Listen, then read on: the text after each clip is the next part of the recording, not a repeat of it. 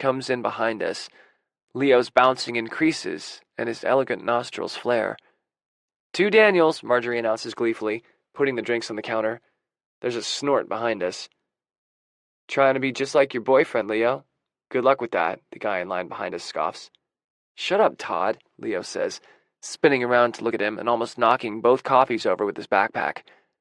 I put a hand on Leo's twitching shoulder and turn to the kid behind us. I stand, looking at him. It's the same vaguely threatening, totally unimpressed look that I gave Will last night. And this kid folds almost immediately, looking down at the expensive shoes I'm sure his parents bought him. Now that's what's supposed to happen. Excuse us, I say calmly, sliding money across the counter to Marjorie and taking the coffees. I walk out the door, certain Leo will follow me. Ha! Leo says, grinning, elbowing me as we get outside. That was awesome. You just looked at him and he practically shit his pants. How'd you do that? I mean, you're not even that big a guy and everyone's terrified of you. You've got to teach me that. I decide to ignore the part about everyone being terrified of me because I don't even want to know. Well, first of all, you have to believe 100% that you could take them out if it came down to a fight, I tell him. If you don't believe it, they won't either. That kind of confidence does 80% of the work for you. You look like you could kick their ass, they're going to be thinking they have something to worry about. Second, you have to not give a shit. And it's got to come from the inside out. If you're faking it, they'll know. Then the rest of it's just staring at them. If you know you could win a fight and you don't give a shit, the stare will do the rest of the work for you. Here, show me. I square off with Leo, taking his coffee. He's only an inch or so shorter than me, but being that skinny, you've got to look all kinds of threatening to be taken seriously. I remember. Leo laughs nervously, scuffing the toe of his Vans on the pavement. I've, never been in a fight. What about the day I met you? I kind of assumed that getting picked on was a regular occurrence for him, but maybe not.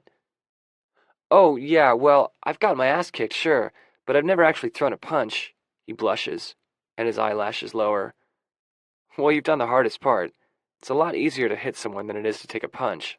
I can teach you if you want. Wait, no. Is that irresponsible? But the kid's got to learn to take care of himself, or who knows what might happen to him. Whoa, really? Hell yes, teach me. He does what is, perhaps, supposed to be some kind of martial arts punch-kick combination, and nearly takes out both coffees again as he lurches toward me, light brown hair falling into his eyes. All right, Karate Kid, some other time now. If anyone sees this, I'm going to look like I'm corrupting a minor. I'm not a minor, I'm 18. Hey, wasn't his name Daniel? Who? The Karate Kid. Call me Daniel, son, and live to regret it, I tell him with a growl. I hand him his coffee and we keep walking. My phone rings, and my heart lurches when I see that it's Rex. Sorry, I say to Leo, and wave the phone, turning my back to him. Hi, I say. Daniel. Rex's deep voice makes my heart pound. I need to talk to you. I don't even realize my hand's in a fist until I hear my knuckles crack. Listen, about Will? He showed up last night without telling me he was coming to town, okay? And you don't have to worry about him. Not at all. Look, Rex, it's not a good time to talk right now, okay? I'm with Leo, and I'm about to go to my office. Can we talk about it later? Rex's voice is clipped when he answers. Annoyed? Anxious? I'm not sure. But I know I'm both. Yeah, of course, he says. Can you come over tonight? After you're done with work, I'll make us some dinner. Damn it, the magic words. Yeah, I guess, I say. How's your head? Trying to sound casual, like I'm just checking in on a friend. It's much better, thank you. I can hear the smile in his voice, and the knot in my stomach loosens a little. Tonight, he says again, as if he's afraid I won't remember. Whenever you're done, just come on over. You can work here if you want. I'll be home by 3. Okay, I say again. Oh, and Daniel, I have the internet, in case you weren't sure whether you could work here today because you need it. I have it now. So, he sounds a little embarrassed.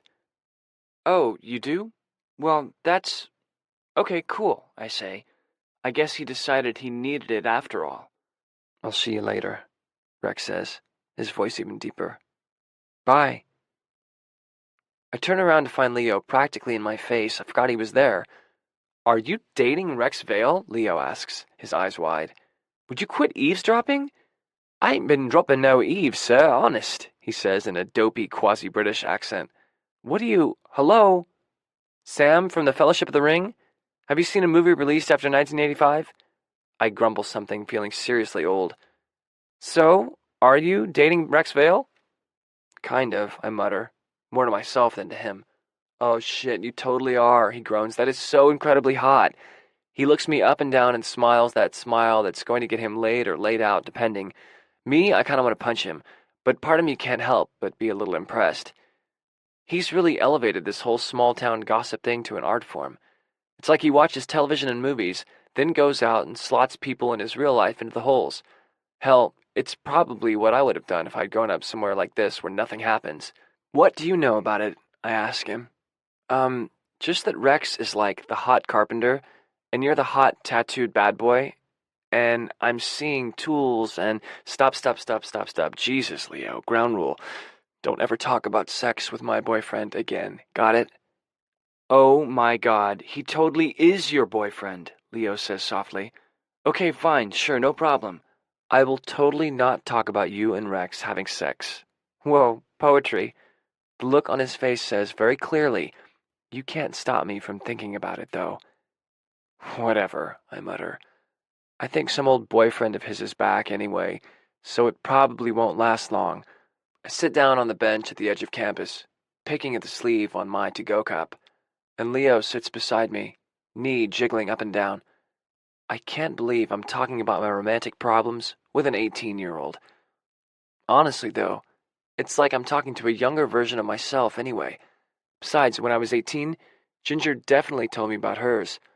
Of course, at 18, I had a job, and my own apartment, hovel though it was. I don't know, I say. I'm going over there after class today. I guess I'll find out what the deal is then. No way does he like someone else more than you, Daniel, Leo says sincerely. Don't say shit like that, man, you don't know. No one knows why anyone likes anyone, and it's a total fucking mystery why Rex likes me. I shake my head, frustrated. Well, what did he say on the phone just now? That we had to talk? That all? That I didn't have to worry about Will and that I should come over tonight. And that he has the internet now. He didn't have the internet? That is insane. Wait, is he, like, way older than he looks? He's not old. He just said he doesn't need it that often, so he goes to the library when he does. Watch it, kid. So, why'd he get it? How the hell do I know? He started using it more, I guess. Or maybe now that it's winter, he doesn't want to drag his ass to the library just to check his email. Dude, he totally bought you the internet, Leo says, socking me in the shoulder. That's so romantic. I stare at him. Come on, it's obvious. You use it, right? So we got it for you. Oh man, I thought you were supposed to be smart. I have to call Ginger right away and tell her that I might have found the human being that we would create if we ever had a child. Once, I apprehensively gave Leo my phone number after he extracted a promise that I'd teach him to fight this weekend. I went to prepare for class. It's a miracle I didn't bungle both my classes given how distracted I was. I couldn't stop thinking about Will and wondering what Rex was going to tell me when I got over there this evening. And I can't lie, a tiny part of my brain kept running over and over Leo's idea that Rex got the internet for me. As I leave my office around 4, I can't decide whether to take Rex up on his offer and go right over to his house or go home, change, and drive over later for dinner. I take 2 steps toward my apartment and then find myself reeling off in the other direction, towards Rex's. It's only a few miles, and a walk is just what I need to clear my head before I hear whatever he's about to tell me. The air's warmed up a bit, and the sun is shining. The leaves are brilliant colors, and everything smells clean. If there's one thing I'll say for holiday, it always smells pretty good. There's no stink or fumes or garbage, and everything smells alive. I'm just thinking how pretty the walk is when the skies open and it starts to rain, then pour. Secure in the knowledge that my laptop won't get wet, my case is waterproof. I kind of enjoy it. But when I knock on Rex's door, I know I must look like a drowned rat, because he takes one look at me and pulls me inside, shaking his head. Daniel, don't you ever check the weather? He chides, and I shake my head. I'm shivering now, and he drops my bag on the mat and pulls off my sodden jacket. I kick off my shoes. Jesus, you're freezing, he says, eyes flashing. He shakes his head at me in frustration. Come here, he says, and leads me to the bathroom, reaching over my shoulder to turn on the shower. I'm having major deja vu of the first night I was here in February, when Rex took me into that bathroom to look at my bruises. My cheeks heat a little, still embarrassed at how strong I came on that night. Doubly embarrassed if it turns out that, not long after, Rex was fucking Will, probably telling him about the pathetic loser who threw himself at him. I can see Will's perfect face smiling, enjoying the idea that this man is so irresistible. My hands fist, and Rex jerks when I squeeze him. Sorry, I say. He sticks his hand in to test the water, then reaches for my sweater to pull it off. I can do it, I say absently, pulling the sweater off from the bottom. He takes it from me and lays it out on the sink. Then he reaches for the buttons of my shirt. I got it, I say. Daniel, stop, Rex says, his voice exhausted. I look up at him. Please, let's not be back here. This is my fault. Because of Will, I know, but come on.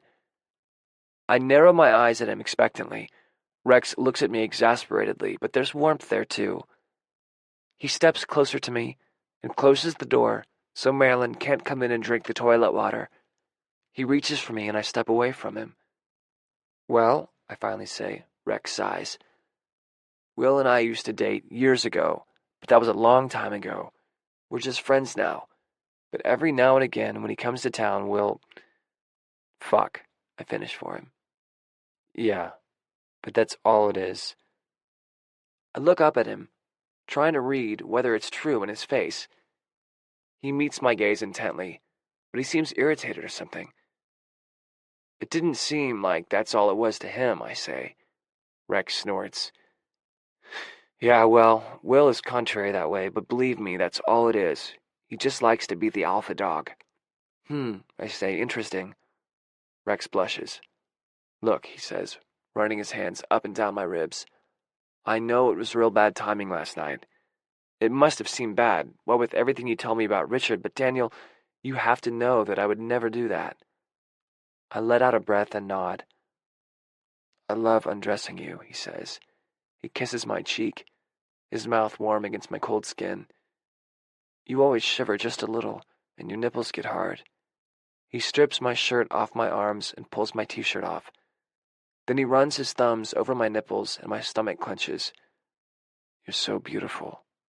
He kisses my mouth, and I put my arms around him tentatively. He undoes my pants and pulls them and my underwear down. He nudges me into the hot shower, but doesn't close the door, and my eyes are glued to him as he strips and gets in with me. He puts me under the water and rubs his hands up and down my arms to warm me up. Then he washes my hair, careful, as before, that no soap gets in my eyes. I lean back into him, my sleepless night catching up with me, and he wraps his arms around my waist. I turn in his arms to kiss him. As our mouths move together, Rex pulls me toward him, cupping my ass and squeezing with both hands. A bolt of arousal shoots through me. I press kisses up his throat, standing on my toes to reach his mouth again. Rex kisses the same way he seems to do everything else, with a combination of confident power and gentle sweetness that completely gets to me. He pushes me up against the wall with his body, tipping my head up so he can keep kissing me as we grind together. He cups my hip in one hand and runs the other between my cheeks to find my opening. His wet fingers slide inside me and I groan. The heat of his body and the heat of the water mixing with the heat of his fingers inside me to make me feel a little dizzy. Rex groans when I run my hands down his muscular back to pull him closer to me. His ass is tight as he rocks against me. I look up into his eyes, the dark lashes clumped with water.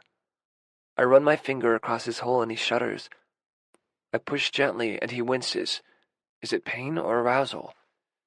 His mouth is open and water is running down his jaw, glistening in his stubble. His thick hair is in dark swirls. He looks amazing, like he's standing under a waterfall in some exotic vacation spot I'll never visit. I rub a finger against his hole gently, just teasing, and he shudders and gasps. Good, I say, against his open mouth, or no? Good, he says, nodding. Then he drops his head down onto my shoulder. A jolt of arousal rocks me. I reverse our positions, pushing him into the wall, squeezing his ass in both hands. Like every other part of him, it's meaty and muscular and gorgeous. When I feel him relax, I delve inside him again, my fingers sliding in as he sucks in a breath. We thrust together as the water falls over our shoulders like the rain outside. Rex's hands are at the small of my back, as if to stop me from pulling away, and my head is lying back against the wall. I slide a second finger into him, and he whimpers as I stroke over his prostate, his hole clenching down on my fingers. Oh, fuck, he says. It's been so long. Good. A picture of Will fucking Rex in the shower flutters through my brain, and I shake my head to clear it, latching onto Rex's nipples as I explore him with my finger. His heat is addictive, and I push closer to him, our erections sliding together, and my fingers sliding deeper inside him. We both groan, and Rex grabs our cocks in his big hand, bending his knees a little so we're in the same height. I take the opportunity to slide a third finger inside him, and he cries out, his hand tightening on our erections. Everything feels liquid as he works us together. Then I massage his prostate with my fingertips, his jaw clenching in pleasure.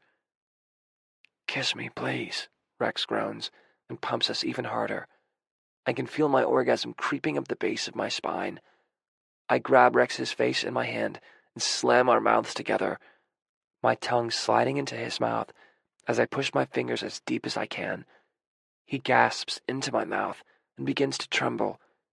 His thighs are shaking, and his stomach vibrates against mine as his ass spasms around my fingers. I press into his prostate, and he tears his mouth away from mine, his groans echoing in the small shower. His hand stutters, and then heat thicker than water hits my chest and drips down my stomach.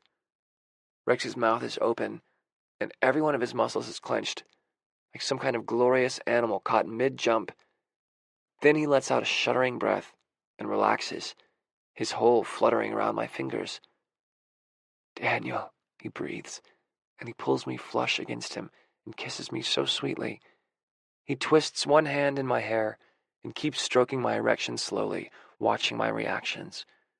His eyes are molten gold, framed by dark lashes, and he's looking at me like he wants to eat me up. I lift my chin for another kiss, but he just keeps looking at me, his strokes getting harder and faster, and my breaths turn to gasps. Just as I'm about to come, he slows down a little, and I squeeze my eyes shut in frustration, reaching for him as I shudder back from the brink. Instead of keeping me upright, Rex lets me melt into him and pulls me up so I can thrust against his belly. He holds me up with a hand under my ass and seals his other hand over my erection, encouraging me to thrust against him. The warm flesh and firm muscle drags over my shaft as I hump against him, and he pulls me firmly to him. I cry out, the feeling both familiar and strange enough that I can't quite anticipate what's coming. The stretch in my legs and ass is making my balls tighten and tingle. I reach up and put my arms around Rex's neck so I can have more control, and he holds me to him with one hand, the other finally palming my erection and stroking me hard and fast. I gasp and bite down on his shoulder as my orgasm blasts through me, jumping in Rex's hand as he strokes me through the aftershocks. I can smell Rex's scent even with the water rushing down, and his skin smells like home. I squeeze him around the neck, and his arms come around me, pulling me into a hug. We both let out deep breaths at the same time and slump against each other, our hips still flexing a little, drawn together. When I look up, there's a soft look in Rex's eyes, and he pushes my wet hair back and kisses me on the temple and then the mouth. There's just something about Rex that makes me feel so safe, so content. I've never felt anything like it. I know we have things to talk about, but in this moment, I'm so happy I can hardly breathe. Do you need to work? Rex asks. Oh shit. I run over to my bag. In my relief that there was no way my computer would be ruined by the rain, I didn't think about all the papers I have in there. I pull open my messenger bag, which is sitting in a pool of rainwater just inside the door, and sure enough, some rain got in. Shit. I pull out the stack of paper proposals from this morning, the papers clumped wetly together, and start to peel them apart, cursing myself for not springing for the bag with the roll top. Fortunately, only the top third of the stack is wet, and the ink isn't smeared, but if I let them dry stuck together, they'll be unreadable when I pull them apart. I start laying out the wet sheets on the floor. Marilyn, curious, trots over and starts nosing at them. Here, Rex says. He spreads 2 towels over the coffee table and moves the papers there, holding Marilyn off with a word. Thanks, I say, grumbling at my bag and the papers and the rain. Rex is laughing softly. What? I say. You're just cute, that's all. What? No way, why? I put the last paper on the table, their wet tops fanned out to dry. Rex is grinning at me. He shrugs a little. Sometimes you're so professional, and you look real intense while you're working. Then the next minute, you show up here drenched, with all your papers wet, and you're a mess. He steps closer to me, and the soft look is back. Sometimes you're sweet and nervous, and you look at me like you have no idea what's going on. And the next minute you're all prickly. He swats my ass. Hey!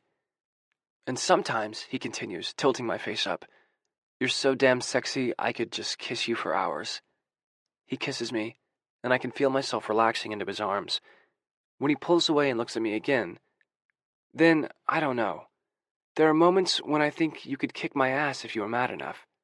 He looks at me assessingly, but I don't say anything. I wonder if I could. Just to be sure it didn't get wet, I take out my laptop case and look inside. Nope, my piece of crap computer is totally dry, thank goodness. So, do you need to work? I have the internet now if you need it. I look at him curious. Why'd you decide to get it now? Rex looks a little embarrassed, but he says, well, you said you use it a lot, so I got it. I thought maybe you could do some work here instead of the library. And I know you don't love your place, so... Holy shit, Leo was right. You bought me the internet. Well, in a manner of speaking, he fidgets. Is it useful to you? I don't even know what to say. I can hear Ginger in my head yelling at me to just act normal, act like myself, don't overthink every little thing. What would I say to Ginger? What would I say to Ginger? You're so fucking nice, is what comes out. Thank you, I really appreciate it. Rex laughs and grins at me. Yes, I said the right thing. Note to self, just pretend Rex is Ginger. Wait, that's a terrible idea in several contexts. You're welcome, Rex says, and runs his hand through my drying hair, which probably looks like I got stuck in a thresher. So, do you? Need to work, I mean. I do. When I regard the paper proposals drying on the table, though, my stomach growls. Well, they're wet just at the moment, I say. So, dinner? I nod and follow Rex into the kitchen. He starts pulling things out of the fridge and the cabinets. I never know what he's making until he puts it on the table, but I kind of like not knowing. It's like watching one of the cooking competitions he loves, where you get the big reveal at the end. Can you cut things up and listen at the same time, Rex teases? At least, I think he's teasing. He pushes 4 apples, a knife, and a cutting board in front of me. Oh, God. This isn't one of those things where you're going to put fruit in all the food, is it? I keep seeing, cherries in all the salads here. It's disgusting. Well, Traverse City is the cherry capital of the world. They find their way into almost everything up here, but no. I thought we'd make an apple crumble for dessert. Seems autumnal. That's the word, right? Autumnal? Yeah. You bake, too? Damn. Why is that kind of turning me on? Something about Rex's big hands and thick shoulders making delicate pastries in a white apron is crazy hot. Well, I don't do anything fancy, but this is easy, so just take the cores out, and then cut them into chunks, okay? I nod, and he starts doing whatever else he's doing, cutting and sautéing and slicing a million things at once.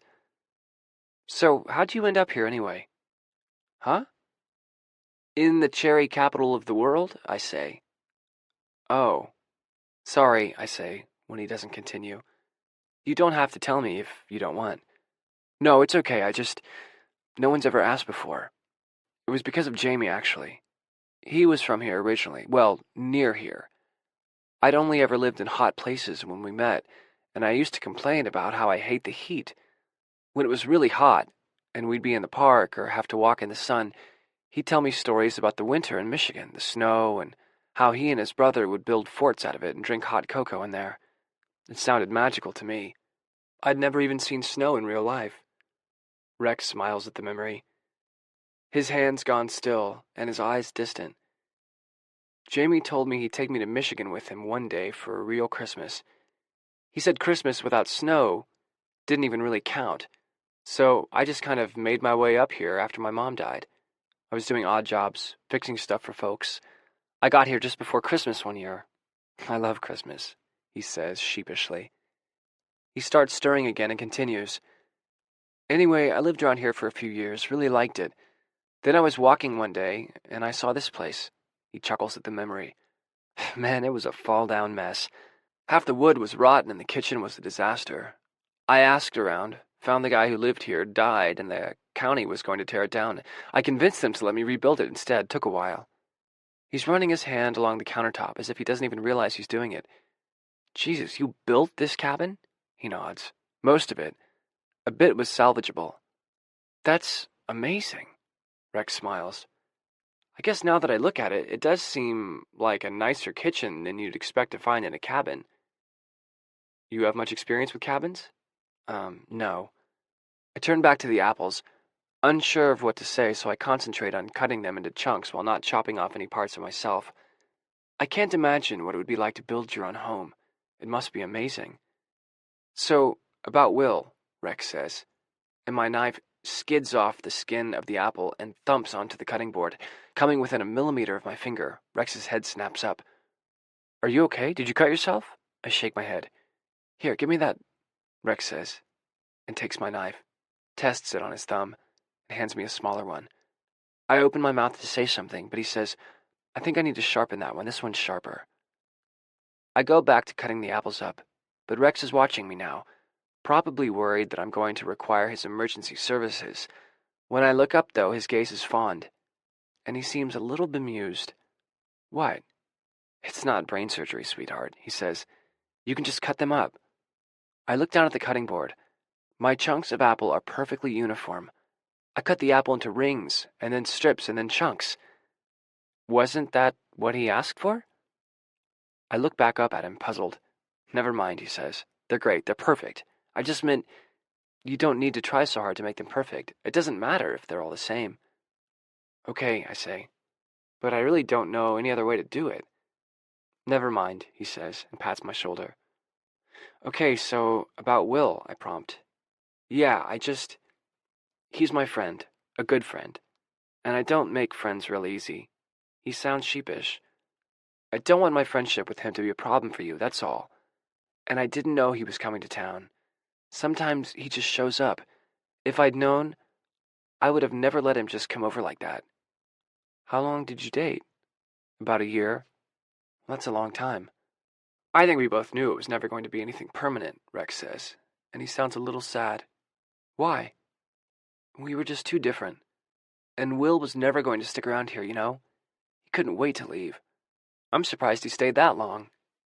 He got a job offer in New York and he took it. He steps in here when he goes to Chicago.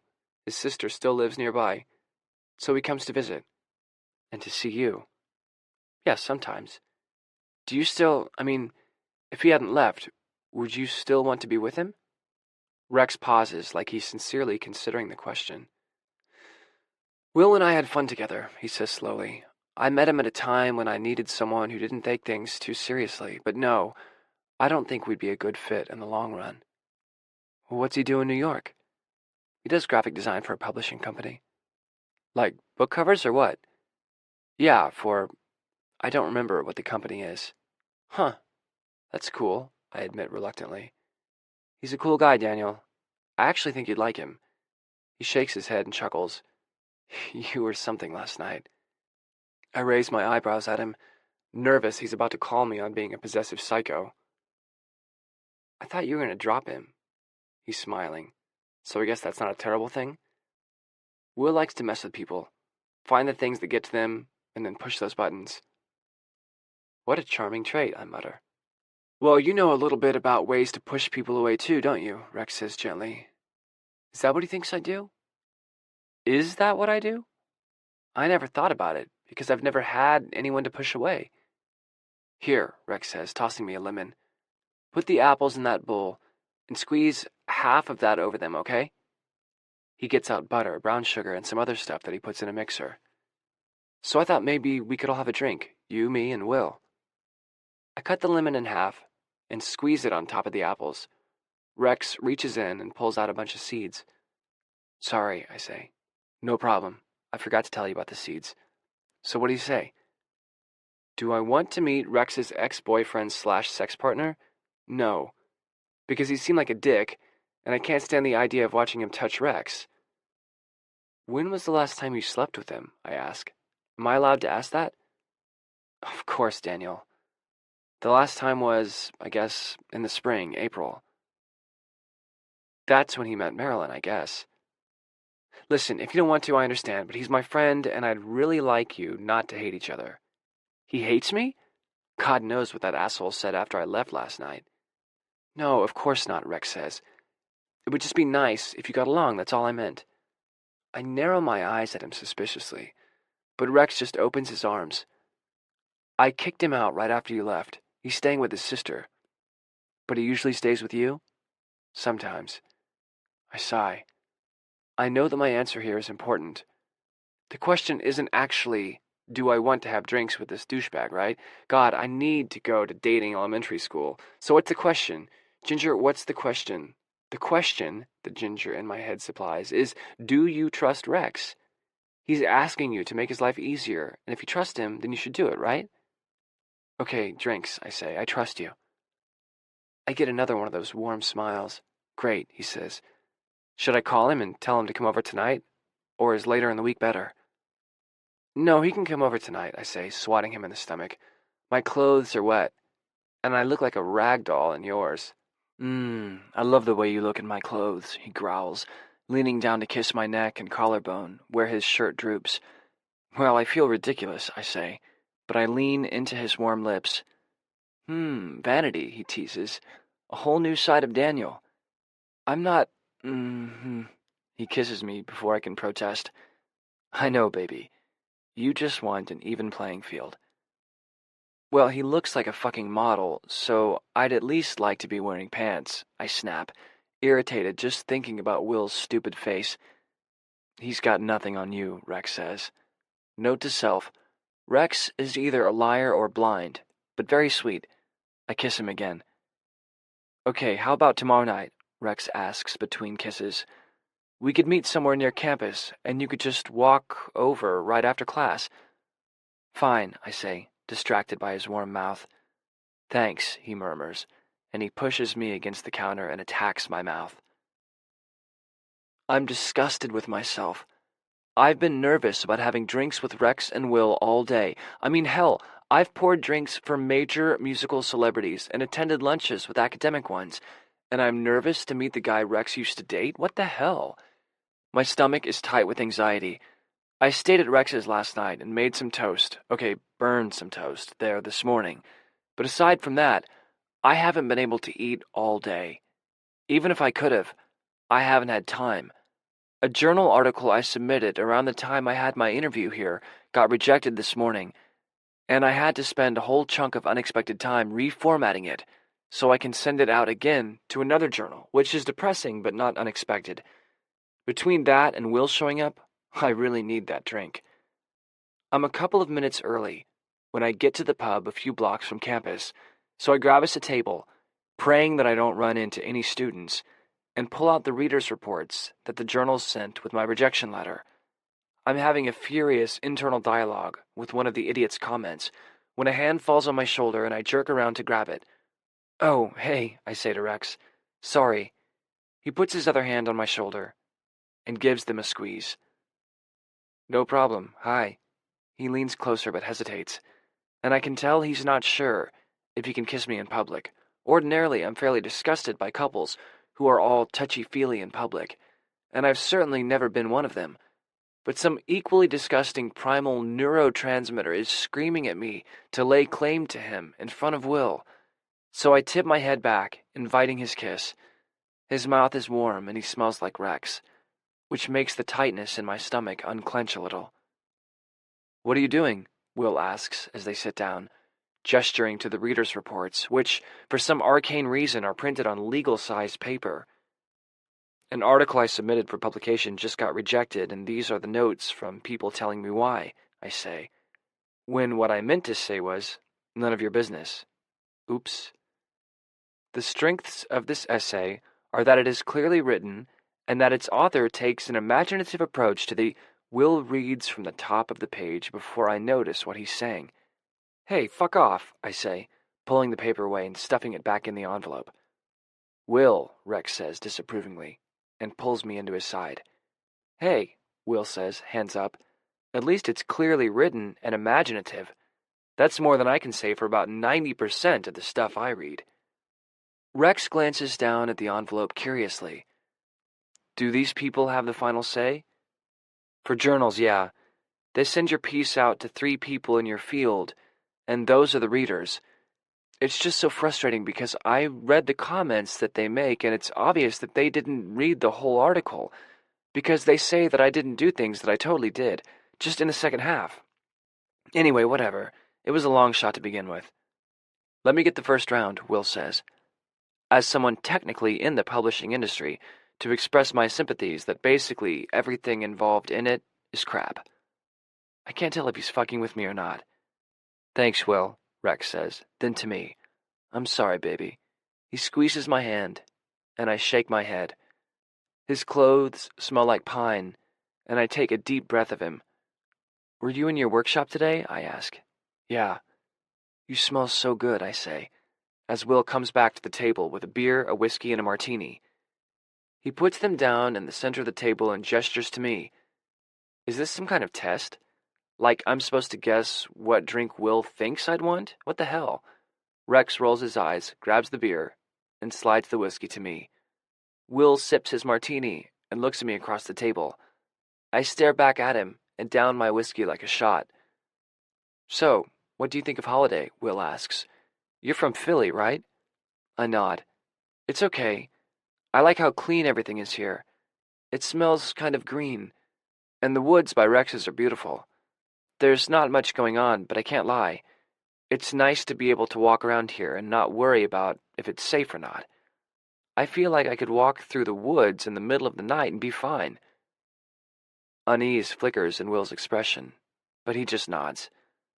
"Yeah," Rex says, "unless you meet any serial killers, right?" He bumps my shoulder with his. "I only said that once," I mutter, out loud anyway. "Did you grow up here?" I ask Will. He nods. "I left for college, but came back for a few years after to stay with my sister. That's when I met Rex." "Where did you go for college?" I ask. I mean, where did he live? But it came out the way all academics say it. "Tell me your pedigree. Let's see if my school was better than yours." "NYU," Will says. "So, you like New York?" "Yep." Will drums his fingers on the edge of the table in a fidgety gesture of boredom, and I'm reminded of why I don't like small talk. "Here, I'll get the next round," I say, though Rex still has half a beer left. "Gin?"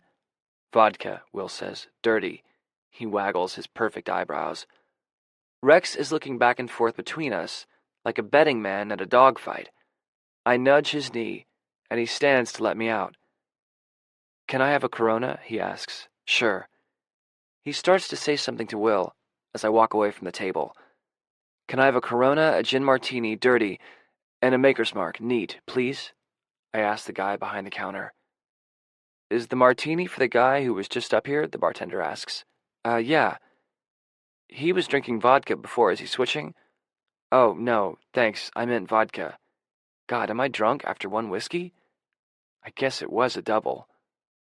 I put the drinks down, and Rex slides over to make room for me in the booth, resting a hand on my thigh when I sit down. "Thanks," he says. He's down the rest of his first beer. I smile at him. God, he really is so nice.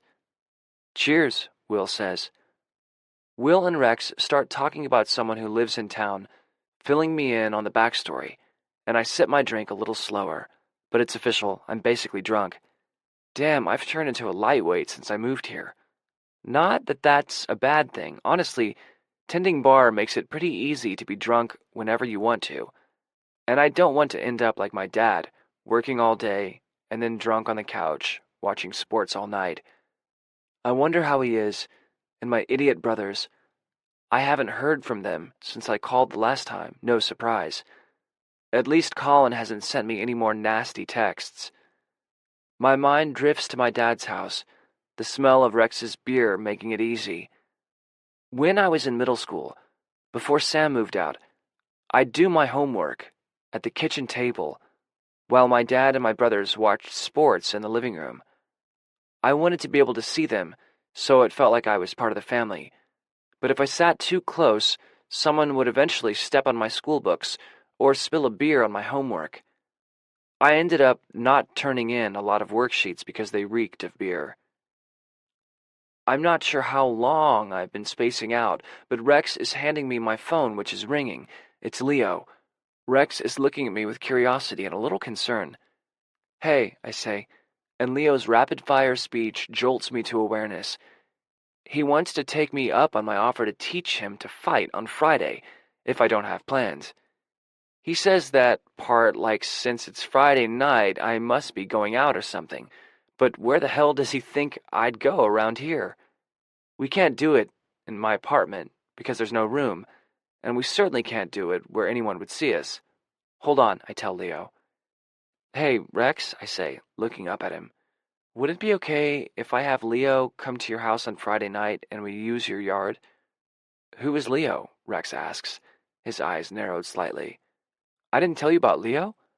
I push the phone against my chest to muffle it.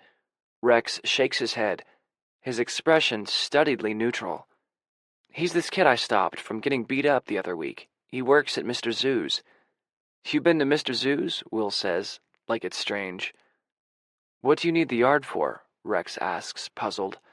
I told him I'd teach him to fight. Will buries his face in his martini glass to hide the fact that he's laughing. Why does he need... Yeah, of course, Rex says politely, though I can tell he's nonplussed. Feel free. Thanks, I tell Rex, smiling. Hey, come to Rex's, I tell Leo, and give him the address. Can you get there, or do you need a ride? Will is laughing outright as I hang up the phone.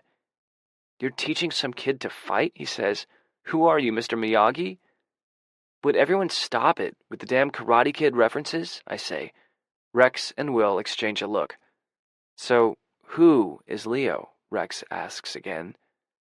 I tell them about coming across Leo in the park, and about the kids who were picking on him. But he's a kid, Rex says. Like a child? He's 18, I think, I say. Oh my God, Will laughs, looking at Rex. Will points a finger at him. You're jealous. Rex Roth-Vale, you're totally jealous of a teenager. Then he stops laughing and pouts. Hey, you were never jealous over me. Rex rolls his eyes and turns to me. It's fine, he says. I never get any trick-or-treaters out that far anyway. Oh, that's what Leo was talking about. Are you sure it's okay, if you have plans, or... No, it's fine, I don't. Thanks, I say, and rest my shoulder against Rex's. So, do people go all out for Halloween here? Not really, Will says. Well, maybe some of your students will, I don't know. They do an early trick-or-treat thing for the kids, so everyone's home before dark. No fun if you ask me, but then I prefer tricks to treats anyway. He winks at me. Did you go trick-or-treating as a kid? I ask Rex. Nah, too shy, he says. My mom would usually bring home one of those plastic pumpkins from whatever bar or diner she was working in, and some candy. You? He asks me. Oh, hell no. Ring a stranger's doorbell in my neighborhood, and you would have gotten shot. I wait for Will to chime in about whether or not he went trick-or-treating as a kid, but he doesn't say anything. He gets up and gets another round, Rex waving no to a third beer. There are these ghost tours in Philly, I tell Rex. You know, like haunted history stuff. And one year, Ginger and I followed the tour to see the route.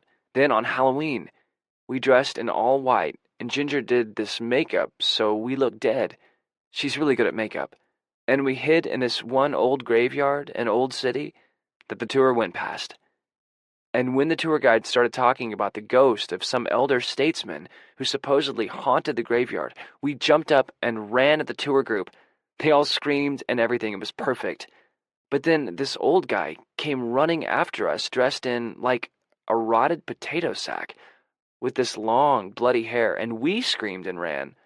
I guess he was supposed to be there to scare the tour group, and we totally fucked it up. Will has slid another drink into my hand while I'm talking, and I sip it absently. I scoot a little closer to Rex, staring at Will. He's not so intimidating. Daniel, Rex is saying, when's the last time you ate? At your house? He shakes his head. That was a piece of toast. I think you need to eat something. Are you hungry? I could eat, I say, as my stomach gives a loud growl. Do you guys want fries? Will says. Rex shakes his head.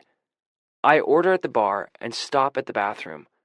When I get back, it's clear they've been talking about me, or Will has been, because he stops mid-sentence. I slide back into the booth and lean my head against Rex's shoulder just a little bit because I'm so tired all of a sudden. He puts his arm around me. So all it takes are a few shots of whiskey to turn the porcupine into a kitten, huh? Will says. Is he talking to me? Rex's arm tightens around my shoulder. I don't like you at all, I say to Will, who grins at me. It seems to break the ice, though, because by the time the food comes, we're all chatting about different places we've lived, and Will asks me about teaching. It's funny. Will is kind of a messy eater. He crams fries in his mouth, like the kids I used to hang out with in diners, and it looks odd with his refined face and expensive clothes. I only notice it because I used to eat that way too. I grew up guarding my plate against my brother's and eating as fast as I could. It's one of the things I worked hard to fix when I noticed the other grad students at Penn didn't eat like me. I eat about half my BLT and fries and push the plate over to Rex, who starts eyeing it as soon as the smell of bacon hits his nose. He squeezes my thigh. You don't want any more? He asks, like he always does. And I say I'm done, just like I always do. And I have this weird picture in my head of that exchange happening 1,000 more times. I shake my head, which is all fuzzy, though I feel better now that I've eaten. Will is watching us, his greasy fingers leaving prints on his martini glass. You want to get out of here? Rex asks me when he finishes the food. His eyes are warm and his stubble is a little longer than usual because he worked from home today. It looks soft, and in the light of the pub, I can see the red in it and a few strands of silver at his temples. I nod. Outside it smells bright and cold, and Rex puts his arm around me again. I'll walk you home, Rex says, though you can almost see my apartment from here. Go to bed, old man, Will calls, waving behind him as he walks in the other direction without looking back. Rex and I amble toward my house. Wait, how old is Will? I ask, registering the old man comment. 26. Wow. So you dated when he was only, what, 22? Yeah, he just finished college. I unlock the door, and for once my apartment doesn't feel too oppressive. I left the window open a crack, so the ramen smell is dissipated anyway. Kicking my shoes off and dropping my bag on the quasi-fixed kitchen table, I walk into the bathroom and brush my teeth twice. Nothing makes the day feel distant like the taste of toothpaste. I wander back outside and Rex has locked the front door. Do you want to stay? I ask him. I don't know if you can leave Marilyn alone, but I stand near the bed and pull my shirt off. I'm definitely a bit tipsy because all I can concentrate on are the lines of Rex's body and the way he's looking at me, like I'm some kind of treat he lets himself have sometimes. He walks closer and I can smell the spicy pine scent from his woodshop. He runs his hands down my arms and pulls me into a hug. Thank you for coming tonight, he says. I know you weren't crazy about the idea, and I know Will acts like a child sometimes, but he's just defensive with new people, you know? Never wants to show his hand first. I like how Rex explains things, like he sees the truth in why people do things, even shitty things. He rubs my back softly. You're welcome. I can stay, he says, if you want. I nod against his shoulder and pull his shirt off, breathing in the smell of his skin.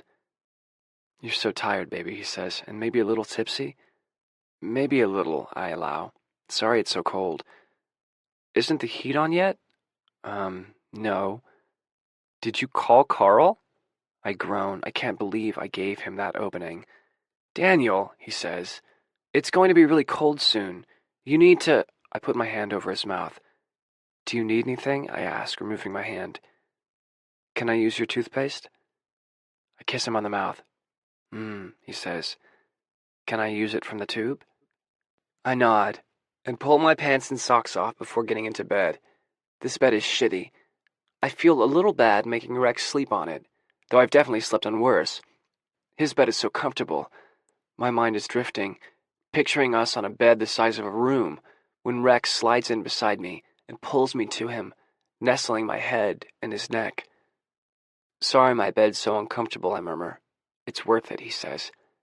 I swallow a lump in my throat and turn my face farther into him.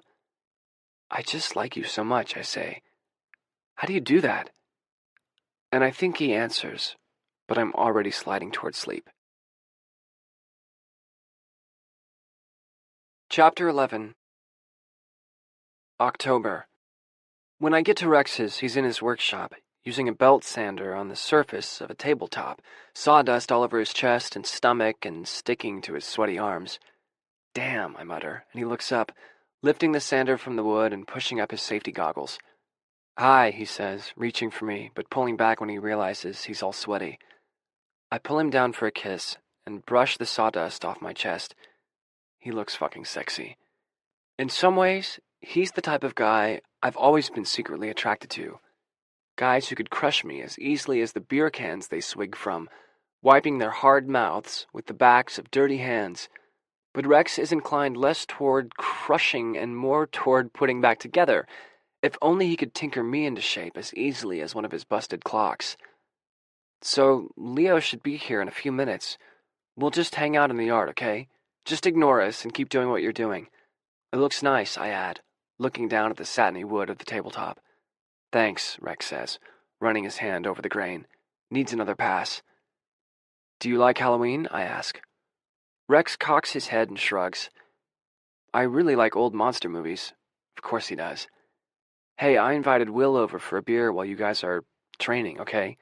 I nod. Will's irritating, with his power plays and innuendos, but he's not as bad as I thought. And he's Rex's friend. The only friend Rex seems to have. Of course, I didn't know about him until recently, so who knows who else could come out of the woodwork. Hello, Leo calls from outside. Oh, hey, he says. Thought maybe I had the wrong house. He's wearing a battered army jacket and standing in the driveway with his skateboard propped on his foot. You can't skateboard on these roads, I say, confused. Leo blushes. Yeah, well, when you gave me the address, I didn't realize it was in the middle of the woods. It's cool. Oh, sorry, I say. Should we get started? Leo's face goes slack as he looks over my shoulder. Rex has come out of his workshop, looking like exactly the kind of hot carpenter fantasy that Leo was spinning the other day. His muscles are bulging under the worn t-shirt and jeans. His hair is messy, and he's sweaty and covered in sawdust and curls of wood. Leo's mouth falls open. Hi, Leo. I'm Rex. He puts out his hand, and it swallows Leo's up. Can I get you something? He offers, gesturing toward the house. And I feel like a bad host. No thanks, Leo says, having apparently managed to pick his jaw up off the floor. He's smiling, and his big brown eyes shine as he looks at Rex with naked admiration. I wish you could teach me a thing or two, he adds flirtatiously, sidling closer to Rex. Then he sneezes at the sawdust smell, and I snort. Rex doesn't even seem to notice. I don't like fighting, is all he says, and squeezes the back of my neck, then goes inside. I try to get a baseline on where Leo's at. He can't throw a punch, can't block without losing his balance, and can barely seem to distinguish left from right. It's hopeless, Leo moans, after about half an hour, his face red with embarrassment and exertion. I eye his skateboard. Can you actually skateboard, I ask, realizing I've never seen Leo on it, only holding it. Yes, he fires back. I put the skateboard on the grass in front of me. Stand on it like you usually would. He hops onto the skateboard and bends his knees a little to get his balance. I swing at him, and he throws his hand up to block, but this time he stays upright. I do it a few more times and Leo stays balanced. He grins at me. Better, I say. Yeah. Now all he has to do is ask the person who's about to punch him if it's okay if he sets his skateboard down and stands on it first, says Will, through his car window as he parks. Leo's face burns, and his smile is gone. Fuck off, Will, I say. We're just building the basic skills first. Ooh, skill building. Guess you really are a teacher, huh? Leo is looking at the ground, his eyes darting up every few seconds to look at Will. Leo, this total asshole is Will. Will, Leo, I say. Will walks up to Leo and looks him over. Leo falls off his skateboard. Jesus Christ. Hit me, Will says to Leo once he's picked himself up. Leo says unsurely, looking to me. If you'd spent any more time around him, you'd already have taken him up on that offer, I tell Leo. Are you so— Hit me! Leo arranges his hand into a fist the way I taught him and throws a weak punch from the shoulder, which would have landed somewhere around Will's nipple if it had connected. Will brushes him aside. No, no, no, Will says. Pick your heel up. No, your other heel. Bend your knees. Lean back. No. Will, we hadn't gotten there yet. I shoulder Will aside and stand next to Leo. Okay, I say. You have to get the weight of your body behind the punch because you're skinny, okay? So widen your stance a little and, yeah, get your back heel up. Now you can lean backward to get some momentum, right? Leo does it and nods. Good. Bend your knees like you do when you skateboard. Duck your chin a little. Not so much that you can't see. There you go. Okay, now lean back. This is like in baseball. How you start with the bat back to get more power, right? Good. Now relax your arm a little. Now try. Leo throws the punch and almost falls forward. Better, I say. You've got to let him see how it feels to connect with something, Daniel, Will says. Fucking hurts. Here, Leo, hit me. Yeah, end his modeling career, Leo, I say, please. You're a model? Leo asks, his head jerking up. Will rolls his eyes and flips me off. No, I am not a model. Now fucking hit me. Leo tries to replicate the stance, but somehow gets his feet all tangled up when he punches. Do it again, Will says.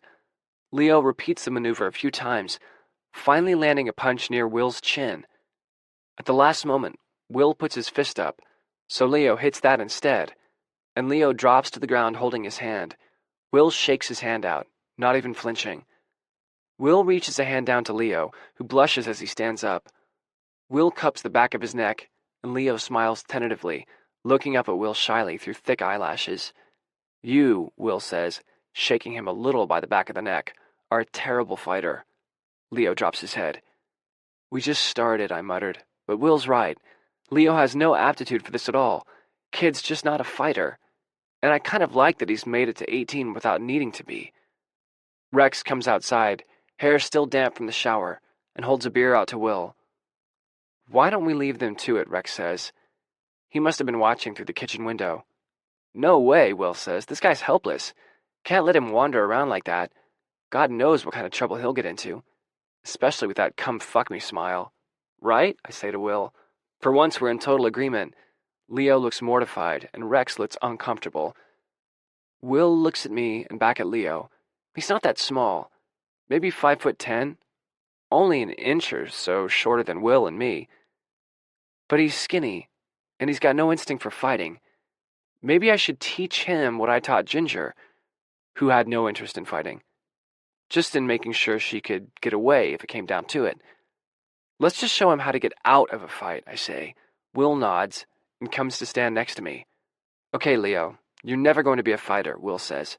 But you strike me as someone who pisses people off enough to need to defend himself. Believe me, I know. So here's how to avoid getting your ass kicked when you find yourself in that situation. Rip off his ear, hit him in the nose, and crush his throat, Will and I say at the same time and laugh. Huh, maybe he's not such an idiot after all. He's regarding me, as if he's thinking the same thing. I can almost hear Ginger saying jinx in my ear. Jesus, Rex mutters under his breath, but he doesn't go back inside. Someone gets in your face this close? Will moves close to me. They can't throw a punch. They're just messing with you. So you grab their ear. He takes hold of mine, and I give him a warning look. He winks at me. Don't pull out, pull toward you. like ripping a piece of paper in half. Leo laughs nervously, like he can't tell if we're serious. No joke, Will says. That sucker will come off no problem and it will fucking hurt. Also, it bleeds a lot and looks dramatic, so if there's more than one person, it'll help freak them out and discourage them from jumping into the fight, I add. Okay, second, you smash the heel of your hand up into their nose. It doesn't take nearly the force or the precision of a punch to do damage, and you can do it in close quarters. Plus, it bleeds a hell of a lot, and it'll make their eyes tear up so they can't see you as well, Will demonstrates on me.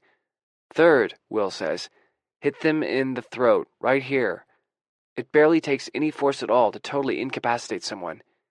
He puts one hand on the back of Leo's neck, and Leo's eyes briefly flutter shut. Will doesn't seem to notice, just presses the fingers of his other hand into the cartilage of Leo's neck. Feel that? Now imagine I hit you there. Leo gags a little, and Will lets him go. If you hit a little harder, you'll crush their windpipe completely, he continues.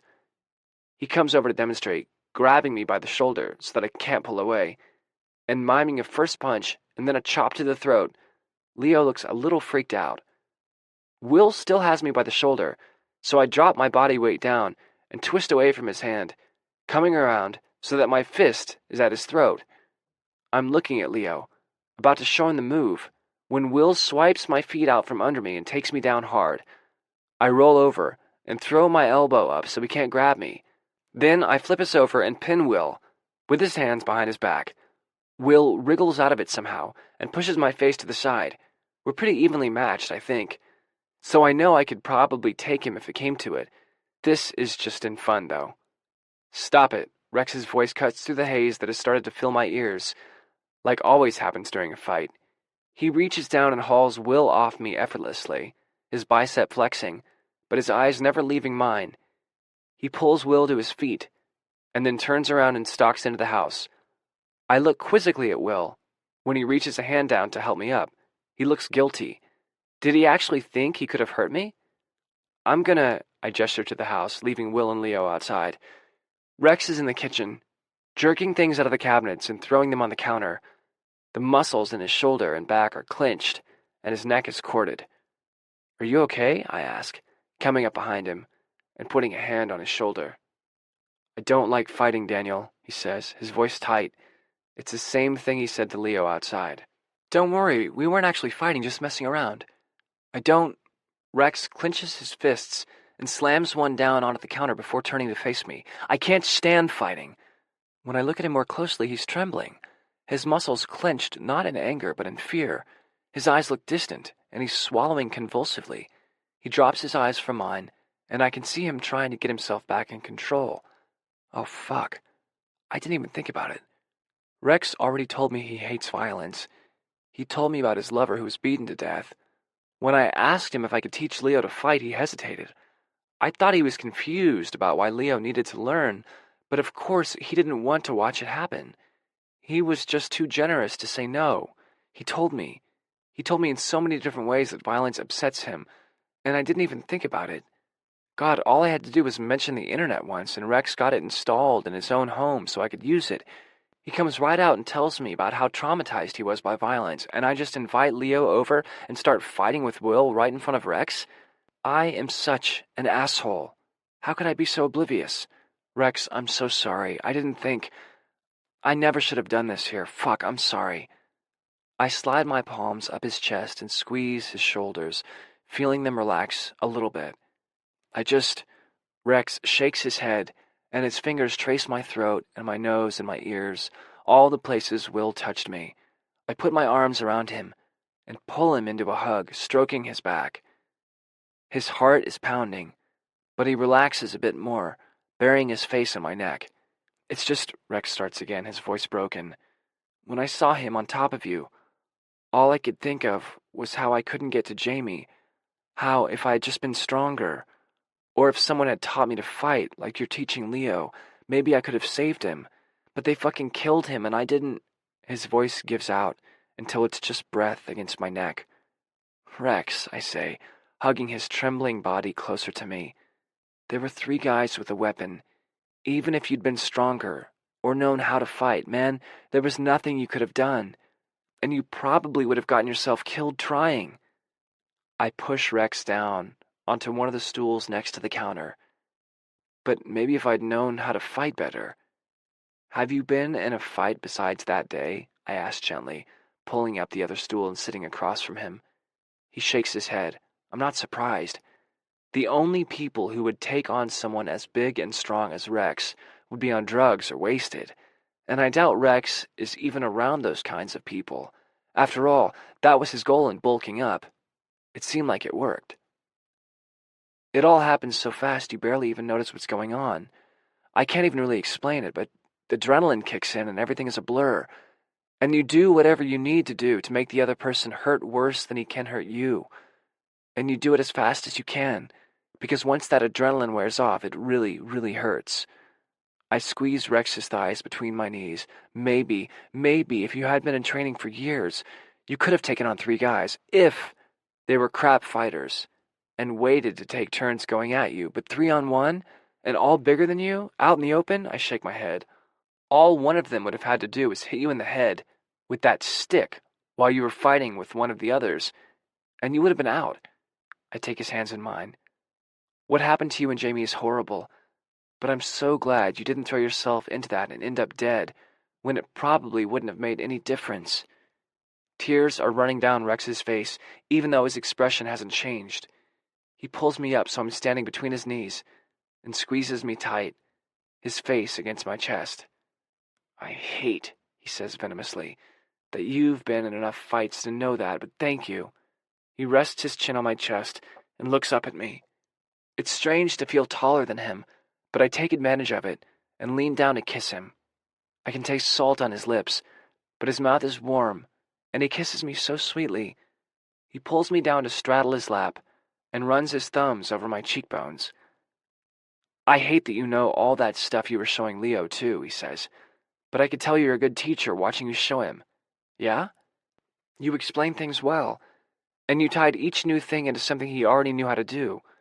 When he couldn't balance, you put him on the skateboard, where you knew he could. So smart. His expression is heated, and he kisses me again. I love how smart you are. I laugh, putting my arms around his neck. Thanks. Hey, what were you going to make? The ingredients are still strewn on the counter in front of me.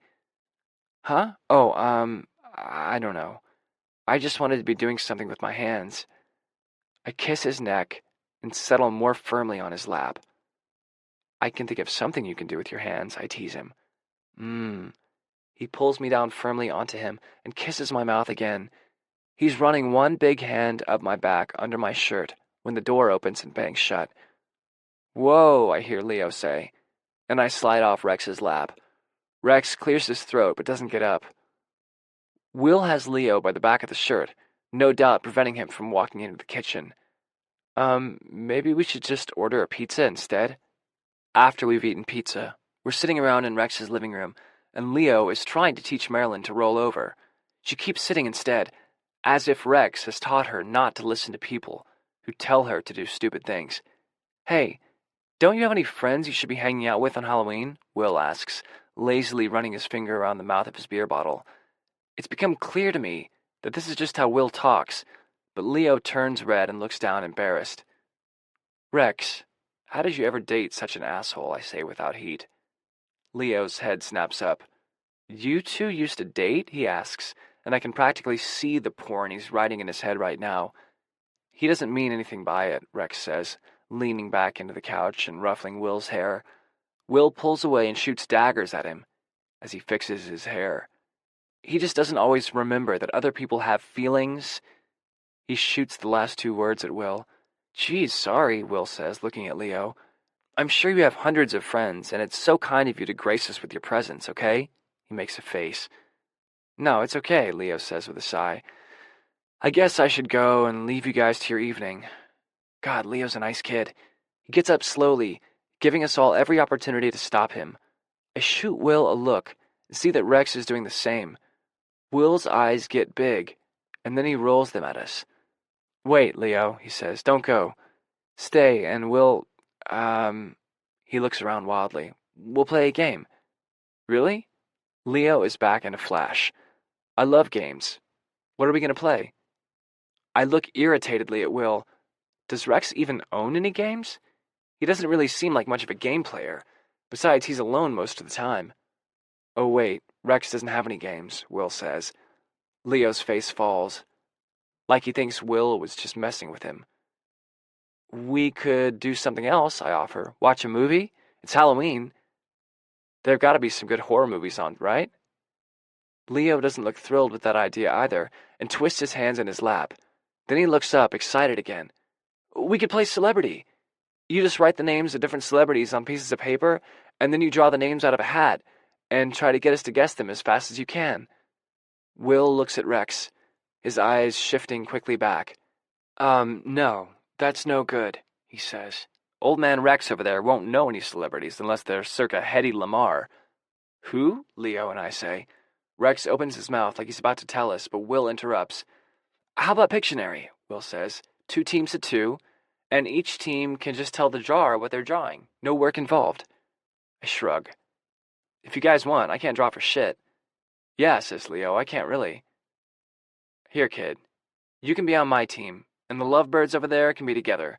Will pulls Leo over to him, and Leo goes easily, shutting up the second Will touches him. I flip Will off, but move over to Rex. Sorry in advance, I tell Rex. Rex brings out pads, paper, and pens, and we start to play.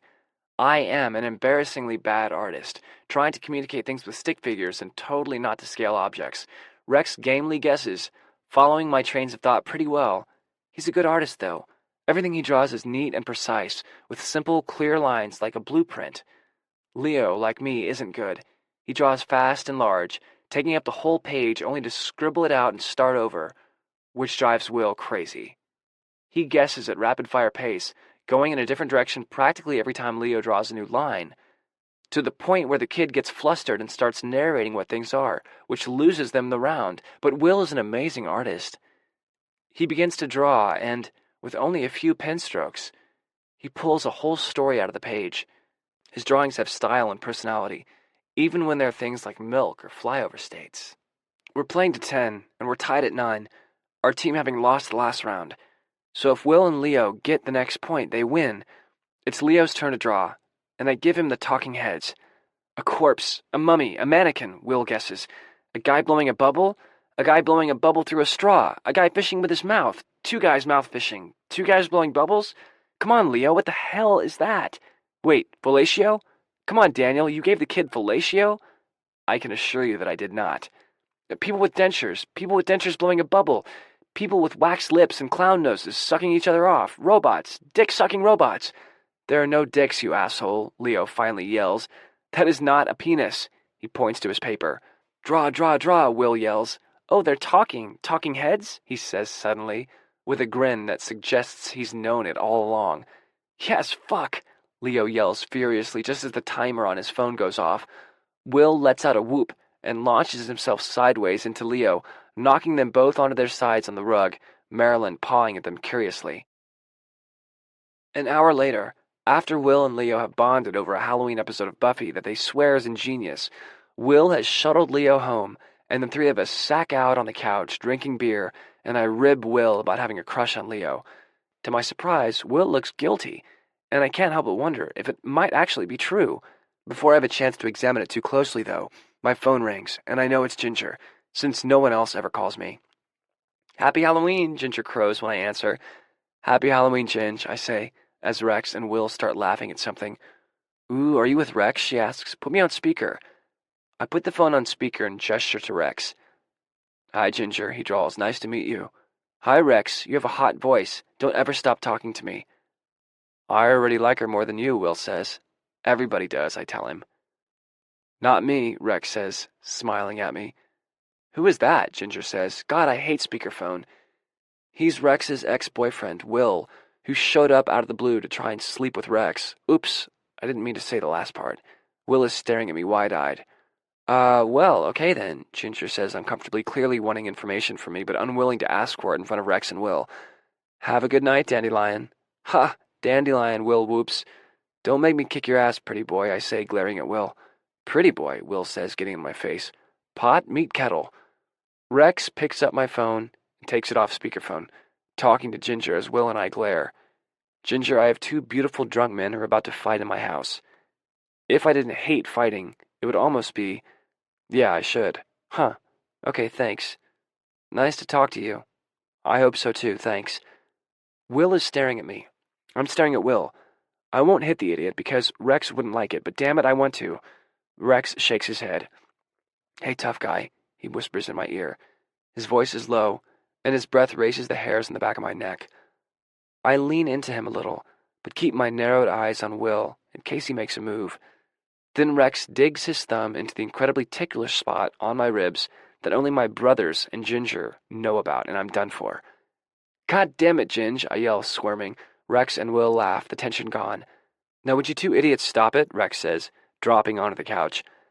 I can't even be flattered that you're fighting over me because you're not really. You're just fighting because it's what you're used to, and I don't like it. Sorry, I say, sitting on the arm of the couch. Will's face is unreadable. You are kind of scrappy, he says to me with a touch of admiration, and I can tell he's thinking about our tag team effort to teach Leo this afternoon. Yeah, well, you're not as much of a pansy as you look either, I grudgingly admit. Rex shakes his head, looking between us. He points Will into the armchair and puts me down onto the couch next to him. Marilyn wanders over, looking up at us on the couch, and I fold myself into Rex to make room for her. I'm helpless against the look of hope she gets when she wants to snuggle. Rex usually makes her sit on the floor, but I like the feeling of her lying on my feet. She puts her paws up on the couch, and I pat the space next to me. Rex sighs, but just strokes my hair as I put my head on his shoulder and pat Marilyn's head. Rex puts his arm around me and flicks on the TV, flipping channels until he gets to the classic movie channel he likes so much. Hey, it's your monster movie, I say, when I see it's Frankenstein. Rex squeezes my shoulder and I relax against him. Poor Frankenstein, Will says. Bastard couldn't catch a break, could he? The doctor is Frankenstein, I say absently, my eyes fixed on the screen. That's his creature. Call him whatever you want, Will says. He's miserable and alone, and he's about to be mobbed by a whole fucking village. Sucks. Sister okay? Rex is saying quietly when I wake up. I dozed off during Frankenstein, and it looks like now it's a movie about rats or something.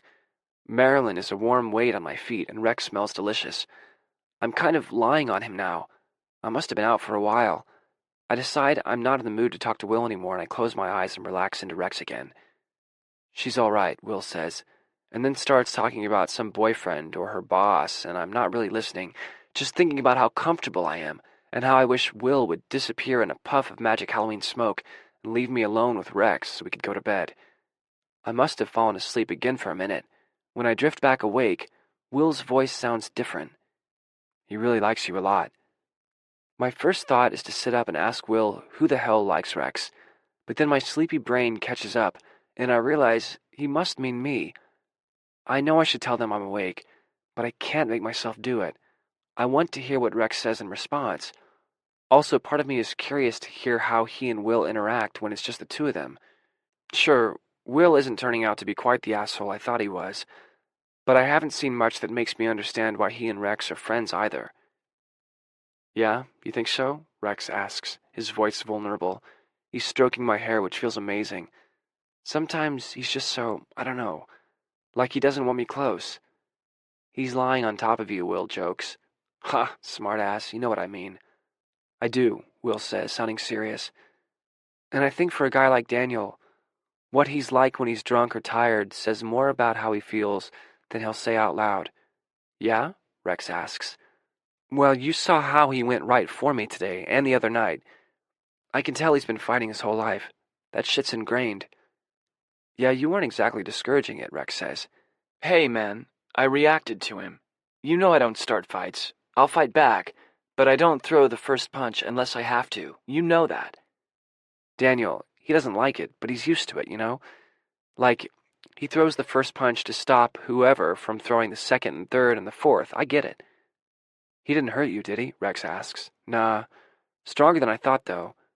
When you said he was an English teacher, I thought he'd be a pansy. Funny, he said the same thing about you.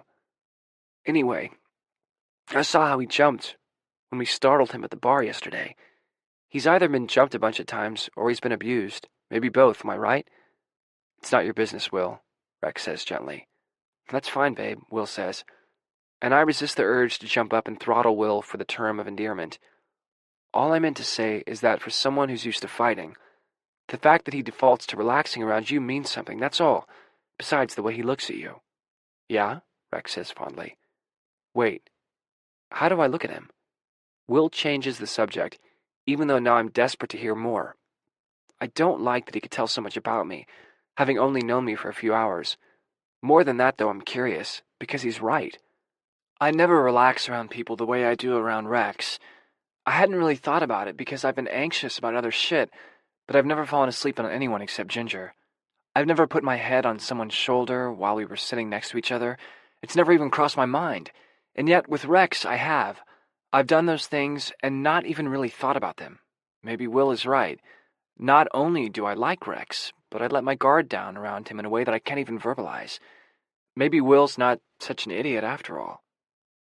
I wake up the next time to Rex shifting beneath me. I sit up and look around the darkened room. Will gone? Yeah, he just left, Rex says, smoothing my messy hair back from my face. Rex stands up and reaches out a hand, pulling me up. I rest my forehead on Rex's chest to stop my head from spinning. I guess I was a little drunk after all. Rex strokes my back gently. He's not so bad, I guess, I say into Rex's chest. He said the same thing about you, Rex says, and I can hear the smile in his voice. Chapter 12. November. On Wednesday afternoon, I'm in my office, trying to get some work done on one of my book chapters, and am more than happy for the interruption of my phone ringing. What's the good news? Ginger asks. She's been texting me for days, trying to convince me to come home for Thanksgiving. I can't come for Thanksgiving, Ginge, I'm sorry. There isn't time to drive, and I definitely can't afford to fly. I'll come for Christmas, though. Sorry, Hanukkah. Bummer, baby cake, she says. Who will I eat Thanksgiving burritos with? We usually get these amazing burritos with turkey, sweet potato stuffing, and cranberry sauce from a weird hole-in-the-wall place near Ginger's and listen to Elvis, at Ginger's insistence, on Thanksgiving.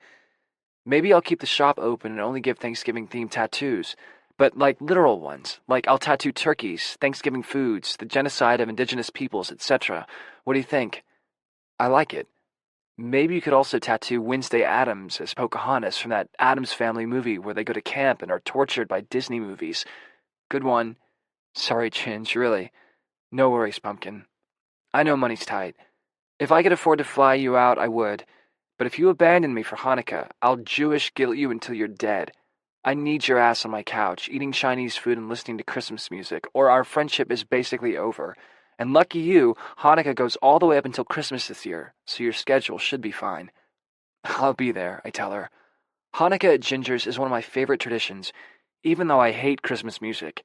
Ginger thinks it's cruel and unusual that there is no Hanukkah music, and she's not one for klezmer or Adam Sandler, so she's reclaimed Christmas music. She even rewrote some of the lyrics. So, are you having Thanksgiving at Rex's? I don't know, it hasn't come up. Well, is he going to be in town, or does he go visit his family? He doesn't have any. Family? What happened? He didn't know his dad. He's an only child, and his mom died when he was a teenager. Actually, except for Will, I haven't even met any of his friends. I'm not sure he has many. That's sad. Ginger and I both have fraught relationships with our families, but at least we have them. Do you think I should ask him? I mean, I don't know if I should bring it up. Maybe holidays make him sad, or maybe it would seem like I'm trying to invite myself over, or what if, Daniel, those are kind of the things you're supposed to talk about in a relationship. All right, sure. Maybe I'd rather go back to my book after all. Daniel, Leo exclaims as I walk through the door of Mr. Zoo's. Hey, man, I say. Need more tapes? Leo asks with a cheeky smile. No, but you might want to check your cases. Some Pet Shop Boys fan is going to be surprised by a John Hyatt album. I'm looking for a record. But I thought you didn't have a record player. Jesus, did this kid remember every goddamn thing I say? It's, for Rex. Ah, Rex, Leo coos. Careful there, kiddo. At least I can remain upright in his presence, which is more than I can say for you when Will is around. Leo turns a satisfying shade of red. The records are over there, he mutters, pointing. I flipped through them, looking for something special, something that Rex would love. I can't quite figure his taste yet. Everything he listens to is old, passed down from his mom, but he likes Tori Amos. And he seemed to know several other bands I've mentioned. I consider getting him a few things I really like, but I'm not sure he'll like them.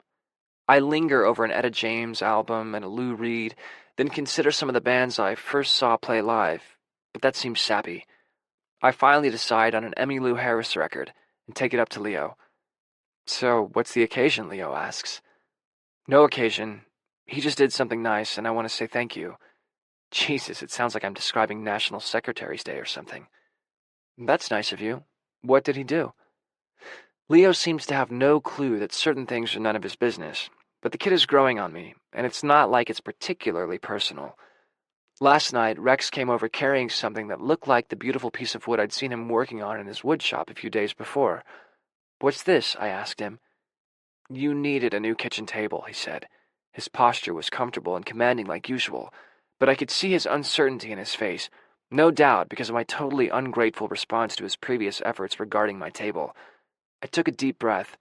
No one has ever made anything for me before, and I couldn't even imagine how many hours it must have taken Rex to craft this piece.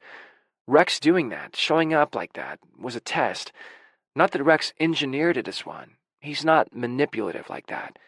But it was a test of whether or not this could be okay between us, and I knew it. This was Rex showing me that he cared. I smiled and stepped aside. Rex fitted in the legs and skimmed the wood with a tender hand. The table reminded me of him, sturdy and comfortable and welcoming. It's amazing, I said, and Rex's smile told me I'd passed the test for sure. So now, here I am at Mr. Zoo's because I wanted to get Rex a record or something to say thank you. He made me a new kitchen table, I say. Mine broke. Whoa, that's amazing. Yeah, it really is. Leo looks at me, and then down at Emmylou, and gets a weird look on his face. What? No offense or anything, he says, and I'm sure it's a good album and all, but that's kind of a lame present from someone who, carved you something out of a tree with his bare hands. Shit, he's totally right. Sorry, he says. No, you're fucking right, I say, letting out a breath. You swear a lot. Yeah, I guess I do, sorry. He just smiles. So, you got any better ideas? I ask. And if you insinuate anything to do with sexual favors, so help me. Well, what have you already done for him? Done? Yeah, what nice things, so I don't repeat them. Nice things. What nice things have I done for Rex? Fuck all, that's what. Better question, what nice things has Rex done for me? Rescued me after a car accident and given me a place to stay for the night, even though I was a total stranger. Saved the dog I hit with my car. Fixed the desk in my office when he barely even knew me. Warned me about the weather. Come to pick me up in the middle of a snowstorm when my car died. Cooked for me, taken me to dinner, given me a massage. Gotten the internet at his house for me, even though he doesn't use it himself. Made me a kitchen table even after I yelled at him the last time he brought it up. And me? I took his fucking dog for a walk when he had a debilitating fucking migraine. I fucking disgust myself. I drop my head down onto my arms on the counter and groan. Shit, Leo, I say. What? What's wrong? Now I've scared the kid. What's wrong is that I'm a shit boyfriend, absolutely shit. I don't know what I'm doing, I have no fucking clue. Leo is wide-eyed, staring at me with his mouth half open. God knows why he liked me in the first place, but whatever hero worship he had is, I'm sure, dying a writhing death on the counter between us as we speak. I'm a grown man, and I have no idea how to date someone. No idea at all. Leo starts, with a mommy and daddy are fighting expression. Well, my sister always says she'll forgive a guy anything if he buys her flowers. And how old is your sister? 16. Yeah, well, you should tell your sister that's a crap policy. Okay, well, why don't you take him on a really nice date? My sister says, no offense, Leo, but I'm going to go ahead and say I don't care what your little sister thinks about dating. No, this is a good one. She says a well-conceived date shows that you pay attention to the person, that you know what they like to do, and you want to show them a good time. Well, that makes sense. I was probably supposed to ask Rex out on a date after he took me to dinner so things were equal. I've never asked someone out on a date before, never planned one. But I know what Rex likes, old movies and good food. This will be fine. Right, okay, I tell Leo. A date. I can do that. But he doesn't look totally convinced. On Friday, I pick Rex up at his house because it seems a date-like thing to do. He looks amazing in tight black jeans that mold to his muscular thighs and round ass, and one of those thick oatmeal-colored sweaters that I associate with ski lodges and Irish whiskey ads. The thick sweater makes him look even larger than usual, like if he held me I'd be warm and safe forever. Wow, I say, you look amazing. Rex's smile is brilliant. Against the light sweater, his skin looks tan and luminous, his reddish-brown stubble darker than usual. His hair falls in his face as he leans down to kiss me, and I can't help but push one hand into the soft strands and pull him closer with the other, feeling the incredible warmth he always gives off. Now there's a light scent of wool and cedar added to his usual pine and wood smoke smell. You wouldn't say where we were going, he says, so I went with something versatile. Oh, well, it's nothing too exciting, so I don't care what we do, Rex says, elbowing me gently like I should know better. No, I know. I just wanted to take you out on a real date. I've never really done that before. Anyway, should we go? I'm actually really pleased with myself for finding anything to do in this town that Rex might like. I'm taking Rex to dinner and then to see The Phantom of Liberty, which, according to the chair of my department, is a classic of surrealist French cinema from the 1970s. And he can't believe I didn't know that there's a film series on campus. I figure with his love for classic movies, Rex will be totally into it, and since it's French, he's less likely to have already seen it. Rex is in a great mood. At dinner, in a cozy round booth, Rex tells me about custom furniture pieces he's seen that he'd like to try making, and teases me about things he's heard people saying about me around town. Apparently, Carrie and Naomi, the high school-age waiters at the diner, talk about my clothes, my hair, and Rex elbows me, how cute I am. I get the feeling that, since Rex barely talks to anyone when he's out, he overhears a lot, probably even a lot that he isn't telling me. When I tell him about Marjorie and the Daniel, he lets out a low, rolling laugh I haven't heard before. As we're eating our entrees, Rex says, "How much of you asking me out on a date is because of Will?" He doesn't sound mad or disappointed or anything, just curious. What? None of it. He raises an eyebrow. I'm not judging. God knows I got jealous enough of that guy Jay, even if he wasn't actually after you. I squirm. Oh, well, you were right, it turns out, about Jay. I forgot to tell you before because of Will showing up, but he sort of asked me out on Friday, before I left for Detroit. Last Friday, I mean. What did you say? Rex asks evenly. I said no, I say, studying his face for a reaction, but he looks as calm as ever. How come? His voice is casual, but his expression is intense, like he's trying very hard not to lead me in answering. I guess I thought I don't know, maybe we're not. You said no because we're dating? I wouldn't have necessarily put it like that. Rex is not Richard. I repeat over and over in my head, as if Ginger were yelling it at me. I nod miserably, but a warm smile spreads across his face. Rex speaks slowly, like he's considering his words very carefully. Because you don't want to date anyone else? Or you do, but you're just not interested in Jay? I grab my wine and swallow a few gulps. Both. No, the first one. And I'm not interested in Jay, but you can date other people, because we haven't had that conversation, I know. I think we're having it right now, Rex says. He scoots closer to me in the booth, so our knees are touching. I look down at his thighs, let them take over my whole field of vision. There is no conversation. There is nothing but Rex's powerful thighs. I don't want to date anyone else, Daniel, Rex says. His voice is low and possessive, his hand covering my thigh. My head jerks up. He's looking at me tenderly and my heart starts to pound. I swallow again, my throat dry. Neither do I. It comes out like a whisper. Lucky me, Rex drawls, smiling. I grin at him and start to laugh, totally relieved. After that, we don't have time for dessert, if I want to get us to the movie in time. So Rex says we'll go back to his house later, and he'll show me how to bake something. Just the idea of watching his big hands and powerful body as he bakes sends a flush of arousal through me.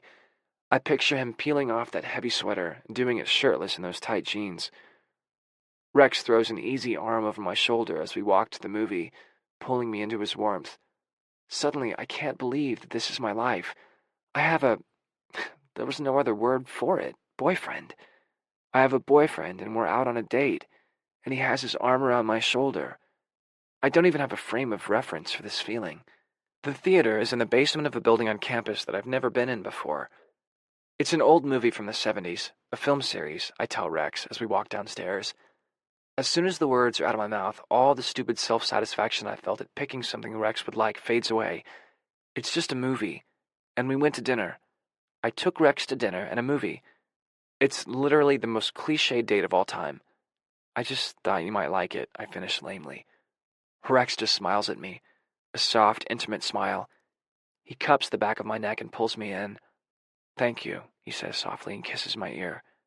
Oh, well, that's okay then. Once we're seated, Rex takes my hand. There are only about 10 people here, and I'm relieved to see that none of them are my students. Am I allowed to know what movie it is? Rex asks. The Phantom of Liberty, I say. Have you seen it? He shakes his head and runs his hand through his hair. Thank you for tonight. It's kind of the least I can do, I say. I mean, you carved me something out of a tree with your bare hands. Not really, Rex says with a warm smile. Seriously, Rex, I don't know why I didn't think to ask you before. I just, I've never asked someone out on a date before. I mean, obviously, I know that's what you're supposed to do, but it's never been part of my life at all, so... I know that, he says, stroking the back of my hand with his thumb. There are no rules for relationships, Daniel. There's no one way things are supposed to go. You know that, right? I nod. But aren't there? I mean, not like Leo's sister's dumb kind of rules, but aren't there things you're supposed to do? Like take your boyfriend out to dinner? There's that word again. None? I ask. Rex looks at me intently, and I can see him really thinking about it. He shrugs. If you care about someone, then you look out for them, right? You're careful with them. But it's the same as with friends or family. Those are just people rules, though. There are no rules for me. No. I mean, no rules like you have to buy me flowers or cook me breakfast in bed. No greeting card rules. Fuck, I say exaggeratedly. Was I supposed to bring you flowers? Rex smirks and puts his hand on my thigh. He touches me all the time. It's almost like I don't notice it. Like I'm just an extension of his body, and so of course he would touch me. But no, that makes it sound thoughtless. It's like when I'm near him, he decides that it's right to touch me. It makes me feel so connected to him. At first, every time we touched, I wondered if it might be the last time. I felt greedy about those touches, because I wasn't sure when the next one was coming. Now it's like whenever he's touching me, he's telling me that I'm his. That he's taking me on as something within his purview. We can make our own rules, cowboy, he drawls as the lights dim. I laugh at the French translation of the title, Le Fantôme de la Liberté, realizing it's a play on the line, a specter is haunting Europe, the specter of communism. From the Communist Manifesto, fantôme being the French for specter. That makes me start thinking about the chapter I've been working on, and I make an effort to clear my mind so I can pay attention. There may not be greeting card rules to dating Rex, but I'm pretty sure you're not supposed to be writing your book in your head while you're on a date. The movie begins and Rex's hand tightens on my thigh. I glance at him and see that his jaw is clenched. You okay? Yeah, fine, he says, and pats my leg. The movie is definitely weird, but it's interesting. I have no background in film, like I told Rex. I never even watched many popular movies as a kid. Superheroes and some horror movies, and that's about it. But I'm glad Rex likes them because I'll be happy to get an unofficial education. After a half hour or so, I noticed Rex glancing over at me more and more often. At first it was sweet. He seemed like he couldn't keep his eyes off me. Now, though, it seems like he may just hate the movie. Are you bored? I whisper. No, he says quickly and looks back at the screen. About 20 minutes later, though, his hand is back on my knee, and he's tracing complicated patterns closer and closer to my crotch, which is making it hard to pay attention. Not that I need to pay particular attention because the movie's kind of disjointed. A boy and his aunt are making out, and Rex is stroking my leg. Some people are sitting on toilets at a dinner table, and Rex leans down softly to kiss my neck. I pull away with a shiver and shoot him a dirty look because I don't want to get all riled up in a theater at the school where I teach. He kisses my cheek chastely and looks back at the screen. But he seems off, fidgety and tense. Did I offend him? I'm still wondering when the movie ends. The end is actually really beautiful, with the sounds of a riot at a zoo and the only thing on the screen, a puzzled ostrich's head bobbing back and forth seeking out the sound. As we walk out, I cast a look at Rex. He doesn't look mad, I don't think, but he's got his fists jammed in his pockets and he's staring at his shoes. Weird movie, huh? I say stupidly as I start the car. Yeah, so, Rex says, as if to change the subject. Ready to learn how to bake? Sure. What are we making? Do you like gingerbread? Yeah, I love it. Great. He sounds cheerful, but his knee is bouncing and he's holding on to the seat with both hands. I'm not that bad a driver, I don't think. Although I've never driven with him before, only ridden in his car, so maybe this is how he always is as a passenger. I Googled the director before the movie, I say. I didn't realize he was the one who made this famous short movie with Salvador Dali in 1929, the one where they cut open a woman's eyeball. Rex doesn't say anything, and I find myself rambling on in the silence of the car. I love the end, and the thing about the inversion of consumption and evacuation at the dinner scene was really interesting. I mean, that's culture, right? Just a set of customs that tell us it's polite to shove food into our faces in front of each other, but not polite to take a shit. And it could just as easily go the other way, like in the movie. It makes total sense, you know? Like, what's so special about the things we hide away anyway? Would they become unimportant if we just did them out in the open? And vice versa, the things we think are fine. It doesn't actually take that much for something to become taboo, or at least for us to stigmatize things and give people total complexes about them. I trail off as we pull into Rex's driveway. Rex unlocks the door, and as we walk inside, he sighs. You hated it, right? I ask. He shakes his head. Well then, what did you think? It was interesting, he says vaguely. Okay. He crouches down and pets Marilyn, who trotted over when we walked in. Okay, I try again. Well, I'm sorry if you didn't like it. I liked it fine, Rex says, standing. He definitely sounds mad now. I just don't have a thesis about it to tell you, okay? I don't have a clever theory to share or anything, all right? Where the fuck did that come from? Jesus, I must have sounded like a total pretentious asshole in the car to have pissed him off that much. That's the problem with nervous rambling. People think you're attached to the things you say rather than talking out of your ass. Jesus, I say, putting my hands up. I just meant that you didn't have to pretend to like it if you didn't. I was just trying to do something you'd like. Isn't that what I'm supposed to do? Rex doesn't say anything. Oh, right, I continue. There are no rules. Well, that's fine for you. It's really easy to throw the rules out if you already know them, but I don't. Anyway, if you hated it, it's fine. But you don't have to be such an asshole about it. All I meant... Oh, I know what you meant. You think I'm being the pretentious professor who thinks he's so fucking smart. Well, screw you. That's not what I think. You don't actually know everything that I'm thinking, Daniel, Rex says, his voice scary. You can't read minds. I know you think that you can just look at everyone in this town and know what they think about you or about politics, but you can't. I don't think that way, I say, furious and frustrated. I've never said that. Is that what you fucking think of me? That I think I'm smarter than everyone else? That I think I know everything?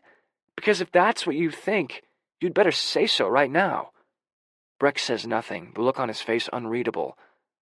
I storm into the kitchen and pour myself a glass of wine from the bottle on the counter. Am I supposed to leave now? Is that what you do when you have a fight with someone who you can't hit? Fuck! There's another rule that doesn't exist, I guess. So then how am I supposed to know what to do? Rex comes into the kitchen. I don't think that... I say to him again, leaning on my elbows on the counter. How can I make him understand?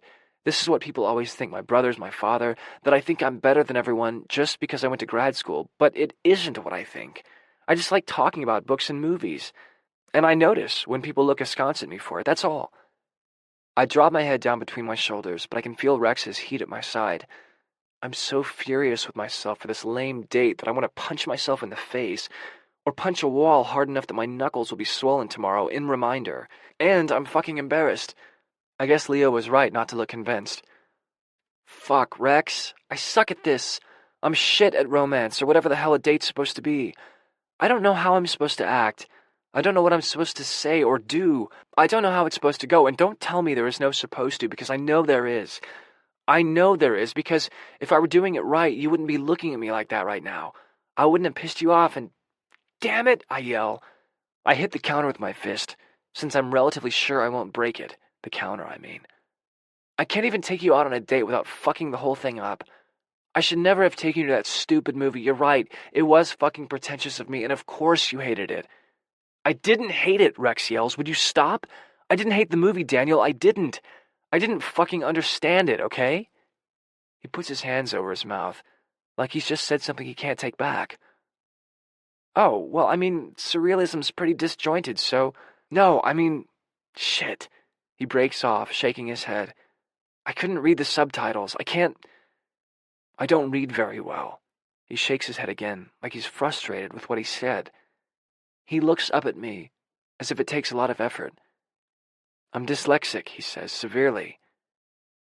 It takes me a minute to process this, since Rex seems so completely competent at everything, but once it sinks in, the pieces fall into place like the reveal at the end of a mystery novel. Rex taking my phone number rather than writing his own. Rex not texting. Rex having no use for the internet. Rex cooking without recipes. Jesus, of course. And that night with Will and Leo, when Leo wanted to play that game where you had to read things off scraps of paper, Will made excuses because he knew Rex wouldn't be able to do it, because he knows, and Rex never told me. Fuck, that can't be good. I realize that I haven't said anything, and Rex is now looking back down at his hands. I'm not sure what to say. I can tell this is a big deal to Rex, and I don't want to say the wrong thing.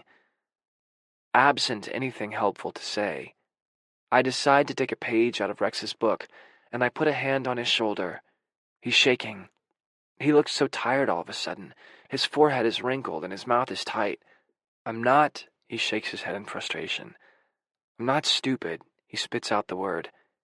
It's just that things get all jumbled up, especially if I'm nervous. I mean, I can read. Subtitles go too fast, though. Every word is tight, bitten off. It's clearly killing him to tell me this. He walks into the living room and starts to build a fire. I follow, sitting on the couch, and just watching the strong line of his back, his clever hands kindling the fire quickly. Marilyn trots over and licks my hand, then settles into her favorite spot in front of the fire. God, it must be amazing to be Marilyn. Warm, taken care of, pet all the time. Nothing to do except eat and shit and cuddle and sleep by the fire. Never having to worry about whether you're acting right or if someone's going to misinterpret what you said. Never trying to figure out what you want. Rex sinks down onto the couch next to me, looking at me intently. Sometimes I can hardly think when I look at you, he says, almost like he's talking to himself. What? I garble out stupidly. He traces my eyebrows with his thumb, and then lets his hands fall away as he leans his head back onto the couch and sighs. He looks lost for the first time since I've known him. I straddle Rex's lap and put my hands on his shoulders, so I'm looking into his eyes. I know you're not stupid, I tell him calmly. I think you're incredibly smart. You have an insane memory, amazing spatial skills. You can fix everything, and you know how things work just by looking at them. You are anything but stupid. Rex lets out a breath. He seems relieved, maybe, that he told me. His hands come up to settle on my hips. He nods, though barely. When did you realize it? I ask, rubbing his shoulders. Were you diagnosed? He shakes his head. I was bad at school, always. I understood what the teachers said, but books and worksheets were all muddled. But I didn't know any different. So I didn't realize it wasn't the same for other kids. I didn't talk to anyone, never said, hey, why are the letters all jumbled on the worksheet so someone could tell me they weren't? The thought of Rex as a little boy, so painfully shy that he doesn't even know he's different, gives me a funny emptiness in my stomach. Didn't your teachers ever talk to your mom or something? We moved so much, I was never in the same school for long. My teachers thought I was dumb or lazy. No one asked about it, though. Why I didn't do the work. After a while, my mom stopped keeping my records because we moved every 6 months sometimes. She never asked to see my homework or my grade on a test. She didn't care about stuff like that. Didn't know about it, really. By the time report cards got mailed home, we were long gone. So she never knew I did badly, and I never told her. I don't think she would have noticed if I just never went back, so Rex glances up at me nervously. I didn't. I never finished high school. After Jamie, I never went back. Rex looks embarrassed. I run my fingers through his thick hair, the few silver strands glinting among the brown. Ginger never finished high school either, I say carefully. She dropped out in her junior year to do her apprenticeship at the tattoo shop. Her parents were furious. He nods, and I can feel him relaxing, his tense thighs softening slightly, shoulders unclenching. I just don't want you to think I'm ignorant, he confesses. At school, people thought I was, learning disabled because I never talked, and His voice is thick with shame, and he won't meet my eyes. Before I learned ways to deal with it, people would... He shakes his head. Part of why I like it here is that people don't think it's weird that I didn't finish school. Yeah, I just don't want you to think I don't think that, I reassure him. Rex, I'm sorry, I didn't notice. I feel terrible about tonight. I just feel like I didn't want you to, he says heatedly. Don't you see? I mean, look at you, you're a professor for God's sake. You read and write for a living. I didn't want you to think I was like one of those students who do everything wrong. I feel a rush of hot shame. I sat in this house reading student papers out loud, pissed because they didn't write proper thesis statements, and all the while Rex sat and listened to me being a judgmental dickhead, assuming that students didn't care, never considering that maybe it was just hard for them. What a stingy, prissy thing for me to do. Fuck, I mutter. I shouldn't have talked about my students that way. It's not even really what I think when I'm not grading. Rex nods. It's just people are good at different things, you know, he says. And just because you tell someone how to do something doesn't mean they can just understand. I know, you're right. I can tell you that it doesn't make you weak to let me in, but it doesn't mean you can just do it, right? Touché. I hang my head. Of course he's right. I feel like shit. Like exactly the kind of privileged, life's a breeze, pastel-wearing rich kids I met in school. Is that what I've become? So isolated in my little academic bubble that I think what's true for me is true for everyone? Fuck me. Paging Daniel, as Ginger would say, this isn't actually about you. Every day there are things I have to figure out a way around or pretend or fake, Rex is saying. Things I never do, because I can't stand how flustered I get when I get nervous.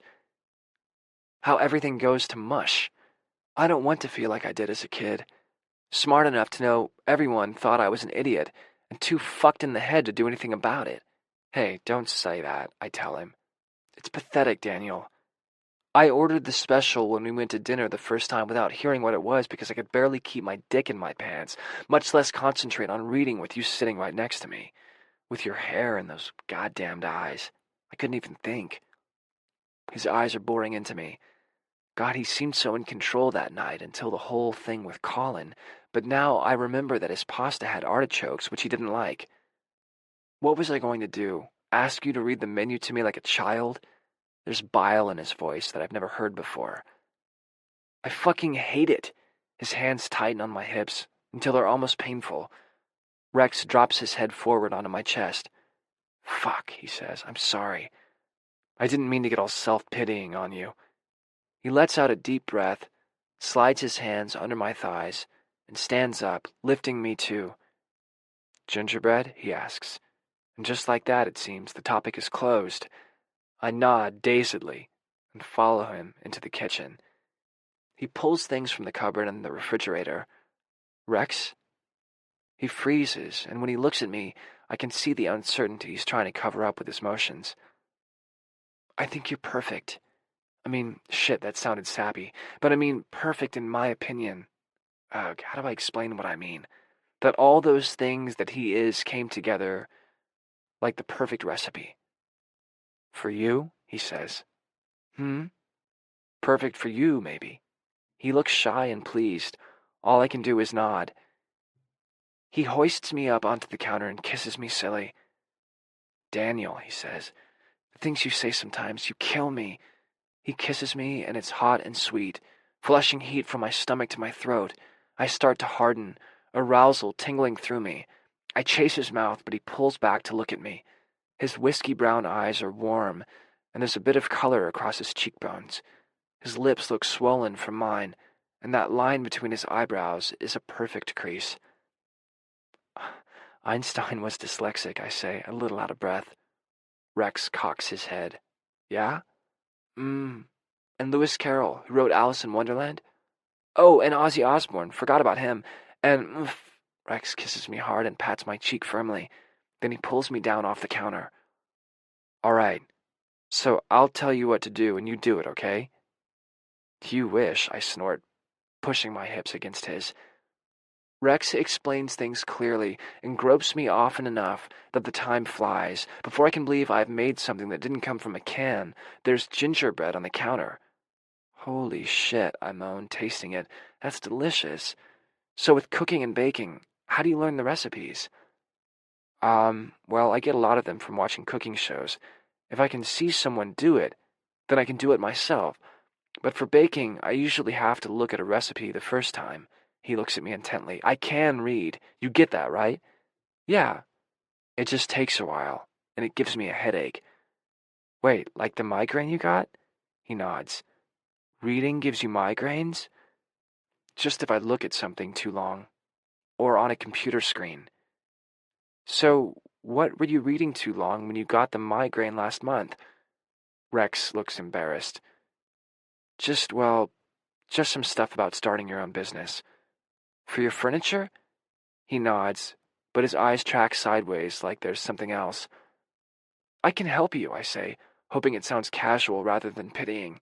I mean, you could still read this stuff, but if you wanted help looking through it all to find what's useful, I'm good at research. And then you wouldn't have to read it on the computer. I could just print it out at school. It's free for me, and I could... Rex pulls me to him and wraps his arms around me tight. His sweater now smells of gingerbread, in addition to wool and smoke and cedar, and it's about the best thing I've ever smelled. He feels like what I always imagined Christmas would be like in the perfect families I read about in books. Fuck, you smell so good, I say into Rex's shoulder, where my nose is wedged. He chuckles. How do you always smell so good? I'm a little annoyed by it, to be honest.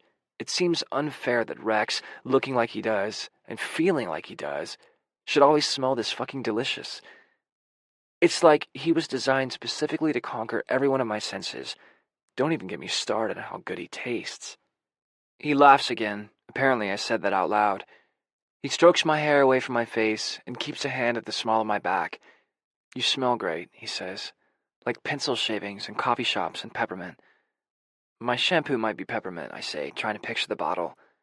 Rex smells my hair, running his fingertips over my scalp in a rough massage. It's such a particular feeling and it makes me shiver. Then he puts his nose to the crook of my shoulder where it meets my neck and breathes in. He drops to his knees, puts his arms around my waist and breathes me in again.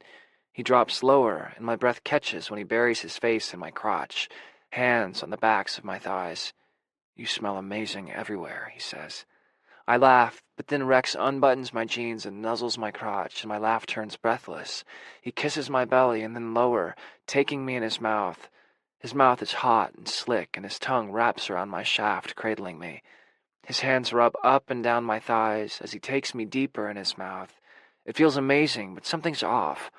Rex has his eyes squeezed shut, and his hands are opening and closing on my legs convulsively. Rex, I say, you okay? I run a hand over his brow. He pulls back and nods. Sure, he says, let's go to bed. He grabs my hand and walks towards the bedroom. When he has me down on the bed, he starts stripping my clothes off single-mindedly, the crease in his forehead deepening. He kisses me deeply, and I moan into his mouth. I pull off his sweater and t-shirt to find his chest flushed and hot. He's all heat and vibration and movement. If I didn't know better, I think he was afraid I was going to leave any second. The intensity in his eyes is half passion, half concentration. His mouth is everywhere, hot on my neck and shivery over my nipples. He licks into my belly button and nibbles my hip bone. Then he's back, kissing me as I kick off my pants and unzip his. He palms my ass, kneading the flesh and sliding down to lick at the head of my erection. He's like a tornado trying to engulf every part of me and sensation. I can't reach his pants to get them off, and he turns around and pulls at them in frustration, swearing when they get caught around his knees. Every muscle in his back is tense, and his hands are shaking when he turns back to me. I sit up and then go up on my knees so I can look him in the eye. He's breathing heavily, and his eyes are darting all over the room. I put a hand on his jaw and kiss him softly. Something is definitely wrong. It's like Rex was trying to distract me with his body so I'd forget about what he'd told me. I look at him, his muscles, his strength. Maybe they aren't just to feel safe physically. Maybe his body is something he feels like he can offer, even with his dyslexia. "Thank you," he says shakily. He sounds so nervous.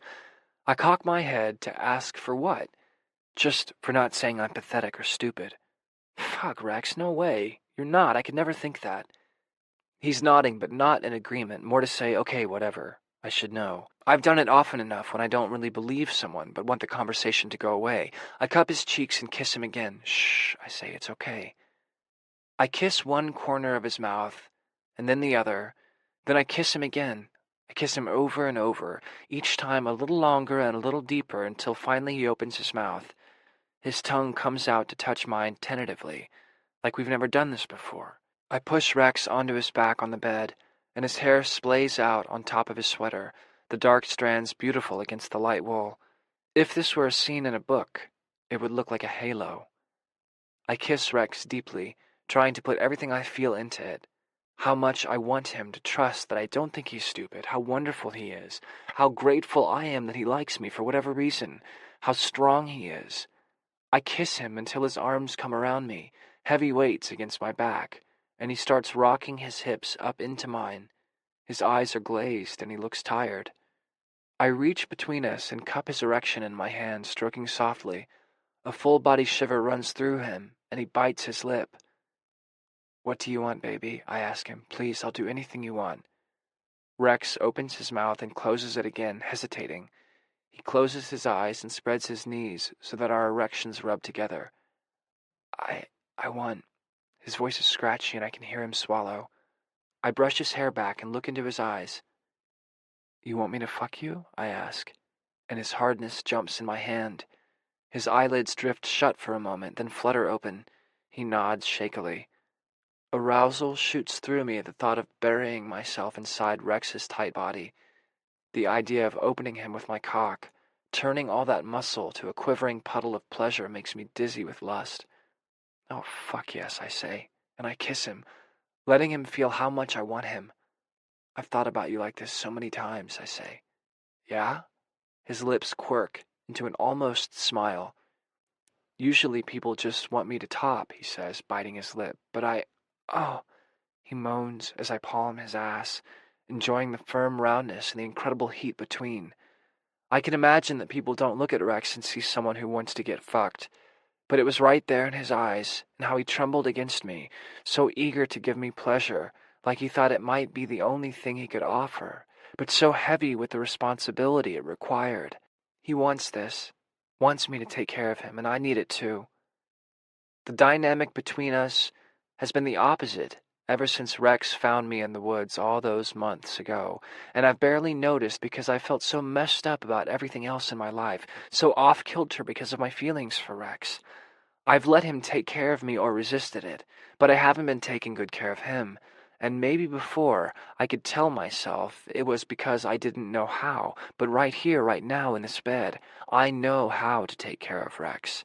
I know how to take him out of his head, and how to force him not to think about anything but the feeling of our bodies moving together. I jerk open the drawer and grab the lube, determined to make this as good for Rex as he always does for me. Richard liked it hard and fast, liked me to slam into him over and over, like I was the star of some rough trade fantasy come to life. He'd jerk himself off, and if he came before I did, he'd pull off me, leaving me to finish myself off, uninterested in sex lasting for 1 minute after he was done. Something tells me Rex won't be anything like him. I roll Rex over onto his stomach, with his knees spread, and kiss the back of his neck, paying attention to how warm his skin is. How every tiny movement he makes ripples through the muscles of his back like a finely tuned machine. Daniel, Rex starts uncertainly, but I don't let him finish. Shh, I say. You just don't worry about anything, okay? He moans, which I take as assent.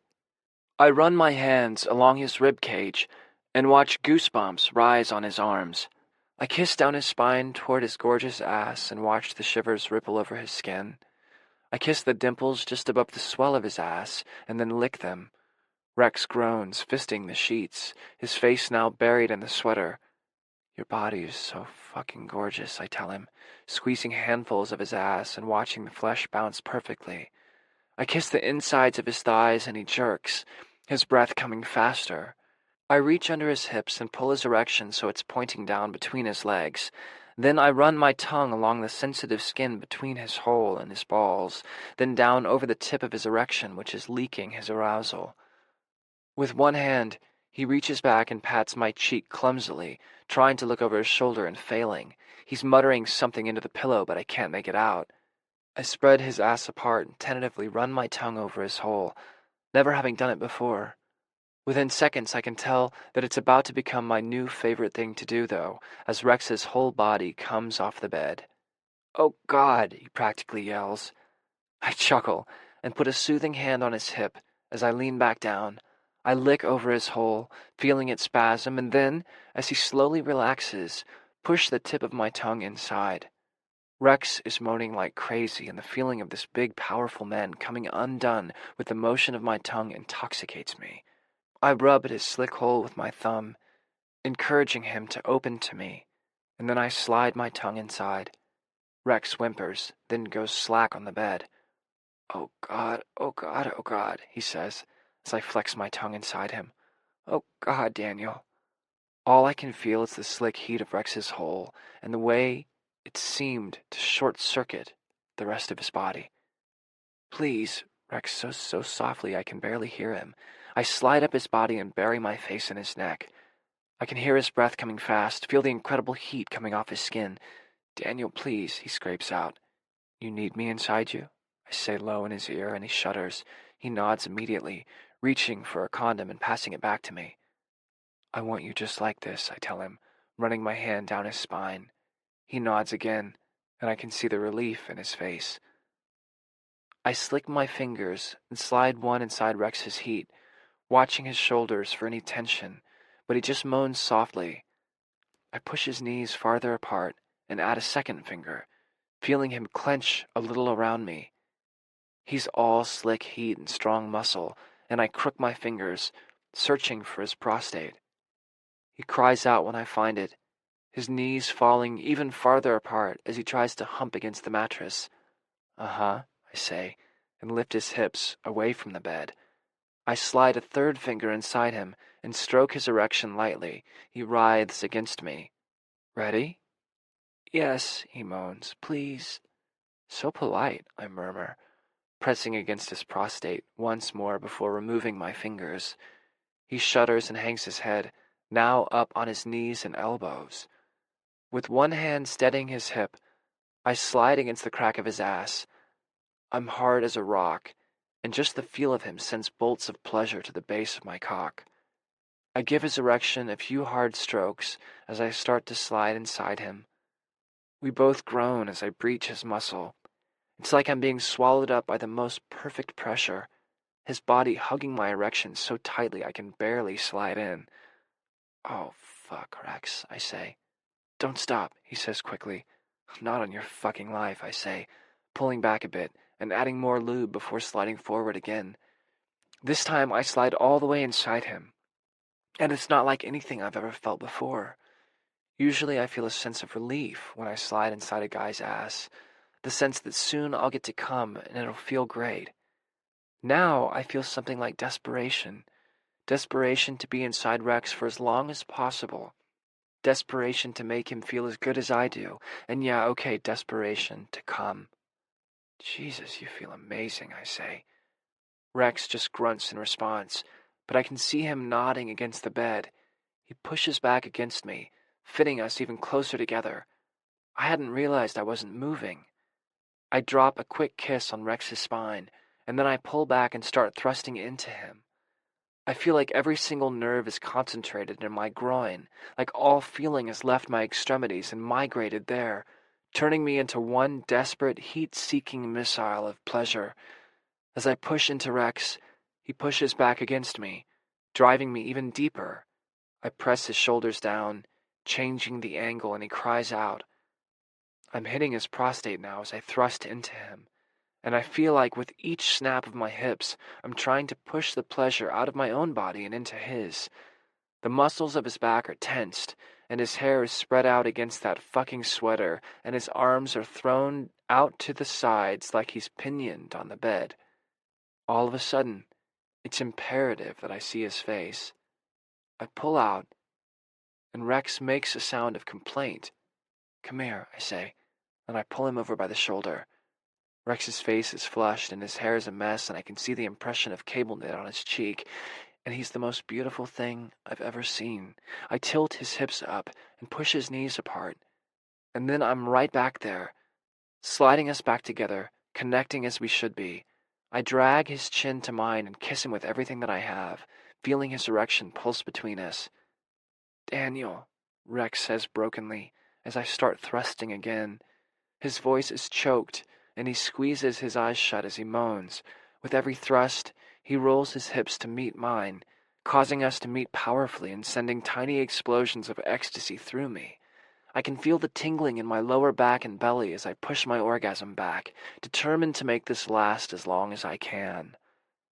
I pull all the way out of Rex and slide back into him as slowly as I can, the initial feeling of breaching his body almost as intoxicating as the glorious slide deep inside him.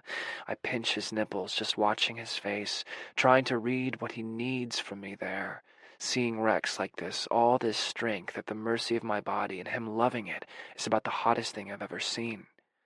Rex arches his back against my assault on his nipples and throws his head back. I kiss his neck and take his weeping erection in my hand. I pump him firmly, and his hips pulse, driving me even deeper inside him. I can barely think. Every beat of my heart is thumping in my ears, pulsing in my stomach, and pushing blood into my cock, until I feel like one big heartbeat pulsing inside Rex's body. I kiss his mouth, and his arms come around me, holding me against him. I'm so close, he says against my lips, and, curling his hands around my hips, he pulls me even closer against him. I kiss him once more, and then pull all the way out and slam back into him, feeling the tendrils of my orgasm begin to unfurl, starting in my balls and the base of my spine and pulsing outward. I slam into Rex's heat again and again, and then it's as if time stops because Rex freezes, his whole body clenching up. He convulses, his channels squeezing me with impossible pressure. And then he's coming, shooting against my chest and pulse after pulse of heat. With a roar, I milk one last convulsion from him, and he falls back against the bed, moaning. Oh my God, I mutter. That was the hottest fucking thing I've ever seen. I'm right on the edge, staring at Rex's beautiful face. I touch the tip of his spent cock, mesmerized by one last bead of cum quivering there, and Rex clenches violently. It's like his whole channel is a fist, squeezing me. I cry out, and Rex does it again, clenching around me, and it's over. I'm spiraling into an orgasm that wrings every drop of pleasure from my body. I'm thrusting deep inside his body, and my ass is clenching, and I can hear myself groaning.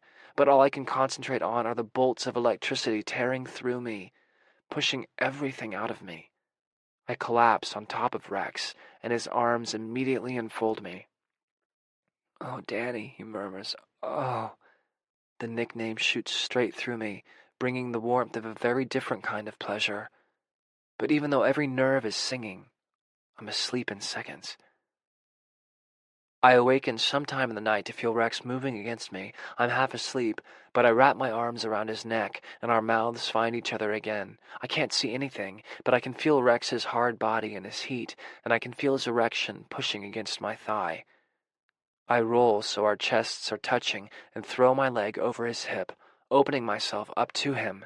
All the time we never stop kissing. For a moment I even think I'm dreaming. But Rex wraps his huge hand around my half-asleep cock and brings me to full hardness.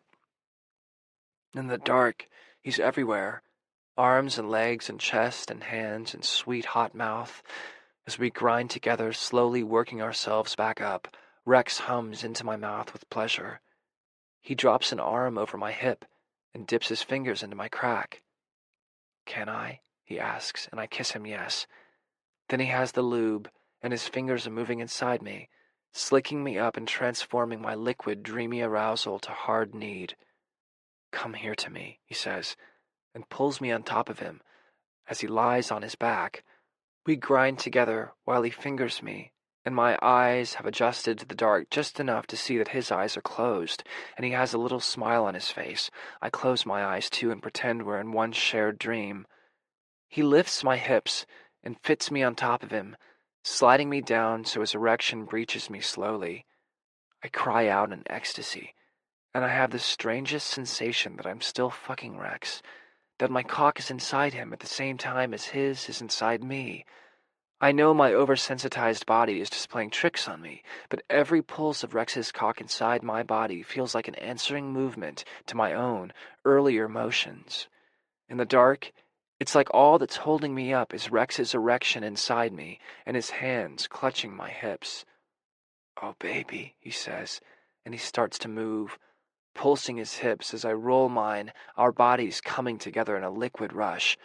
I lose track of time, drifting in and out of my own pleasure and Rex's, my fingers ghosting down his face, his neck, his chest, to the place where we're joined. Rex moans and laughs shallowly, and he starts bouncing his hips up off the bed, burying himself so deep inside me that my stomach clenches as the weight of my body bears me down on him. Rex lifts me by the hips, then thrusts up into me over and over until I'm just a puddle of heat and pleasure, my cock bouncing against my stomach. I want to grab it, jerk myself off, but in this strange, dreamy world of sensation, all I want is for my body to be taken over by Rex.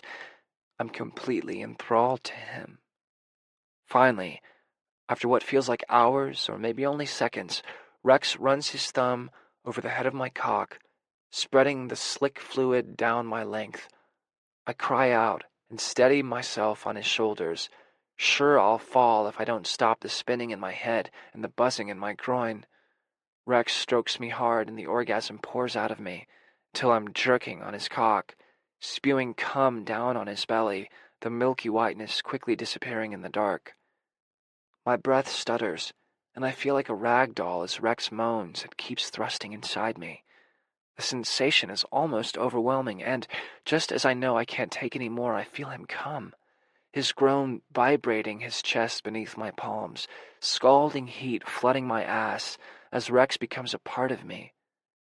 Absently, I realize that means that we just had sex without a condom, and from Rex's sudden stillness and intake of breath, he must suddenly realize it as well. "I'm sorry," he says. "I wasn't thinking. I should feel a cold rush of fear, but for some reason it doesn't come." Are you clean?" I ask him. "Yeah," he says, "but I didn't mean to." "Shh," I say. "You felt amazing." He relaxes beneath me. "I'm clean too," I assure him, and he picks up my hand and kisses my palm. "I still didn't mean to without asking you." All I feel is relieved and shaky with pleasure. I lean down and kiss Rex softly, hoping to show him that I'm okay with it, more than okay. He kisses my mouth and my eyelids, and then he maneuvers me so that I'm lying on my side, back to his chest as he slowly slides out of me. I feel his hesitation, so I take his hand and bring it to my opening. He slides his fingers inside me, feeling his cum leaking out of me. I'm sure it won't feel so nice in the morning, but right now, the thought that Rex will stay inside me all night feels like a warm blanket. "Oh, Jesus," Rex murmurs. He snugs his hips up tight against my ass, gathering me close to him with his arm, and buries his face in my neck. I have the brief, absent thought that I'll never be able to fall asleep with him holding me so tight, and then the darkness swallows me. Chapter 13. November. Fuck, I say, as a thin tendril of smoke snakes toward me. By the time I turn my back to the stove from jerking the charred toast out of the toaster oven, the eggs have congealed in the pan. They don't smell burned, though, so I scrape them onto the plate. I put more bread in the toaster, tipping the burned pieces into the trash. I hate wasting food, but no way am I serving Rex charcoal. Aside from the fact that it's pretty embarrassing to have an advanced degree and not be able to apply heat to bread evenly, it's not really the message of comfort I want to send. Granted, maybe cooking isn't the best medium for the message, but I wanted to do something for Rex to make up for our disastrous date last night. The toaster oven dings and I grab the toast, miraculously unburned, and scrape some butter onto it. What are you doing? Rex appears in the doorway, just as I'm about to carry the plate to him, wearing a pair of sweatpants and nothing else. He looks warm and sleepy. I was going for breakfast in bed, but... Sorry, Rex smiles. Want me to get back in bed? What a question. He looks positively edible himself, with his powerful shoulders braced in the doorway, and the muscular expanse of his chest and stomach taking up the whole space between. His hair is messy, and his stubble makes his full mouth look amazing. Hell yes, I say, but in the time I've been gawking at him, he's already started to move toward me. He sits on one of the stools at the counter and pulls me to stand between his legs. He looks serious, like he's trying really hard not to bring up last night's confession about his dyslexia, but badly wants to. Then he pulls the plate toward him, and his expression softens. I can't believe you cooked, he says, picking up his fork while keeping one arm twined around my waist. Here, share with me. Oh, right, I only made one plate. He forks some egg into his mouth, still looking at me fondly. Then his expression becomes studiedly neutral. He chews slowly, swallows, tries to smile. He puts down the fork and picks up the toast, looking relieved as he takes a bite. He puts the toast down and pats my back. It okay? I say. Rex nods but doesn't open his mouth. He's patting my back like you would an elderly relation. Rex, I say, is it bad? He coughs a little and clears his throat. It was a real sweet thought, Daniel, he says. He kisses my cheek and pulls the plate closer to him with a deep breath, squaring his shoulders. He takes another bite of egg, but before he gets it to his mouth, he sighs and looks at me out of the corner of his eye. He says. What the hell, I say, and I grab the fork from his hand and eat the eggs. Holy fucking shit. Fuck, I say, that tastes like death. Why the hell did you eat it? Rex starts chuckling. I take a bite of the toast. That, at least, can't be bad. It's not even burned. Wrong. The toast tastes like I pulled it out of a burning building, the congealed butter only adding to the gross consistency. I look at Rex desperately. How can eggs and toast possibly taste that bad? That's the worst thing I've ever tasted, Rex says, laughing, but pulls me to him and kisses me, so it barely even stings. Ooh, get away, I say. You taste like death eggs and fire toast. Rex laughs deeply and buries his face in my hair. The next week, Rex and I hang out at his house a lot. It's this weird feeling I haven't had since I was a kid, the sense that I want to spend all my time with someone. The last time I felt it was with Corey Appleton in 7th grade. I was captivated by him, just wanted to watch him do whatever. The way he sharpened his pencil seemed to suggest something deeply contemplative about his character, and his choice of apple juice over soda at lunch indicated a sweetness that pulled me in. Of course, when I groped him after school, sure that his companionable arm around my shoulder was a message, my heart pounding so hard with hope that I thought I might pass out, I found that nothing about his pencil-sharpening gestures or his choice of beverages had indicated shit. There was nothing sweet about the way he shoveled me against the brick, and definitely nothing contemplative about the way he told everyone at school what I did. I've learned a lot about Rex this week, too. He really is shy. I can see how hard he works to be polite to strangers, but years of saying as little as possible to avoid stuttering has made him terse.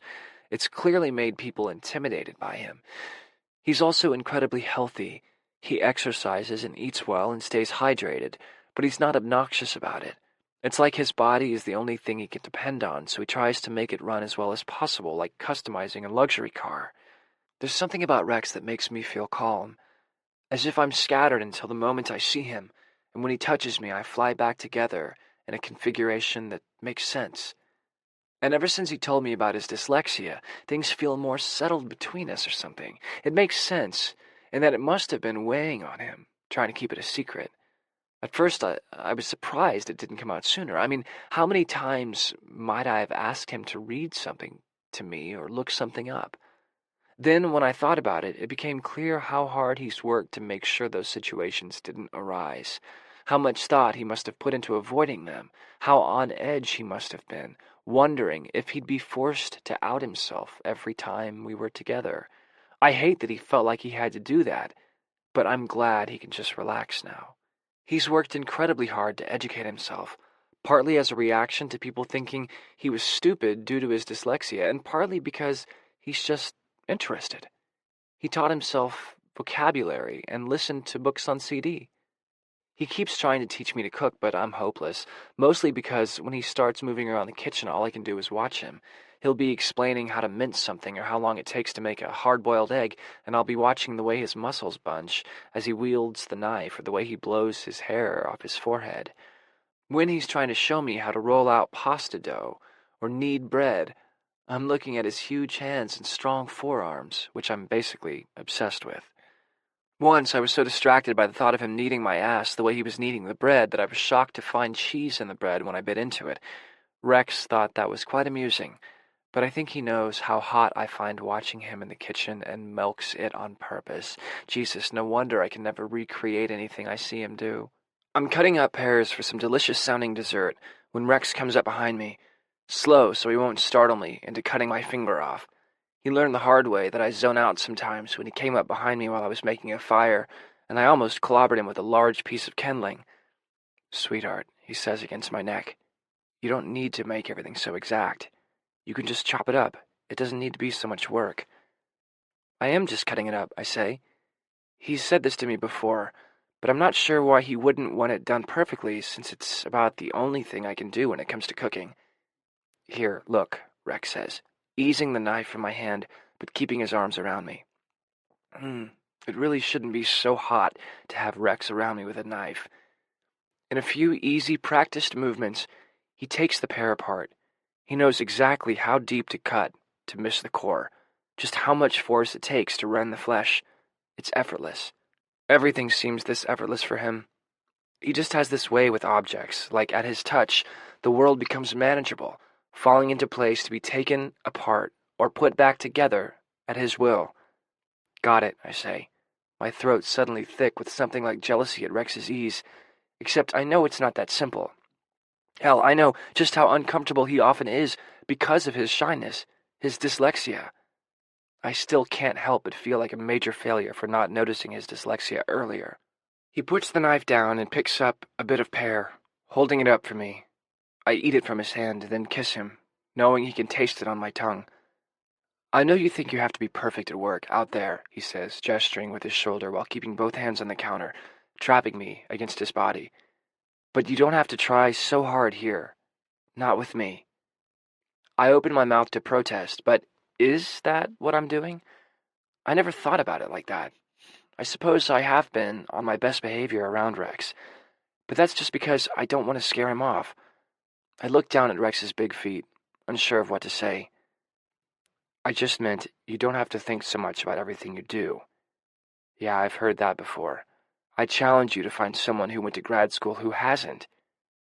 You know, it's not actually that easy to change the way you think. It comes out a little more bitter than I meant it to. Daniel." He cups my chin and forces me to look at him. "I get it. The self-consciousness, believe me," he huffs out of breath. "But I've seen you try so hard to figure out what someone was thinking about you that your eyes about crossed. You're thinking about things all the time, how people react to you, if they misinterpreted what you said, understood your joke. You're so used to feeling like you don't fit in that you're always trying to be one step ahead, figure out which Daniel's called for in the situation, but..." He trails off, stroking my hair like he doesn't want to hurt my feelings. "But," I prompt. "But you can't read people's minds, baby. You can't always figure out what's going to happen just by being smart. And even if you could," he shakes his head, "you shouldn't. You shouldn't have to try so hard to fit in because you're scared." I tense, but Rex's hand is still gentle in my hair. I know, you're never scared, right? He gives me an unreadable smirk. Amused? Doubtful? Indulgent? Just, people are going to like you or they aren't. There's no sense in trying to change how you act to suit them. It'll just drive you crazy. I open my mouth to say something, to insist that I don't do that, but then Rex is kissing me, holding me in place with his soft hands and his hard body, until all I can think about is how damn good he smells and how amazing he feels. I like you, Daniel. Just you. I like you so much. Rex's voice is low and sincere, and I can feel in his kiss how much he means it. It makes me feel treasured, appreciated in a way I don't recognize. And I want to keep getting to know you, the real you, okay? I like you too, a lot. Jeez. And the award for understatement of the century goes to, but he's right. I love getting to learn all the strange little things that make Rex, Rex. I may have been on my best behavior with him, but I've also been more relaxed when I'm around him than I can ever remember being with anyone but Ginger. Like, you know that feeling, I try to explain, where it's Sunday night and you have school or work the next morning, but then it's a snow day and you don't have to go in? You feel like that. I feel like a natural disaster, he teases, but his gaze is intent. No, I say, forcing myself to say what I mean. A relief. You feel like a huge relief. Rex's eyes go very soft. You feel like a relief too, Daniel, he says. I decide to take Ginger's advice, pushing down the roiling fear of rejection in my gut. Hey, Rex, I ask, what are you doing for Thanksgiving? Nothing, he says, his eyes narrowing. Would you want to maybe have it with me? I try my best to keep my tone casual so he doesn't feel any pressure to say yes. Yes, Rex says instantly. Yes, please. He kisses me hard and pulls me into his arms. I like this whole not overthinking thing, I tell him. So yeah, this week has been pretty great, until I run into Will at Mr. Zoo's, when I go to invite Leo to Thanksgiving.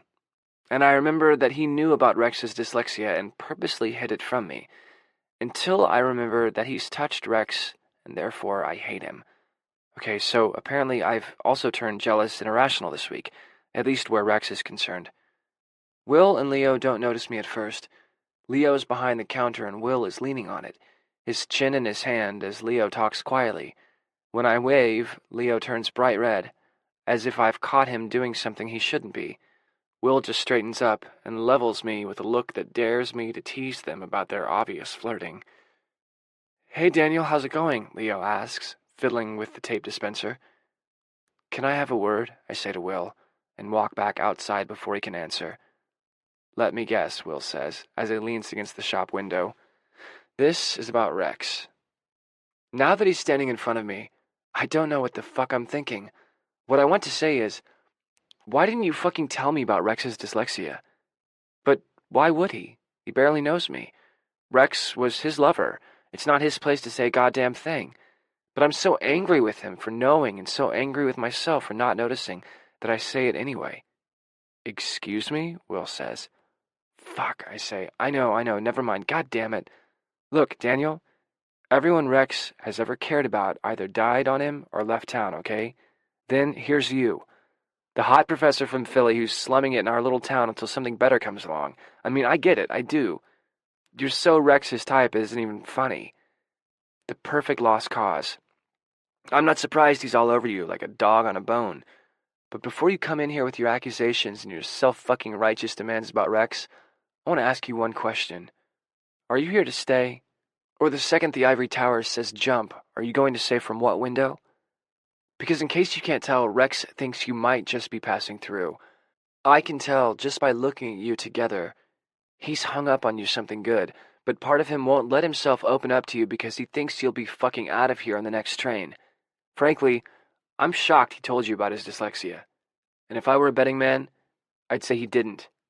I'd say it came up some other way, and he was too much of a mensch to outright lie to you about it. So you just watch yourself, Daniel, is what I'm saying. You're crazy about him, I can see that too, but I don't trust you. I think you're scared, and I think when it comes down to it that you'll hurt him. Will delivers this monologue without pausing or looking away once. Fuck. When he puts it like that, I guess Rex really did only tell me about his dyslexia because of our shitty date. Was it not actually a sign that he trusted me? But just a sign that he felt sorry for me? Would he have told me otherwise? I don't know. And even though I should be furious at Will for what is clearly his low opinion of me, the way he told me off reminds me so much of Ginger that I'm filled with a rush of warmth and longing. Longing for Ginger, but also the briefest thought that maybe Will and I could be friends. Do you want to come to Rex's for Thanksgiving? I ask him. And I allow myself a brief moment of satisfaction as his self-possessed mask falls away, and he looks genuinely surprised and, I think, a bit pleased. Dang. I like this Will guy, sorry, Pumpkin. He's so got your number. Yeah. So Ginger pauses. Are you going to stay? I know you didn't want to at first. You said you were going to go on the job market again. I don't know, Ginge. I'm sure she can hear the conflict in my voice. I mean, I'll definitely at least look at the job list when it comes out, see if there's anything too good to pass up, but fuck, I really don't know. I just never thought I'd be in this position. God, I used to pity the people who had partners they had to take into account when they were on the job market. It just makes everything harder. Partners, huh? What? No, I just meant, I know what you meant. Don't hurt yourself. So, we're having Thanksgiving, me and Rex. That's great, sweet cheeks. I'll be eating the burrito with my window open, so if I choke while I'm alone, then the smell of my rotting corpse will waft out the window, and I'll be found more quickly, she says dramatically. I think having the window open in November would make it so your corpse didn't really smell that much, actually. Seriously, though, you're not going to your parents at all? Psh, I might stop by, she says. Of course, it's not much use trying to go to dinner at the house of someone who sucks up all the oxygen in the room. Makes it kind of hard to eat, you know? Ginger's mother is the kind of nervous, hovering woman who counts how many glasses of wine Ginger's had, and tells her about all the neighbors' children's accomplishments, but never acknowledges Ginger's. It doesn't help that Ginger's older sister is certifiably off her nut and always needs to be the center of attention, or that her parents refuse to say her older brother's name and pretend they never had a son. Christ, I say. Do we know anyone with a normal fucking family? There's a charged silence on the line. Ginge? Well, actually, I kind of met someone, and his family seems about as normal as they come. Holy shit. You already met his family? Tell me. Well, you know him, actually. You remember that sandwich place that opened down the street from the shop at the beginning of the summer? The one you said had real bagels? Yeah. Anyway, you remember the cute guy who worked there? Dude, not to judge, seriously, but that guy's like 18. No, not the kid with the glasses, the redhead. Oh, shit, right, he's hot, in a Josh Ohm kind of way. I know, right? That's exactly what I thought. I went in there for a bagel and cream cheese a few weeks ago before I opened the shop. I was half asleep. You know how I am before I've had my coffee. And I dropped the bagel on the floor as I was putting cream in my coffee. Uh-oh. Thou hast not seen rage like the rage of a ginger sans bagel and coffee. Seriously. So I dropped the bagel, and I'm just like swearing a blue streak, right? And that's when he comes in the door. And he looks at Glasses Guy behind the counter in horror, like, what the hell did you do to make this lady lose her shit? Glasses Guy's kind of terrified, so I say, oh, no, it was my fault. I just dropped my bagel, thinking he'd nod and smile. But he walked behind the counter and made me another bagel and cream cheese, and then put it in a bag with 3 other bagels and filled up a to-go container of cream cheese. That awesome chive stuff? And he hands it to me and says, get this, just in case the vagaries of your day find you needing another one. I mean, who the fuck says that? At first I thought, ruh-roh, potential overly sincere Renaissance Festival douchebag. But then he winked at me. A really filthy, flirtatious wink, and of course, I went back for another bagel the next day. That's hot, Ginge. So, you've met his family? Oh, not intentionally. Turns out, Glasses Guy is his cousin, and his dad comes by to fix stuff in the shop all the time. His mom sometimes brings him lunch. It's hilarious. Every time he's all, Mom, I make food here. And she's like, give your mother a kiss and shut your mouth. Priceless baby cakes. Anyway, they're just so nice. So why don't you have Thanksgiving with him? What's his name, by the way? So I don't just think of him as Josh Home, or as the Ginger, which would be confusing. His name's Christopher, and I don't know. I think it's too soon. Like, he'll be having dinner at his parents', and we only started dating a couple of weeks ago. So, you could always invite him over for a post-dinner Thanksgiving burrito at your place, I offer. Huh. Not a bad idea, sweetie. Not a bad idea at all. Can you grab some butter? Rex asks me. We're at the grocery store buying some last-minute additions for Thanksgiving dinner. Or security items, really, since Rex has planned about 3 alternate dinner menus. Really, I have no idea what we'll be eating, except that there's a turkey, which I got back to his house yesterday to find in the sink. We've already been to an indoor farmer's market about 20 miles from here that Rex apparently frequents, where I embarrassed myself in front of several vendors and Rex by buying fennel because I thought it was the celery Rex sent me to get, so God knows why he's asking me to pick up anything. Still, I can hardly fuck up butter, can I? Oh, I'm sorry, Rex says. I need unsalted. I should have told you to get the red package. The box I'm holding is blue. Never mind, we'll just grab it when we get over there, Rex says, obviously writing me off as a shopping buddy entirely. Doesn't matter, I'm pretty content to trail along behind him while he looks at food. He dragged me out of bed at 6 this morning to get to the farmer's market before they could sell out of whatever he bought there. He made 3 pies last night, as well as some kind of sauce for something, and I've never seen him so excited as when we were wandering through the market. It feels strangely domestic. I've never cared about cooking, obviously, but I haven't really cared that much about eating either. I mean, it's a necessary thing that sometimes tastes good, but especially when I'm by myself, it's just a chore, an interruption like laundry or cleaning. But Rex makes cooking and eating feel like part of my life, our lives. He expresses something of himself through cooking, not just his personality, but his care. It's like he cares about what I eat, if it's healthy, if I like it, and so everything to do with it feels important, even grocery shopping, because I can feel him looking at the food the way he'd look at a shelter dog or something, as a thing that might come home with you, if it's the right fit, something that will be incorporated into our lives. Life. Our life. It's all there in the way he chooses an onion or a bag full of apples.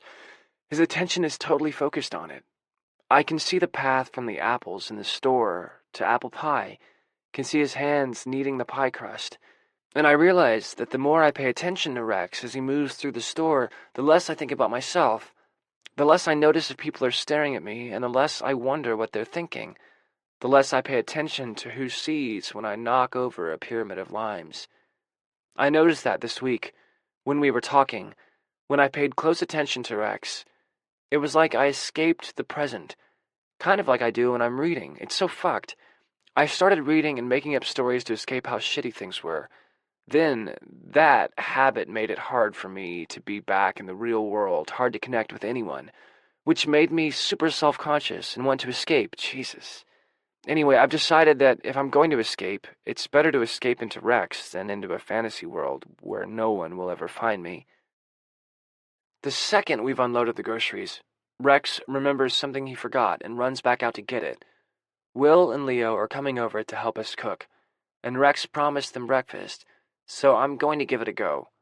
Rex didn't look impressed by this idea when I yelled it to him as he was walking out the door, but he gave me a resigned smile of what I can only assume is the thank God I bought extra eggs variety and nodded, so I guess that's that.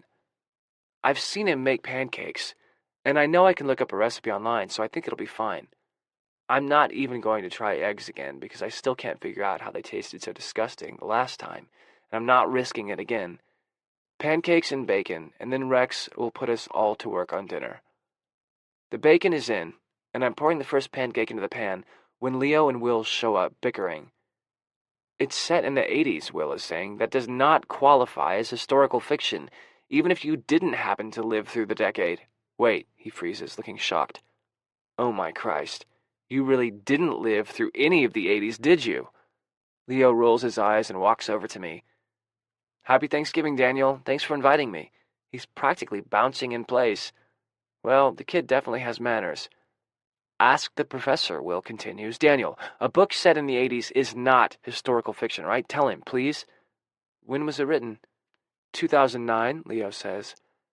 Actually, I probably would call that historical fiction because I start to say, oh, shut up. No one asked you, Will grumbles.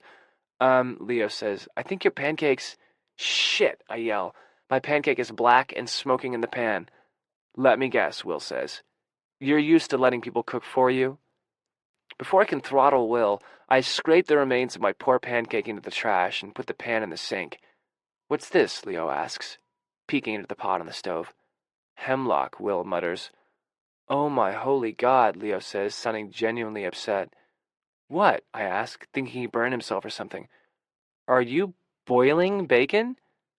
Is that wrong? I say. Ah, I want to punch you, Leo says. Sadly, we all know you can't, Will says, elbowing him out of the way and using tongs to pull a piece of bacon out of the water. It definitely doesn't look the way it does at the diner. Bacon, bacon, Leo chants like some demented carnivorous monk. Why the fuck would you boil bacon? Will asks. I thought it would be like hot dogs. Jesus Christ, you boil hot dogs, you poor thing. I take it all back. Thank God Rex found you. Thank God Rex found him. Why? Rex asks, walking in the door. Rex, Leo says plaintively. He boiled the bacon. Rex looks in the pot, and then looks at me and bursts out laughing. I didn't know, I say. Rex puts his hands on my cheeks and kisses me, shaking his head. Why don't you, pick some music for us, he offers, running his hands through my hair fondly. To Leo, he says, I have more bacon. Oh, thank you, Leo says worshipfully. Shouldn't you be at your parents' house, I mutter, and walk into the living room to pick some records. Hey, Dad, I say, my phone on speaker while I arrange cheese and crackers on a plate in the living room, the only food-related job Rex will give me. Happy Thanksgiving. Hiya, Dan, my dad says. I can hear the roar of football on the television in the background and my brother's yelling at the screen. How are you? I ask. Oh, fine, same as always. How's the car? It's fine, I say, which isn't entirely true. It keeps stalling out if I don't drive it every day. Though I don't really need a car to get from my apartment to campus and around town, it's nice to be able to drive to Rex's now that it's cold. Hey, shithead, throw another empty beer can at that TV and I'll throw a full one at your head, my dad yells. Has to be at Brian, who has that habit of throwing things at the TV when sports don't go his way. So you're okay? My dad asks me. Yeah, I'm good, Dad. I just wanted to wish you and the guys happy Thanksgiving. Boys, my dad calls. Your brother's on the phone. There's a long pause. Hey, Daniel, it's Sam. Happy Thanksgiving. Thanks, Sam. How's everything going? Fine, thanks, he says. Liza's bringing a turkey over in a bit since these idiots were drunk by 10 a.m. and didn't even order chicken. We always used to get fried chicken from this cheap place about 10 blocks from my dad's house on Thanksgiving.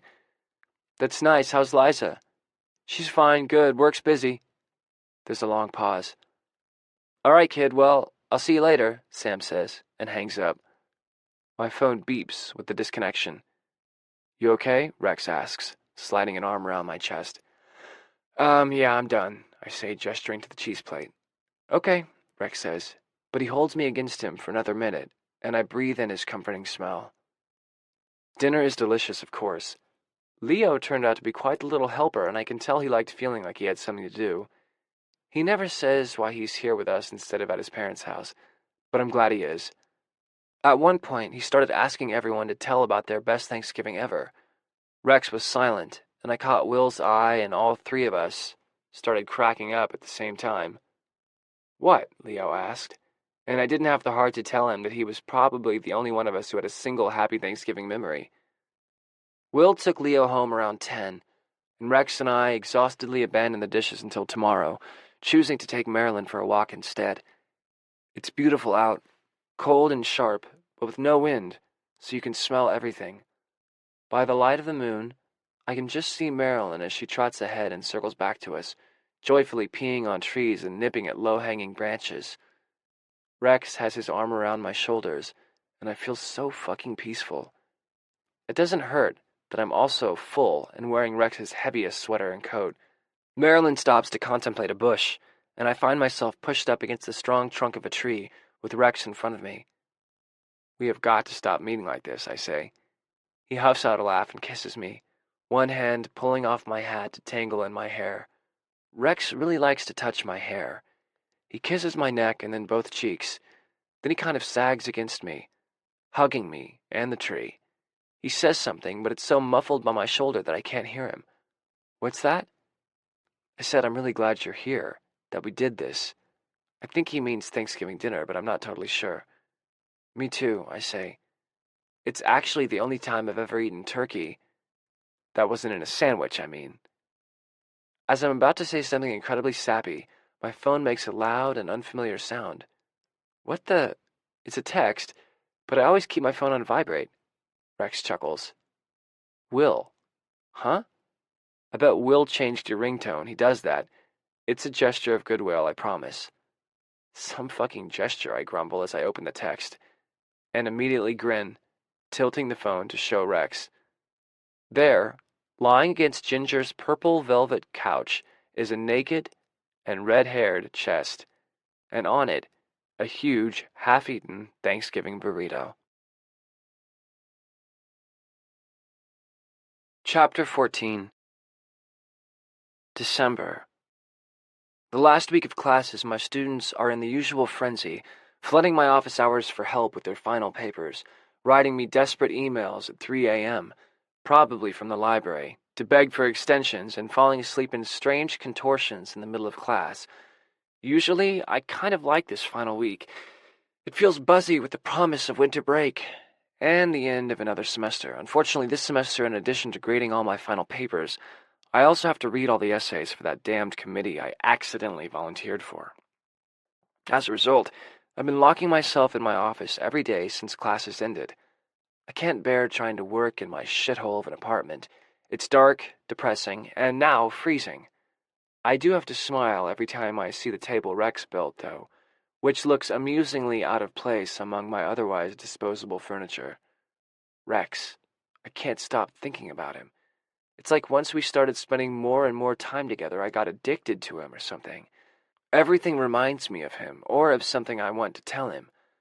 I keep starting to text him things and then deleting them because I don't want to inundate him. I asked him about texting tentatively last week. I wasn't sure if, given plenty of time to read them, texts would be fine for him, or if he wouldn't like them.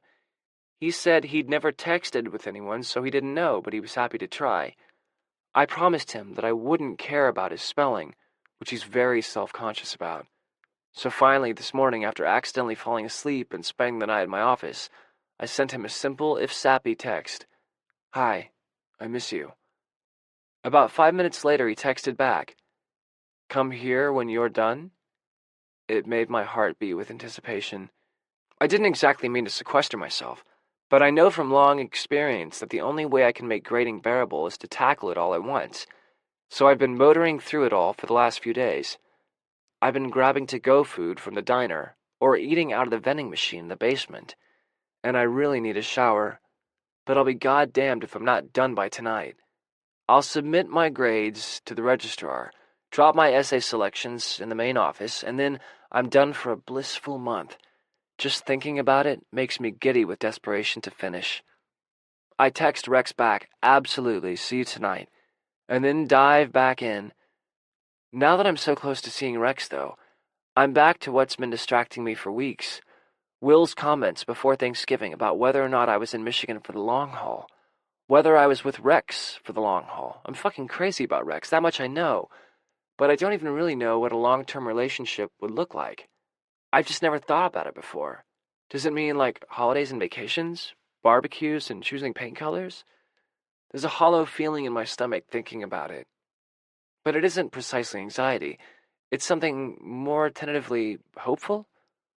What would it even look like to do these things with Rex, to be responsible for someone else, to someone else? I shake my head to clear the fog and squint at the stack of essays in front of me. It's page after page of potential and futurity and possibility, and for the first time in a long time, those seem like good things to me. Hi, Rex calls, as I drag myself through the door, my vision practically blurry from staring at papers for 4 days straight. I drop my stuff at the door, scratch Marilyn's soft ears, and slouch into the kitchen, with her trailing behind me. I didn't even go home to change before coming here. I was so desperate to feel the sense of calm that only Rex can provide. The whole house smells wonderful. A combination of wood smoke, trees, snow, and cooking that smells like, well, home. Rex is wearing a tight navy blue Henley, worn almost transparent in places. It's pushed up over his powerful forearms, and he's doing something at the stove when I walk into the kitchen. His smile warms me immediately, and before he can turn toward me, I plaster myself across his back and hug him from behind. "Hi," I say, and it comes out as a tired moan. Rex turns in my arms and leans back to contemplate my face. He strokes my cheekbones and rests his thumbs under my eyes. "You look beat," he says. I drop my head forward to rest on his breastbone, and he holds me close. Every few seconds, I wonder if he wants me to let go. I know most guys don't love to hug, but it's as if he can read my mind, because each time the thought occurs to me, he gathers me tighter against him. I must fall asleep for a microsecond, because the next thing I know, Rex is guiding me down onto one of the stools, and I feel that lurch in my chest that happens when I'm awakened suddenly. "You're all done?" "Yeah, thank God," I say.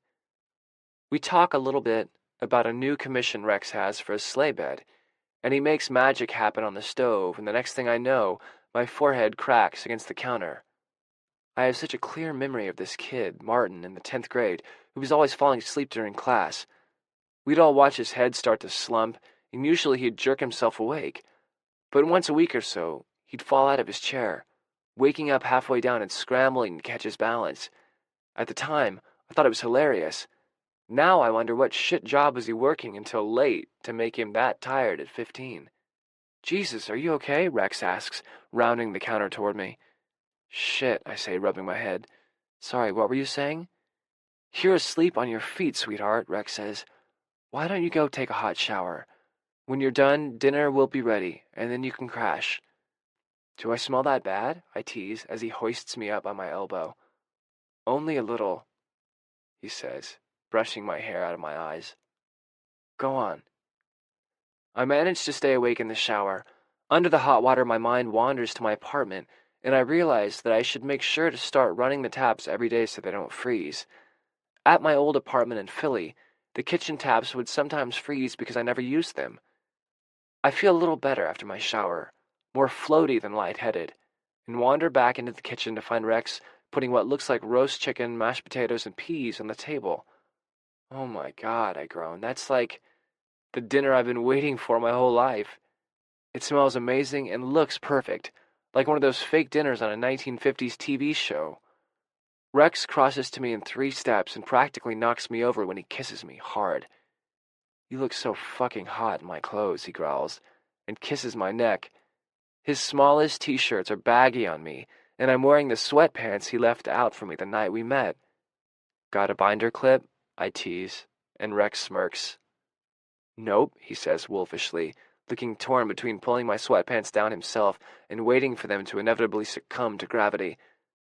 The chicken is as amazing as it smells, and I basically stuff my face while I tell him about finishing my grading. He gets a pained look on his face when I mention accidentally falling asleep in my office last night, but doesn't say anything. I have all sorts of elaborate plans for how I'll let go of my borrowed sweatpants, letting them fall tantalizingly to the floor in the hopes that Rex will follow through in the promises of seduction that his eyes have made throughout dinner. But when the moment comes, all I can really do is stagger to the bedroom and let Rex guide me down to the bed. My eyes close the second the soft mattress and warm smell of Rex cradle me, and I reach out a hand to where I thought Rex would be, but he isn't there. "Hmm?" he says, and I must have made a sound. "Are you sleeping too?" I ask. "Yeah, I'll be right in," he says, even though I catch sight of his alarm clock and it's only 9:36. I wake up a few minutes later, when he settles into bed beside me, and roll toward him. He puts on headphones and settles in on his back, propped up on a few pillows. I put my head on his chest and sling an arm and a leg over him. "What are you listening to?" I ask. But if he answers, I'm already asleep. I wake feeling the kind of rested that only ever happens after being totally exhausted. A glance at the clock tells me I slept for 12 hours.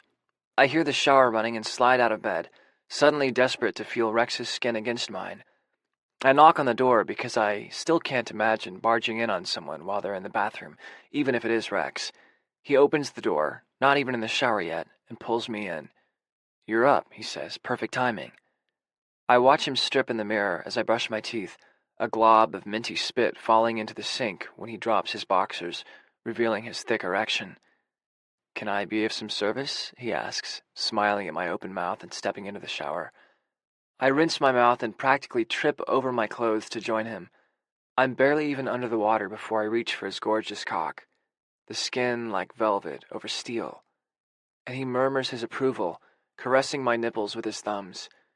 He drags me under the water with him and takes my mouth, hard, groaning as I squeeze the base of his erection.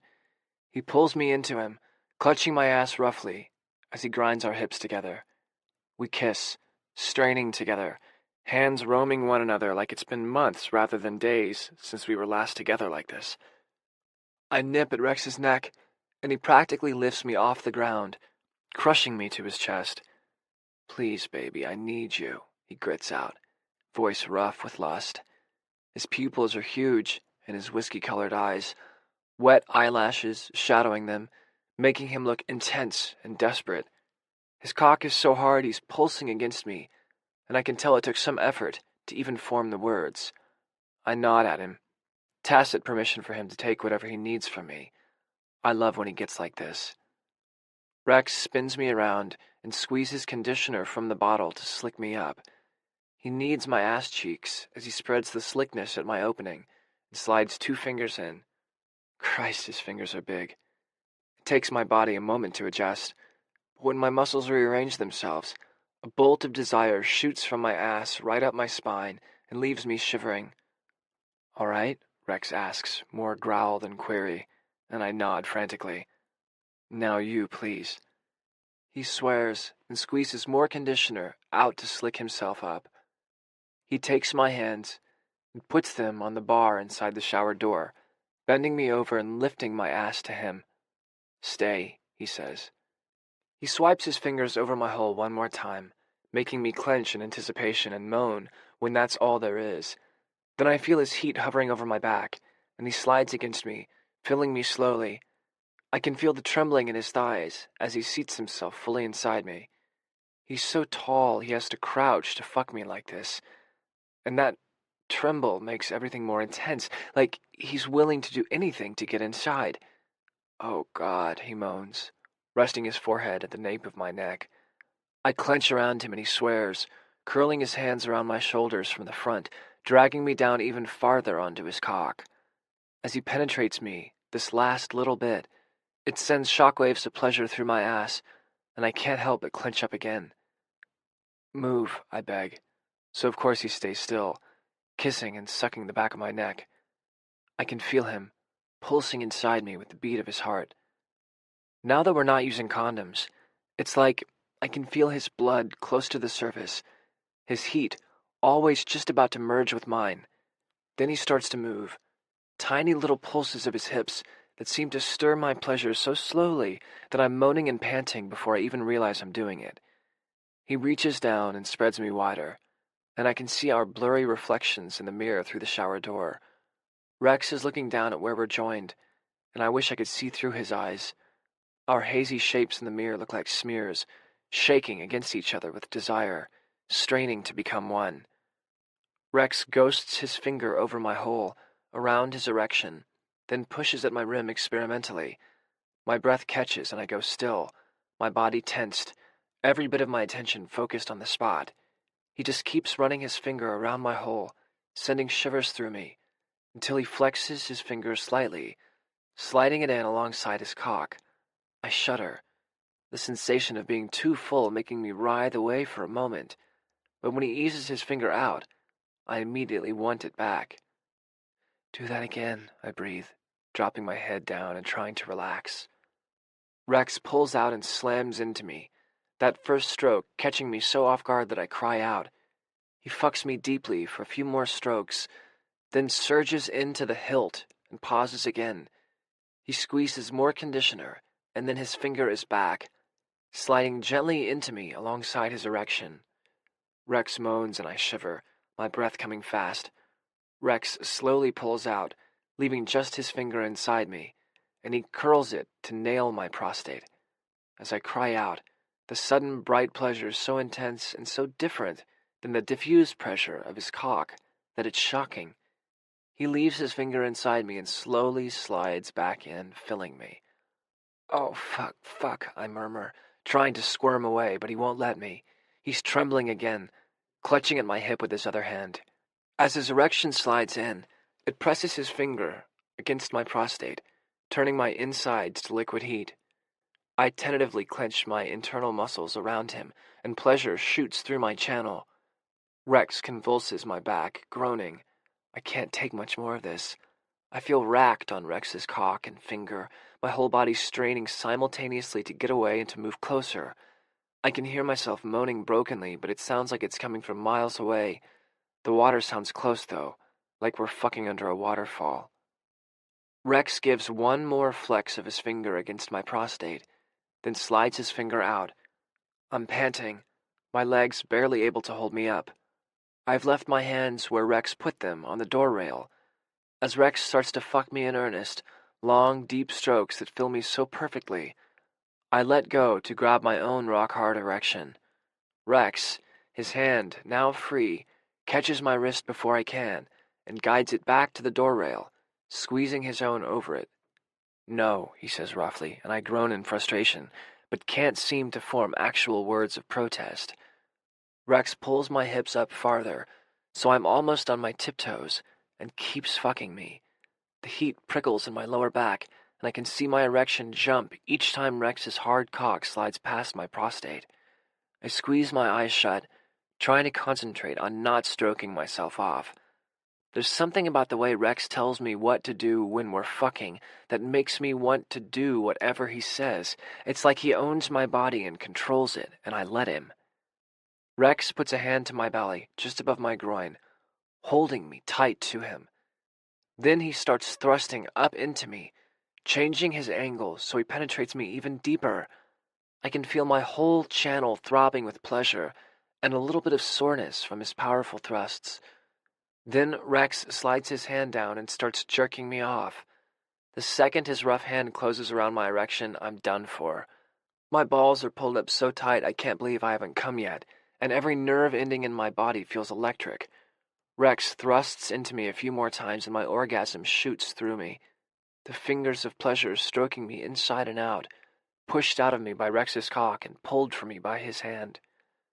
My whole body clenches in white-hot pleasure, and I can hear Rex cry out distantly as I clench around him.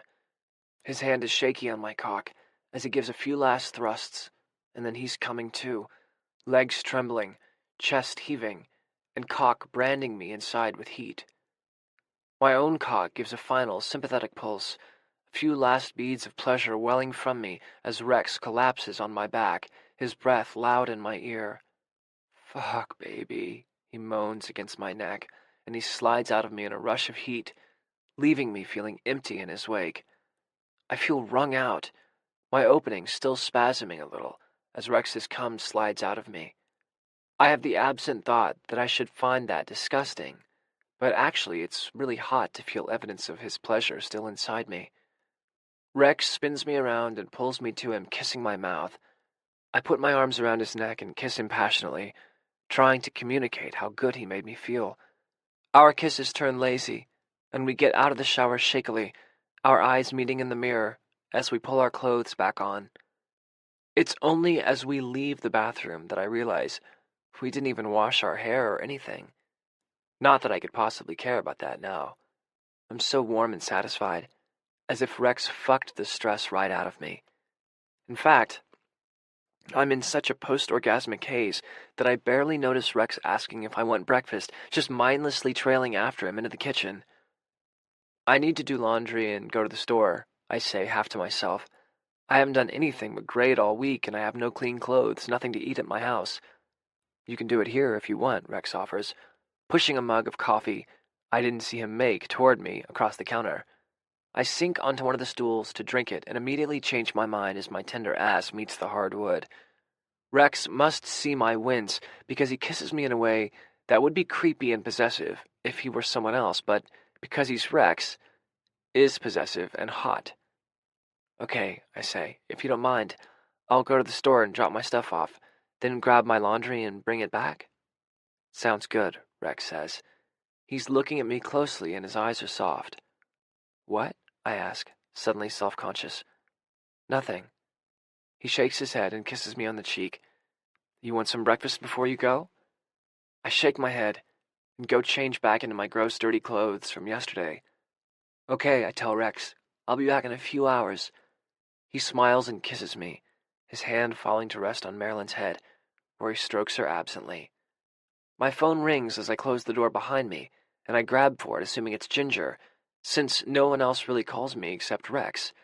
But it isn't Ginger, it's Sam. Listen, Dan, Sam says when I pick up.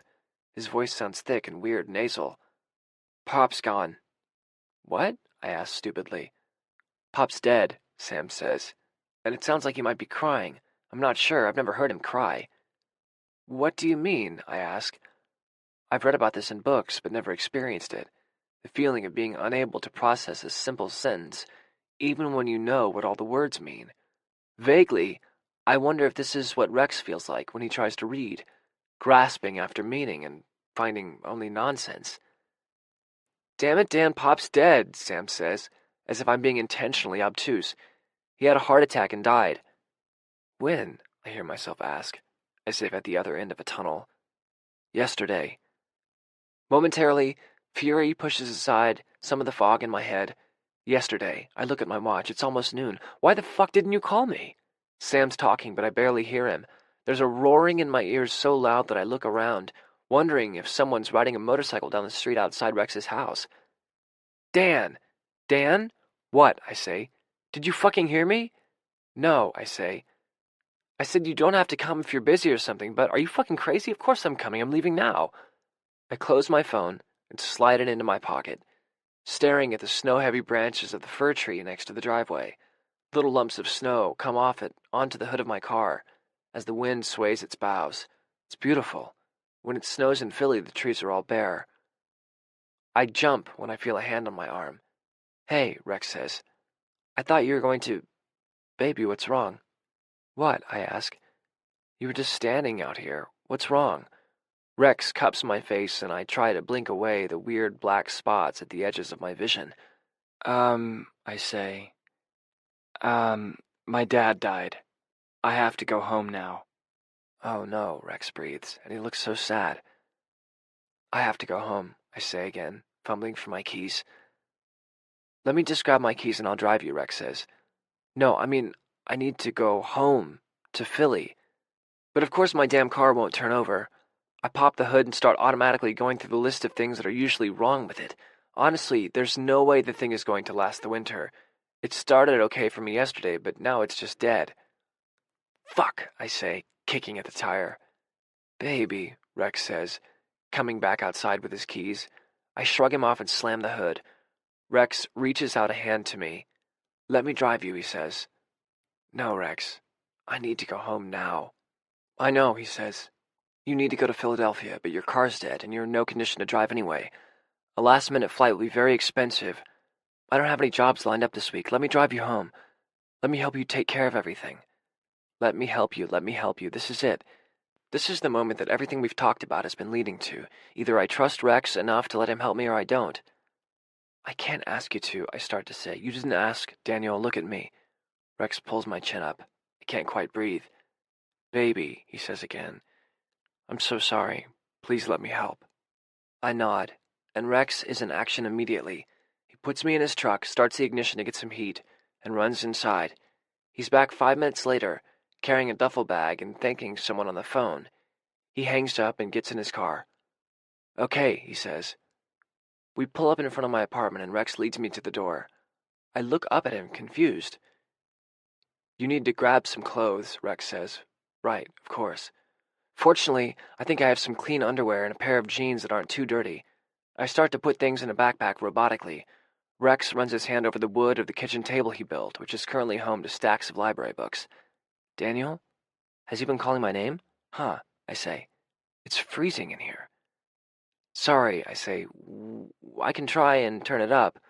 No, baby, we're not staying. I just meant... Never mind, he says, and crosses to me. He brushes my hair out of my eyes. Do you have a suit? He asks gently. I stare at him, unsure why I would need a suit. Rex clears his throat. For, the funeral? Right, the funeral. What a strange word. Funeral. Not very many words with an F and then a long U sound. future, fuchsia, fumeral, fugue. Daniel? I take my only suit out of the closet and roll it up into my backpack. I add my toothbrush and toothpaste to the bag.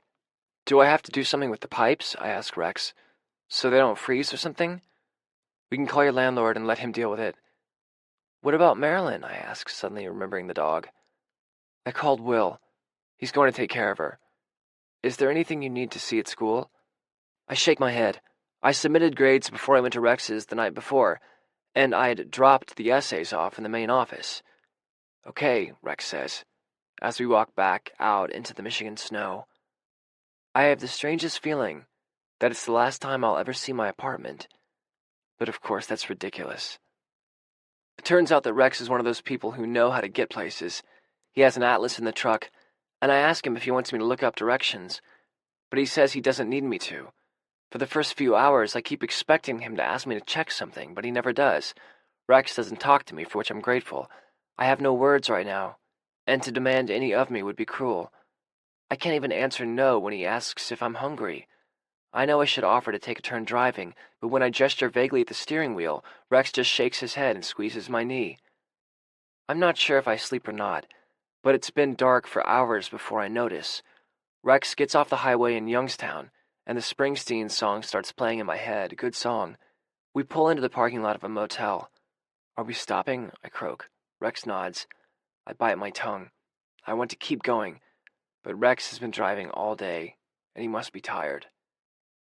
In the room, Rex tells me he's going to go get some food and starts the shower for me. It feels like it's been months since we showered together this morning. I get into the shower like he says. I have the strongest memory of the week my mother died. I didn't quite understand at first, but when I realized she was never coming back, I started to make a wish when the clock turned to 11:11. A kid at school had told me that if you wished on 11:11, it would definitely come true. I would stay up late so that I could make the wish twice a day, that whole week. I wished for my mom to come back and for my dad to be gone instead. Rex opens the door, and the water has gone cold. Again, I haven't even washed my hair. Come here, love, Rex says. Sorry, I mutter. I think the hot water's gone. It's okay, don't worry about it. Rex has laid out Subway sandwiches on the small table by the window. I got you turkey, he says, but I'm not hungry. I shake my head and lie down on the big bed. Daniel, you haven't eaten anything all day. I know you're not hungry, but you need to eat just a little. I close my eyes. Please, Rex says. And when I open my eyes, I see how tired he looks, how worried, about me, I guess. I nod and haul myself up again. Rex is clearly starving, because he finishes his sandwich in about 2 minutes. I take a bite, and it tastes like glue. When I try to swallow, it's like I've never eaten before. The sensation is so strange, like a brick has lodged itself in my stomach. I take another bite and chew until it's paste, hoping it'll just slide down. I swallow it, but on the third bite my mouth refuses to open. I know I'll throw up if I try. Sorry, I say, and push the sandwich across the table to Rex. We can save it for later, he says, but I shake my head quickly. Just the idea of eating it later, slick turkey clinging to moist bread, makes my stomach heave. You eat it, I say. Rex hesitates, but he's obviously still hungry and acquiesces. It's gone in minutes. I'm aware of Rex's eyes on me, and I dread the moment when he asks how I'm doing, when I have to find some words, pull them up from where they're roiling in my stomach along with those 2 bites of sandwich. But he doesn't say anything, just cleans up the trash and lies down on one side of the bed, flicking the TV on and flipping channels until he gets to the Food Network. I wander into the bathroom and brush my teeth, hoping to get rid of the taste of the sandwich. I wish I hadn't slept so much last night, because all I want to do now is fall into bed and sleep forever. Rex has one arm behind his head, his bicep bulging under his head. I crawl onto the bed and kiss the smooth muscle. He stretches his arm out, making a space for me to lie against him. On screen, a group of little kids are chopping, frying, slicing, and mixing like professionals. I relax a little bit, and Rex cradles me in his arm. "Daniel," he says, and I tense, expecting the inevitable questions. "I'll do anything you need, okay? Anything." His voice is low, intense, and I can tell he means it. "Thanks," I say. "I'm okay, this is good." Rex must have tucked me under the covers because when I wake up screaming, they're tangled around me, and at first I think they're bricks falling on me, crushing me. Then something really is crushing me. Rex gathers me in his arms, stroking my back and whispering nonsense, trying to soothe me back to sleep. When I see the first signs for Philadelphia, I feel a rush of joy, and even if it's under terrible circumstances, my first glimpse of the skyline makes me smile. Rex squeezes my knee. "Can you tell me where to go from here?" "Yeah, oh shit, I never called Ginger. Oh well, she won't mind if we just show up." I give Rex directions to my dad's place. It's surreal to be driving down these streets with Rex. I have him park in the alley outside the shop to make sure no one smashes his windows, but when we get out of the truck, I can't make my feet move. Rex comes around to the passenger side and hovers next to me. I've begun to get used to this, his constant presence, strong and warm and calm, lending support but asking nothing of me. I look up at him, trying to drink in as much of him as I can before going inside. His hair has gotten long, I realize all of a sudden, and it waves around his face, intensifying the shadows under his cheekbones and highlighting his strong jaw. He's fucking perfect, and I have no idea how I got so lucky. All I want is to cling to the way he's looking at me for a few seconds longer before the illusion that I'm someone worth spending time with is shattered. "Look," I say, running my hand along his side. "Whatever stupid shit my brothers say, don't listen to them, okay? They're assholes, I know. I just don't want you to think that I'm like them." "Don't you think I know that?" he says gently. "Probably. Come here." Rex kisses me so softly, so sweetly that it makes me want to cry. Because what has he done these last few days if not proved that he knows me? "Okay," I say, "thanks."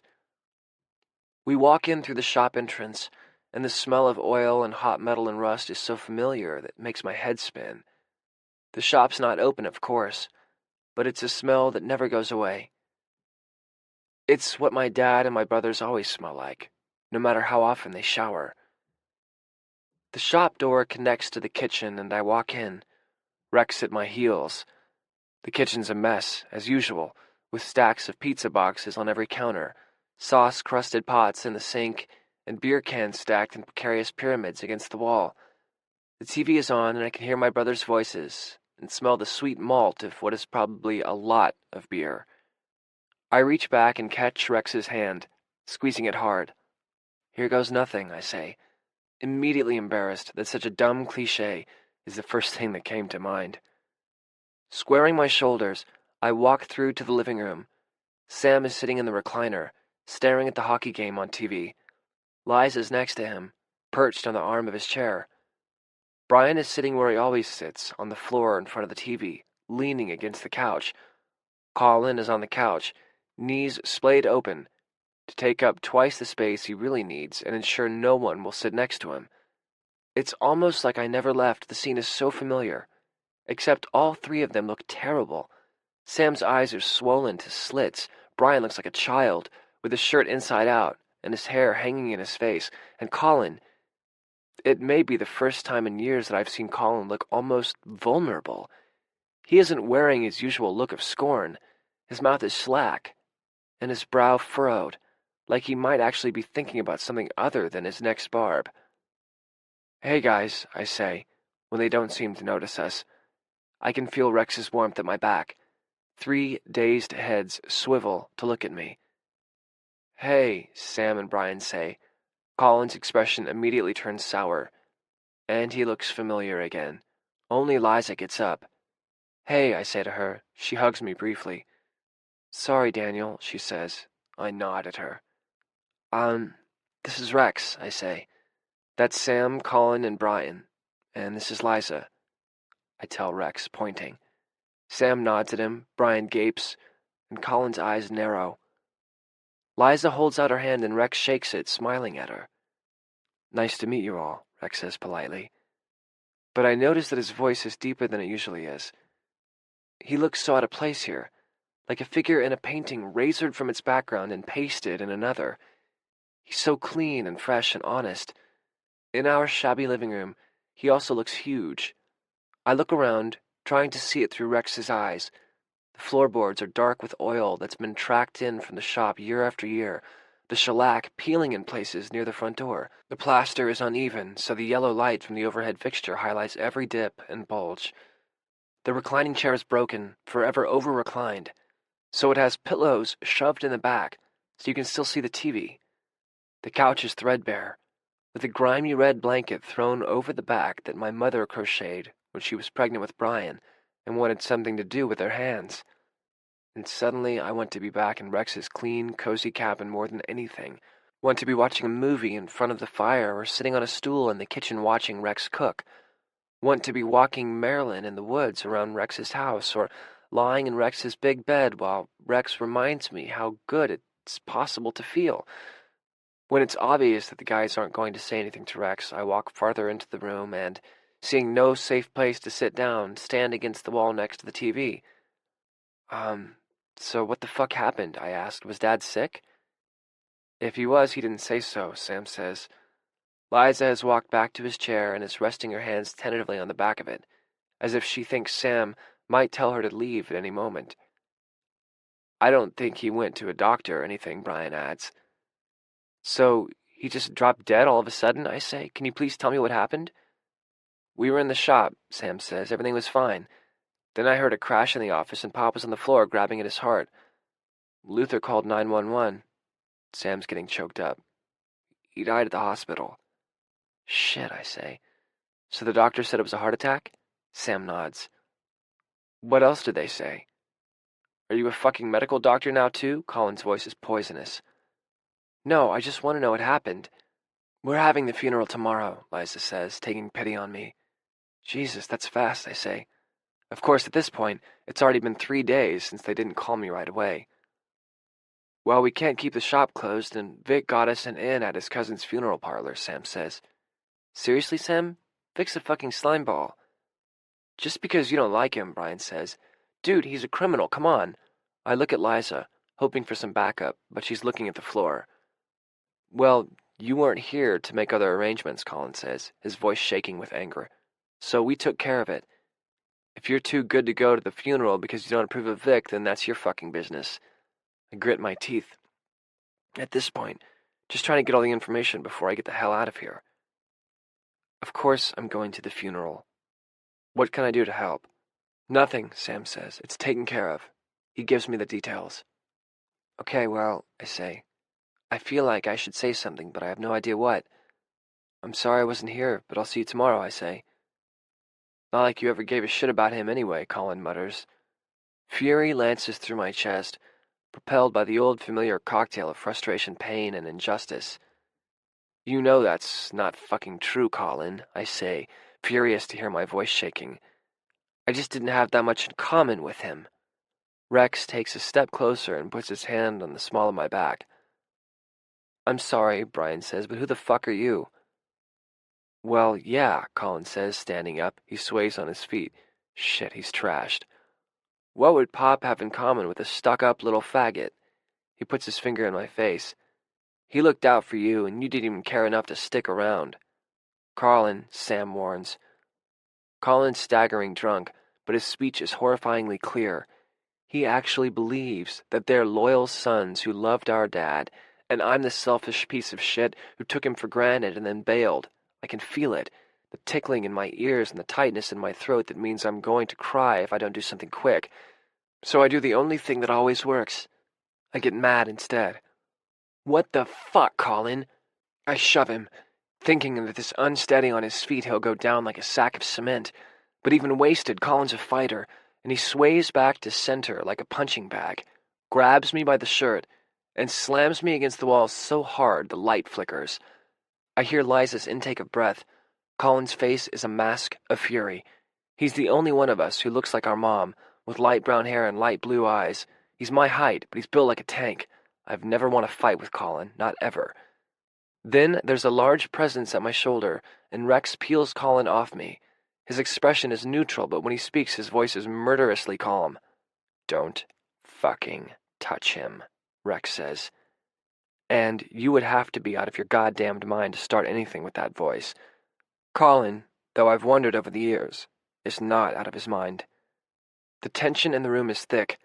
Sam has half risen from the recliner, and Brian is standing in front of the TV, as if he might be able to change the channel and end up in some other living room in some other house, with some other family. He looks anxious. Brian is always anxious when Colin isn't in control. So who are you? He asks Rex again. Rex says, glancing to me as if to check what he should say. He's my boyfriend, I say. I feel a flash of elation at saying it for the first time, followed by a deep pang of shame, the only emotion I've ever associated with desire for men inside these walls. Sam looks at the floor and Colin sinks back onto the couch. Well, I guess it's obvious who the girl is, Danielle, Colin says, using his old nickname for me. It doesn't matter. The years of studying gender theory have given me the ability to reject the gender binary outright.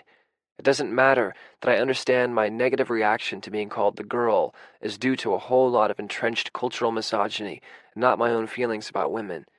It doesn't matter that I love when Rex fucks me, which is, of course, basically what Colin's accusing me of. All that matters in this moment is launching myself across the pathetic pressboard coffee table, cluttered with beer cans and junk mail, and beating the shit out of Colin, which is what I'm attempting to do when Rex grabs me. At least he lets me get in a couple of good punches, but I'm still vibrating with fury. Fuck, I yell, and I'm actually glad when Rex grabs me this time, because I was about to punch the television, and God knows if I'd broken that, all three of my brothers would have jumped on me and murdered me before Rex could do a thing about it. I slam out of the front door and turn into the alley where Rex's truck is. I'm leaning against it when Rex joins me. Well, I say, but I have nothing to add. Rex fixes me with a look that manages to be incredibly sympathetic without pissing me off. I don't care for your brothers, he says, jaw clenched. I laugh. Fuck, me neither. Let's get out of here. I feel better after the fight with Colin, actually. My anger for him is familiar. I know it'll fade. It feels better than the creeping numbness I felt the last few days. It's about 9 when we get to Ginger's shop, and I have a huge grin on my face as the door chimes tinkle in their customary welcome. Ginger is in the back of the shop doing inventory. She's wearing these hideous purple overalls that she loves and a black bandeau top that shows off the tattoos on her arms, chest, back, and neck. Her curly black hair is shaved on one side, and she's wearing her usual tangle of thin silver chains around her neck. She's pretty, but not beautiful, with a pale, heart-shaped face and intelligent brown eyes. But when she looks up and sees me, she cracks a grin that turns her into the most beautiful girl in the world. Her eyes flash and her nose crinkles, and she squeals and rushes toward me, jumping on me in joy. You came back early. She smells like ginger, like baby powder deodorant, eucalyptus shampoo, jasmine perfume, and, over it all, the metallic tang of ink. My fucking father died, I say, as she untangles herself from me, and her boots hit the floor. Oh shit, baby cake, she says. Then she looks behind me. Is this Rex? She asks. Rex steps forward and holds out his hand. Ginger, he says, nice to meet you. She scoffs at his hand and hugs him too, though it's considerably harder, since he has about a foot on her. Come upstairs, she says. You're staying with me, right? If it's okay, I say. Obviously, she says, rolling her eyes at me. Fuck, I've missed her. Hey guys, she calls into the private tattooing rooms. Close up for me? Yeah, I got it, a voice calls back. Hey Marcus, I call. Hi Daniel, he calls back. I sit down on Ginger's purple velvet couch, which, despite all the shit I give her about how ugly it is actually quite comfortable. I love Ginger's apartment. It's a perfect reflection of her. The wood back of the couch is painted gold, and it has a leather armchair flank, the wagon wheel coffee table. Hung above the doors and windows are animal skulls encrusted in black glitter. She painted the ceiling so it looks like it's cracking, and the cracks run from a spot near the window, where she's painted it to look like a realistic skeleton hand is broken through the ceiling and is reaching down. The walls are hung with friends' art and her own. There are paintings by her friend Jonah, which are Day of the Dead animals, collages of outer space by some woman who traded them for a tattoo years ago, a gorgeous nude of a man covered in tattoos that she traded 2 of her own paintings for. I love Ginger's work. Many of them are based on tattoo designs, realistic black and gray skulls morphing into candle flames and melting wax, panthers morphing into sleek, black-haired women, and a very creepy one of a snake swallowing a grouse. My favorite hangs over the bed. It's a self-portrait Ginger did from a photograph of herself from behind, so it's really just her hair and shoulders. The detail in her long curls and short stubble are amazing. It's stark and mesmerizing, but framed in a heavy old Baroque-looking gold frame. I've spent hours tracing the lines of the curls with my eyes when I woke up, hungover in Ginger's bed. Rex is doing what everyone does the first time they come over to Ginger's, which is walking around her apartment checking out all her stuff. He lingers over a puzzle box on a stand near the bed. Ginger did a tattoo of a really complicated Escher piece on this guy a few years ago. He was a puzzle maker, that's how he described it. His signature work was these puzzle boxes carved out of chunks of wood from his family home, which partially burned down. He was a weird guy. Anyway, he came back when the tattoo had healed because Ginger wanted to take a picture of it for her portfolio, and he brought her the puzzle box as a gift. It's gorgeous. The wood stained this really dark chocolate brown. I've fiddled with it 1,000,000 times. Rex is turning it over in his hands, poking and prodding it. I should have known he'd go right for it, with his love of taking things apart. After a minute, though, which is how long it usually takes people to give up and assume it doesn't open, Rex pulls something and pushes something else, and the first pieces come out. Holy, Ginger mutters, and we both rock over to Rex. Is it okay? Sorry, I should have asked, Rex says, looking like a kid whose favorite toy might get taken away. No, it's fine, please, Ginger says, raising her eyebrows at me as Rex gleefully sets his attention back on the box. After 5 minutes, he has it open and casually starts to put it back together again. Wait, Ginger yells. She reaches into the center of the box and pulls out a piece of paper. In cramped handwriting, it just says, I'm impressed. Oh my God, I say. What? Rex asks, sounding nervous. He looks between me and Ginger. She's gaping at him. No one's ever opened that thing before, I tell Rex. Not even Ginger. We had no idea there was something inside either. Holy Mother Lovebone, Ginger says. A grunge oath she reserves only for things that truly delight her. Dandelion, you hooked a genius. I know, right? I link my arm with Rex's. He's actually blushing, and he looks quite pleased. Except now, all I can think of is what happens to the idiots who open the puzzle box in the Hellraiser movies. Ginger laughs. She loves Hellraiser, but stops abruptly. So your dad? It comes rushing back so suddenly that I can't believe I ever forgot.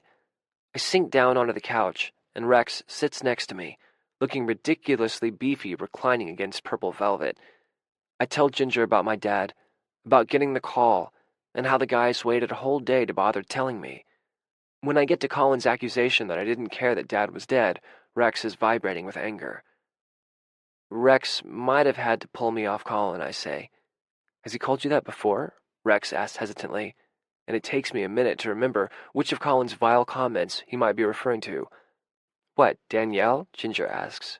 Or the girl? Not, I add quickly, that being called a girl is an insult.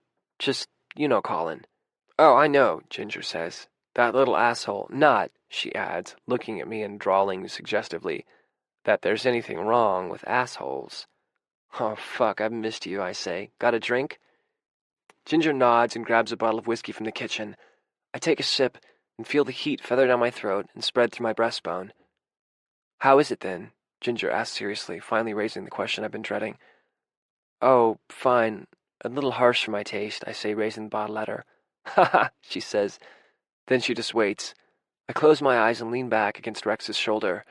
His arm automatically comes around me, and all I want to do is turn my face into his neck and never come out. I'm not sure, I say finally. I feel all messed up, but not precisely sad. More like, fuck, I don't know. Finish your sentence, Ginger says. Jesus, she's pushy. I can practically feel Rex taking notes.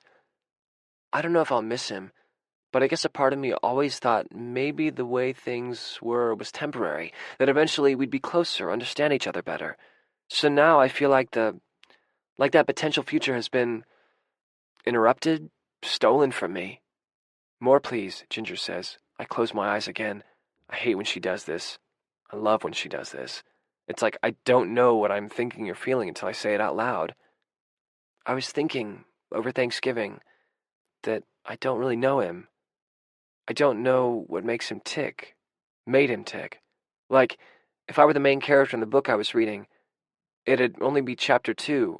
I'd know his name and who he was in daily life, but I'd be waiting to find out that thing that would make me care about his story. At least, that's how I felt before. There was a whole book left. The promise that maybe if I kept reading, I'd learn enough to make me like him, care about him. Only now, it's like he was just a secondary character, a tertiary character. And the author hadn't even thought about any more of a story for him. There just isn't any more of him, and I don't know. That makes me fucking sad because I think probably he felt the same way about me. And I know he cared about me at least a little. I mean, I think so. And Colin and the guys, they knew him, and they're fucking devastated he's dead. And I'm jealous because, Ginger prods. Because they were a family and I wasn't part of it, I say. And though I've never had the thought before, I know it's what I really mean the second it comes out of my mouth. I swallow hard, and my mouth tastes like blood. I take another gulp of whiskey and let my head fall back on Rex's shoulder. I look up at him and see moisture gathering in the corners of his eyes. When he looks at me, his eyes are so soft. I guess now we're both orphans, he says. And even though his voice is a masculine growl, it's such a little kid thing to say that it breaks my heart. I guess so. I clear my throat. So, how was the family for Thanksgiving? I ask Ginger, desperate to change the subject before Rex and I end up bawling all over each other. It's been worse, she says slowly. Just because we're orphans now doesn't mean you can't feel free to rain shit down on your family, I say, Ginger smirks. The mother was a passive-aggressive ice queen from hell who told me I needed to lose 10 pounds and then maybe my tattoos would look like an avant-garde fashion statement instead of a desperate attempt to thumb my nose at society's standards of beauty before men could reject me for being unconventional looking. Rex's mouth drops open. No, that's seriously how she talks, I say. I think you're beautiful, Rex says. Then a look of panic crosses his face. I mean, I know that's the opposite of your point. Shit, I'm sorry. He looks at me, as if I can smooth it over. I love you, Ginger says to Rex. I love him, she says to me. Me too, I think, before I can even process the thought. Fuck me. The father was a black hole of spinelessness except when he was kissing the mother's ass in the hopes of some small crumb of encouragement, approval, or affection. It was nearly vomit-inducing, except that I couldn't possibly give the mother the grim satisfaction of thinking she'd turn me bulimic. Rex's hand had found its way onto my thigh, and its warm weight is comforting. I hand him the whiskey, and he takes a few swallows. The sister attempted to break down all known laws of physics by simultaneously being completely self-centered and totally obsessed with what everyone else thought about her. It boggles the mind how one human being can possibly speak so many sentences about herself in a row and still have it seem like she's saying mean things about you. Truly, she has apprenticed at the feet of the master. In related news, she and the mother got matching haircuts, so the sister now also looks like the 50-year-old president of a Shabbat house. The end. I pass Ginger the bottle silently. I know what we need, she says. She walks over to the record player. Tom waits, I whisper to Rex so Ginger can't hear. After that perfect static smear, Tom Waits counts off 1, 2, 3, 4, and the opening strains of Old 55 start. Called it, I say, and Ginger raises the bottle to me in a mocking toast. Then Rex's stomach growls so loudly that I can hear it over the music. Sorry, he says. Are you guys hungry? It's after 10, and poor Rex hasn't eaten anything since we stopped at a rest stop outside Pittsburgh. I shrug. I could eat, Ginger says. Here, I'll order something. Or, do you want the tots? She asks me. Ugh, no, not tonight. Sorry, I say. There's this bar a few blocks away that makes these diabolical tater tots that they kind of treat like nachos with Cheese Whiz, some meat that I probably don't want to know about, and horseradish ketchup. I can make us something, Rex offers. Good luck, I say. Ginger waves him into the kitchen, winking at me. Jesus, Rex says from the kitchen. You're as bad as Daniel. I'll get the menus. Ginger has a folder of menus from every restaurant within a 30-block radius, organized by current level of favor. After we eat, I'm sleepy and a bit drunk. I feel a little raw from all the talking about feelings and shit, and also a little shy with Rex, like maybe he's mad I didn't tell him what I told him in response to Ginger's prodding. Tell me something happy, I tell Ginger. Whenever we talk about heavy shit, we always end with something happy, like conversational dessert. Tell me about Christopher, the burrito holder, I say to Rex. He smells really good, but like a grown-up, Ginger says. That's important, I say, nodding. He holds eye contact for the exact right amount of time, so you can tell he's focused on you, but it doesn't feel creepy. He called me gingerbread once, and I only hated it like 65%. Whoa. Yeah, you can meet him, maybe tomorrow? Maybe. Tomorrow's the funeral. Tomorrow night? She nods. Rex's arm tightens around me when I say the word funeral. It's like an emotional bomb against which I need to be supported. Tell me how you guys met, Rex. You didn't tell her? Rex asks, and he sounds a little hurt. No, I did, I say. She wants to hear how you tell it. Well, Rex says, I was out walking in the woods around my house. I had heard wolf howls the night before, so I wanted to check it out.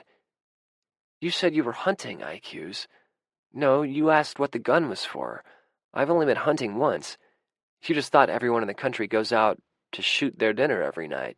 Besides, sweetheart, it was dark. Oh yeah, it was dark. I grumble and gesture at him to get on with it. Point is, I was worried about running into a wolf or something when I heard this awful sound. Couldn't tell what it was. But a while later, I heard this guy talking to himself. I shine my light toward the sound, and there's this man holding an animal.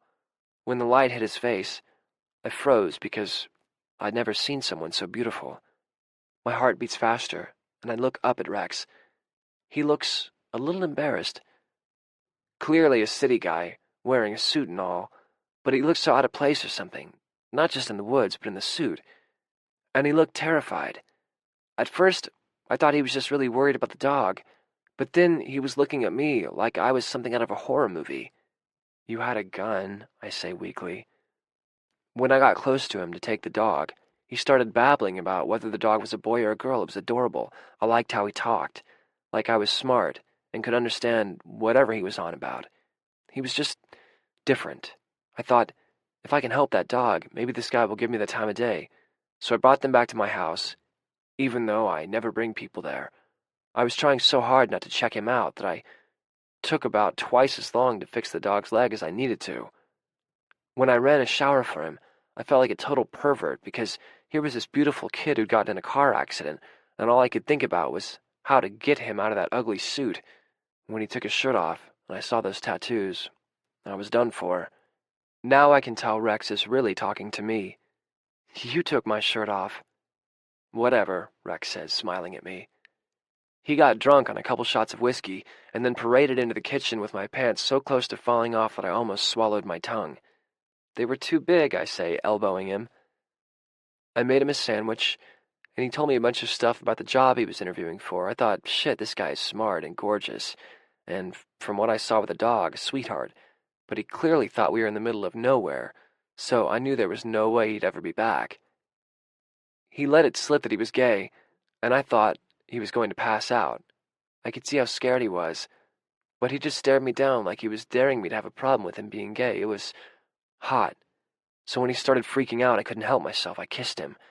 I knew I'd only get one chance, so I figured I may as well go for it when he was incapacitated with fear. He winks at me, and I roll my eyes, but my memory of that kiss is still vivid. Then we were on the couch, and he was all drunk and warm and adorable. Rex shakes his head. When he kissed me, it was all I could do not to rip those damned sweatpants off, and, But he was drunk, and he'd been in an accident, and it wouldn't have been right. It killed me to do it, since I knew I'd never see him again. But I went to bed and left him on the couch. The next morning he was dead to the world, sacked out on the couch with my sweatpants practically falling off, like he'd been put on that couch specifically to show me what I could never have. I banged around in the kitchen for a while, hoping he might wake up, but he was out. I had to take the dog to the vet before I went to work, so I left him there. I wanted to program my number into his phone, get his number and put it into mine. Leave him a note saying if he ever came back through Michigan, he should look me up, but it felt pathetic. In a day or two, the guy would be gone, back to Philadelphia or New York City or wherever, and he'd never be back. I can't help but notice that Rex mentions New York, where Will moved, as well as Philly. And anyways, I didn't want to leave a note, even one to say take care, because I didn't want him to think I was stupid and spelled everything wrong, which I do. Rex trails off. Got home that night and he was gone. Spent the next few months cursing myself for not leaving my phone number or something. But then, just when I'd convinced myself I'd never see him again, there he was. There you were, I murmur, my eyes closing. Come on, you narcoleptic, Ginger says, shaking me. He always does this, she says to Rex. We'll be listening to a record or something, and he just conks out like a baby in a fucking car seat. I know, Rex says. At first, I thought he was constantly sleep-deprived. Nah, he's just always keyed up.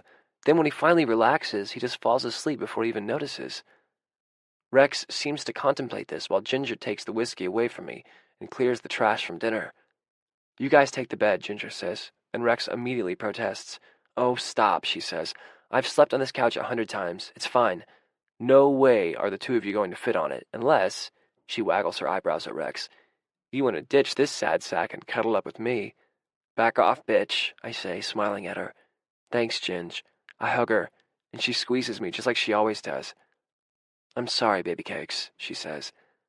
I strip down to my boxers without thinking about it. Nothing Ginger hasn't seen before. Rex seems uncharacteristically shy and crawls under the covers before he takes his shirt off, like we're in high school or a 19th century novel or something. Ginger's bed is a safe place, and almost immediately after crawling under the covers, a warm lethargy creeps over me, relaxing me. Thank you for bringing me here. For being here with me, I mean, I say to Rex softly. I can hear Ginger brushing her teeth in the bathroom. Rex kisses me lingeringly. Anything for you, he says. Then he gathers me against his heat, and I drift off to sleep, held in Rex's arms and Ginger's familiar bed. Chapter 15. December. Rex drives us to the funeral with one hand on the wheel and the other heavy on my thigh. He's been so calm this whole time, so steady. I could see it in him the night we met, how solid he was. This morning, I woke up to Ginger crawling into bed next to me, while Rex was still asleep, one arm thrown above his head. He's gorgeous and awesome, Ginger said matter-of-factly. I know, right? I whimpered back. What the hell is he doing with me? She smacked me lightly and rolled her eyes. Listen, Ginge, will you come with us to the funeral? I'm afraid I might murder one of the guys, and then the two remaining ones will turn on me, which will make Rex kill them, and really I don't want to be responsible for Rex going to prison on top of all of this. Obviously I'm going to the funeral with you, idiot, she said, but she smiled. Rex ran down to the bodega on the corner and got eggs and bread. And after a late breakfast, Ginger called my brothers at my dad's house to get the specifics of the funeral, while Rex and I changed. She figured they wouldn't be rude to her at least. I don't know why she'd think that after all these years. She started with the phone on speaker, but after Brian made some disgusting comment and Ginger told him he should go eat a dick and he replied, "Why don't you get Danielle to do that since it's his favorite thing to do?" she took it off speaker and went into the kitchen. Rex let out a controlled breath, shaking his head and clenched his fists.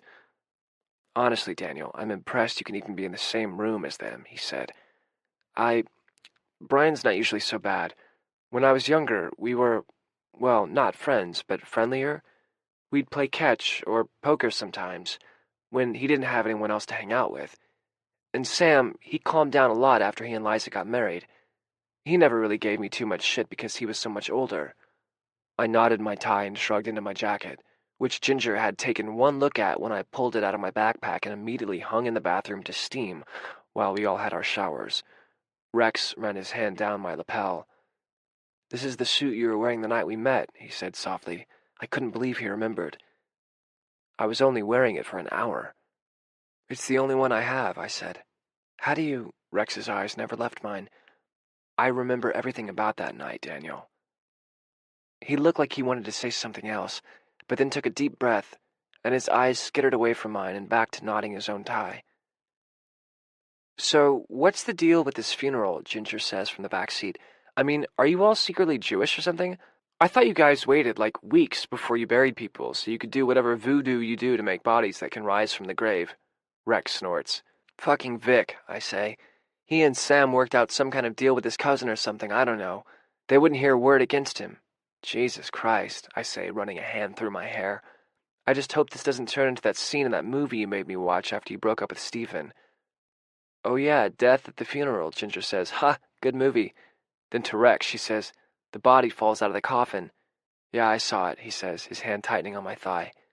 "Knowing Vic, he might bury Dad, even if he's not actually dead, just to make a buck," I say, going for levity, but it just comes out a little shaky.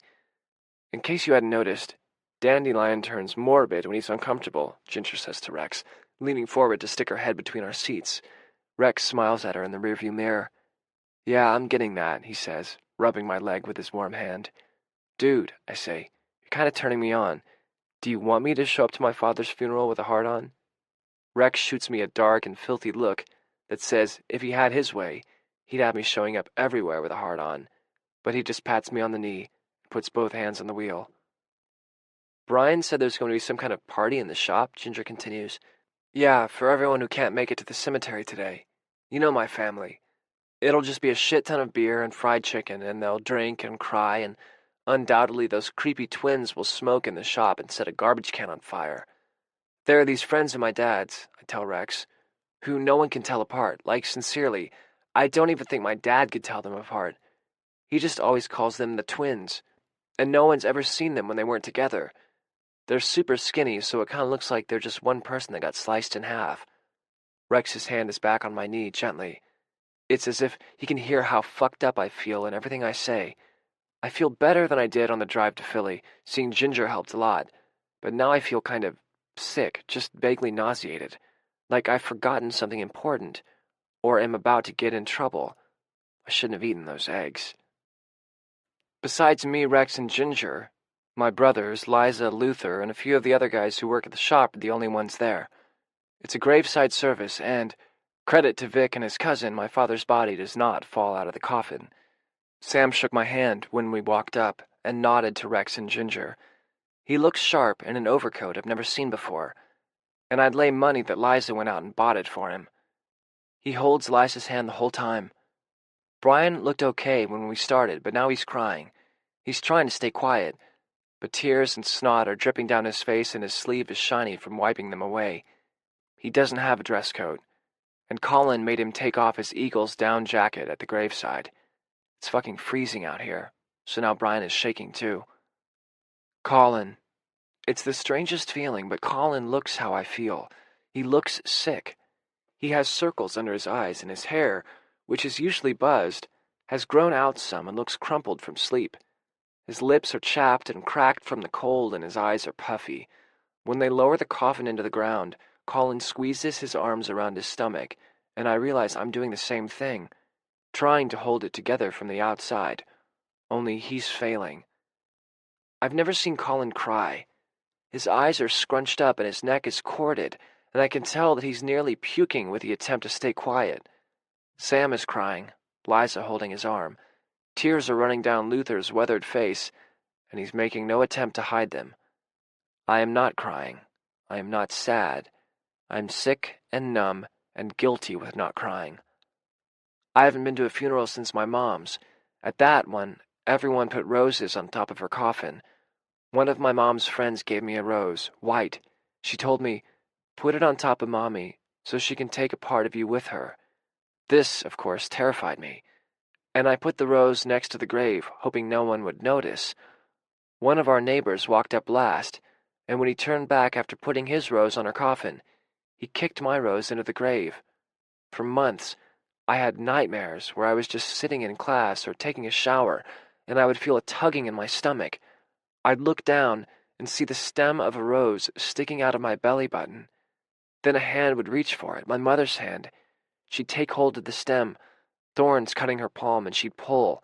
The stem would slide out of my stomach, ripping its way through, until finally the white bloom, now stained red with my blood, slid out. She would drag me into the darkness, tethered by the stem. I tighten my arms around my stomach and Rex pulls me into him. "You okay?" he asks softly, his mouth next to my ear.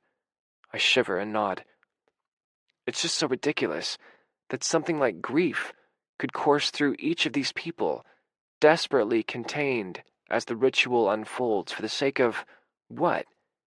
And the idea that my father is now a dead body inside a wooden box? Absurd. For a second, my mind wanders to the cholera epidemics, when fear of accidentally burying a family member alive resulted in coffins fitted with strings tied around the toes of their loved ones that led to bells, so that if they awoke, interred, they could signal for help. I've taught Pose the cask of Amontillado and the premature burial in classes before, and always picture these suitably dark, crumbling atmospheric tombs, but it's 2 p.m. and the sun is shining and it's muddy. There's a man talking about my father who never met him and never will.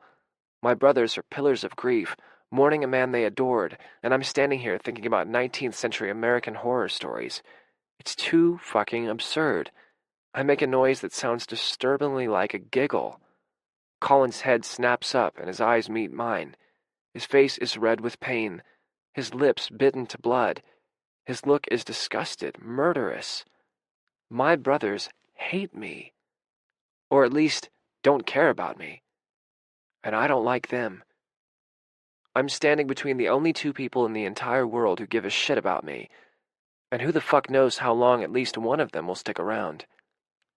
The service ends, and Luther and the others walk off after hugging my brothers, manly, aggressive hugs, with back slaps and shoulder squeezes, and nodding uncomfortably at me. Luther shakes my hand. Liza's still holding Sam's arm, but now she takes Brian's hand too, and he leans into her like a little kid. They stand there, gazing at the grave. Colin is nearly vibrating. He's wearing a suit that's too short in the arms and a raincoat that I recognize as my dad's, which is tight in the shoulders. His shoes are worn and polished, now spattered with mud. Colin's losing his shit, crying audibly and shaking his head like it's happening to someone else and he can't understand it. He takes off toward a copse of trees. I shake off Rex's arm and walk in the other direction towards the bathroom, thinking that if I'm going to throw up, I might as well do it in a toilet. I can see Ginger take hold of Rex's arm to stop him coming after me, bless her. My face and ears feel hot and flushed. Once, when I was 5, just before my mom died, we went to the Jersey Shore, and I played in the water all day. Brian would bury me in the sand, and I'd have to break free before a big wave came. I'd build a sandcastle and wade it into the waves to pee in the water so I wouldn't have to leave the beach. It was, I thought at the time, the best day I'd ever had. I got a terrible sunburn, and my skin peeled for a week. That's how I feel now, so full up with heat that my head is throbbing. I make it to the bathroom and puke in the toilet. I feel like something that's been lodged in my guts for years has come loose. Everything I said to Ginger and Rex last night was the truth. I do feel a kind of regret that I'll never be close with my father, a kind of mourning for what could have been, but I'm also so angry that it feels like poison is coursing through my veins. My head is throbbing and my mouth tastes like puke, and I'm making a sound I don't even recognize. In my head is only screaming. Screaming because you loved my brothers more than me, even though at first I tried to do everything you wanted, everything to make you smile after Mom died. I tried to put on a play to distract you, and you told me that only girls put on plays. I made it onto the track team, and you tried to act pleased, but we both knew if it wasn't football or basketball or hockey, then you didn't care. Screaming because you let my brothers tease me and beat the shit out of me, and made me believe that was normal. Screaming because when I told you I was going to college, you told me that it was a lot of money to let someone else tell me what to think. Because when I got into grad school, you said, "That's nice, son," and never mentioned it again. Screaming because when I got my PhD, you didn't care. Screaming because when I moved away, you couldn't talk to me about anything except a damn car. Screaming because when I told you I was gay, even if you never said it, you looked like you wished I were dead. I throw up again until there's nothing left to come up. Acid is burning my throat and the back of my nose. I drink a bunch of water from the tap and stuff gum into my mouth that Ginger gave me earlier. She said chew instead of punching. Smart girl. I leave the bathroom just wanting some fresh air and start walking in a random direction. I'm sweating, the kind of cold, oily sweat that comes with puking, and the cold air blowing through my clothes is making me shiver. God damn it, I should go back to the grave and find Rex. I either want to fuck him so hard I can't think of anything else, or drink until I pass out. The smell of cold dirt clears my head a little, and the breeze freezes the snap of mint in my mouth. I feel a little better and veer toward what looks like a storage shed, thinking I'll duck inside to sit down for a second and text Rex that I'll meet him at the truck in 10 minutes. The doors open and I walk inside. At first, all I see is Colin's back, shoulders shaking, and my only thought is that I should turn around and walk out, because the way Colin looked back at the gravesite, if he gets me alone, it won't be good. I don't even notice the other figure at first, because it's so dim in the shed. Then it registers that Colin is crying on someone whose arms are wrapped around my brother's shaking form. A man. A man is holding my brother. There's no other way to describe it. A man is holding my brother gently, and Colin is clinging to him, crying his heart out. The man is broad and taller than me, and Colin much taller. His dark eyes meet mine over Colin's head. I can see him tense, and Colin must feel the change in his body because he turns around, though the man keeps hold of his shoulder. Colin looks destroyed from crying, but when he sees me, his expression changes to something I've never seen before. Absolute panic. And it's so clear that I almost laugh. Holy fucking, I start to mutter, but I can't even get any words out. I drop into a crouch, on my elbows, on my knees, just looking up at Colin with the man, my brother, who has treated me with nothing but revulsion since he found me giving Buddy Mackenzie head in an alley, is gay. I can see it all in his panicked face. Colin looks back at the man, as if he's going to help, and then he holds out a hand to me, as if to placate. I stand up. "Look, Dan," he says, "don't..." But I throw myself at him before he can finish the thought. "You fucking liar!" I yell, grabbing him by the lapels of our father's coat and dragging him close. My vision blacks out with fury. I thought I was angry at my father before, but this is murderous rage. I ram into Colin, every single nasty homophobic word, every disgusted look, every punch and slap and shove slamming into me with the force of a brick wall. My weight bears him down to the dirt floor, and I get in 2 punches to the face before he shakes off his surprise and fights back. He boxes my ears and gets me once in the stomach, but I'm filled with a heavy rage so strong it feels like I could rip his head off and barely even break a sweat. I push his shoulders to the ground and put my forearm to his throat. His fist slams into my lower back, just missing my kidney, and I rear back, a punch to my mouth, one to his stomach, and we're just wrestling on the floor, grappling, grabbing whatever parts of each other we can, both trying to inflict the maximum amount of pain. It's only when a strong arm rips me away that I realize I'm still screaming at Colin. It's Rex.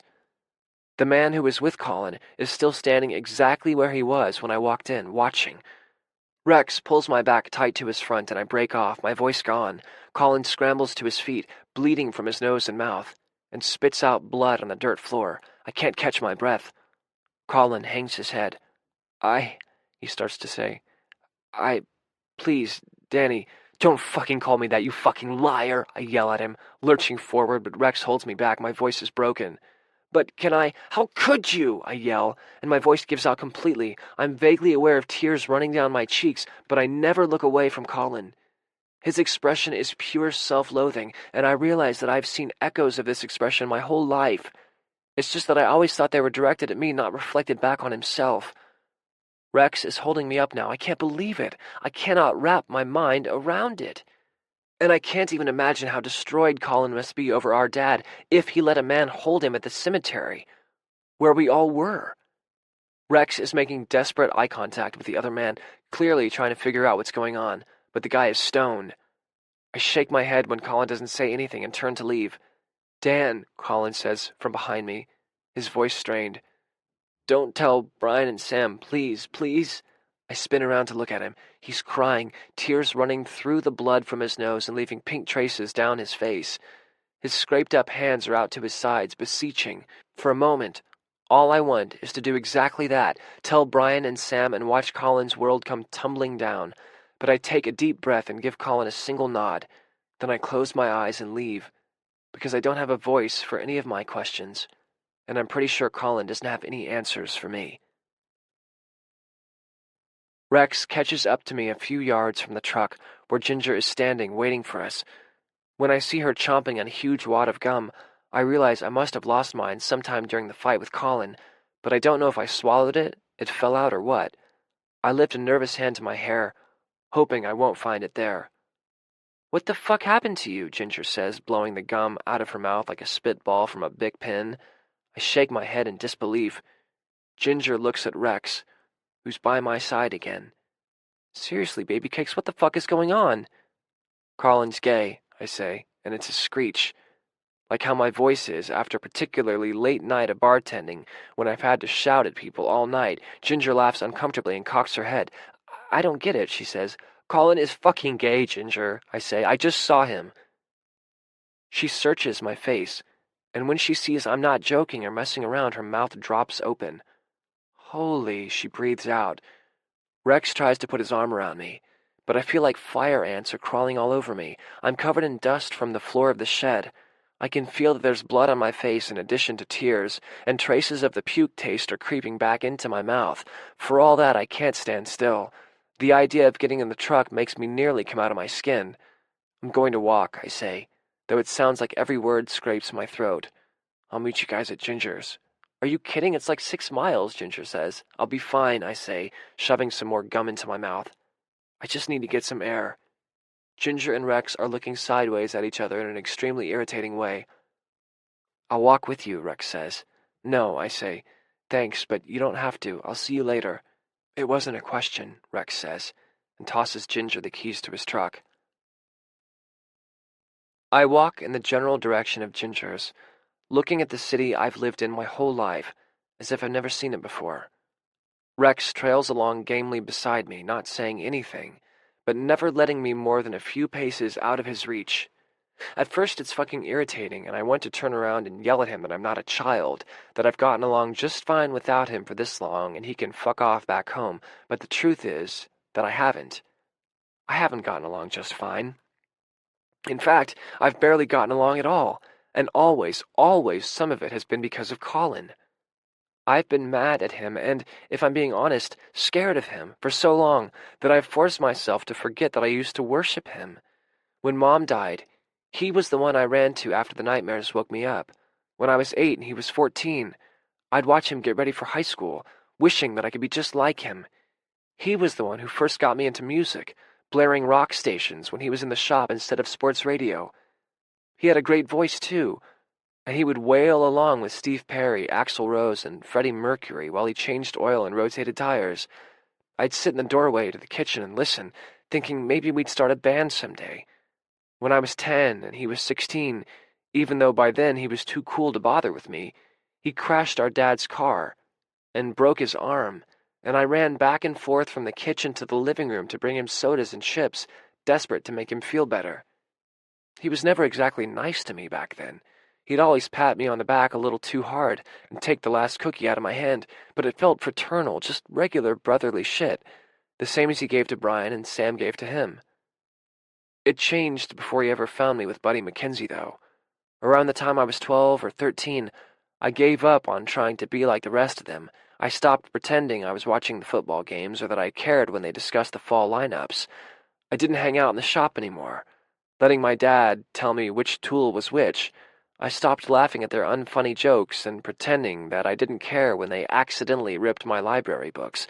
I stopped talking and asking questions. I pulled back every overture that I'd learned from experience would be met with disapproval and rejection, because that's when I knew I was gay. Knew that I wanted to get the fuck out of that house. Knew that I wanted a different kind of life than beer and ball and cars, and they knew it too. Colin was the worst, but it was all of them. They took it as disapproval. They became convinced that I thought I was better than them, when the truth was I just knew they would never like me if they knew who I really was and what I really wanted. love me. They would never love me. And they didn't, not really. They stopped. But only Colin turned truly poisonous, as if he saw my retreat as an attack. Now, though, what? Did he see me doing what he wanted to do? I don't think so. Colin may be gay. Christ, the sentence even sounds insane in my head, but he loves working in the shop, loves the cars, loves sports, and he fucking loved our dad. Would do anything he said. So when he saw how badly my dad reacted when I told him I was gay, it would have made it 1,000 times harder for him to do the same, even if he knew then. And instead of confiding in me, he turned it inside out and terrorized me instead.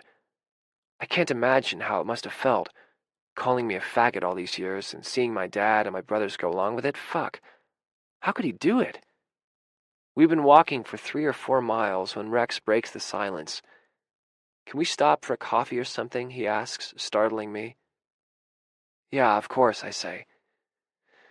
We duck into a cafe, and I order coffees to go while Rex uses the bathroom. I realize as he comes back that he probably meant he wanted to stop and sit down to drink a coffee and get warm. Did you want to sit? I ask, hoping he'll say no.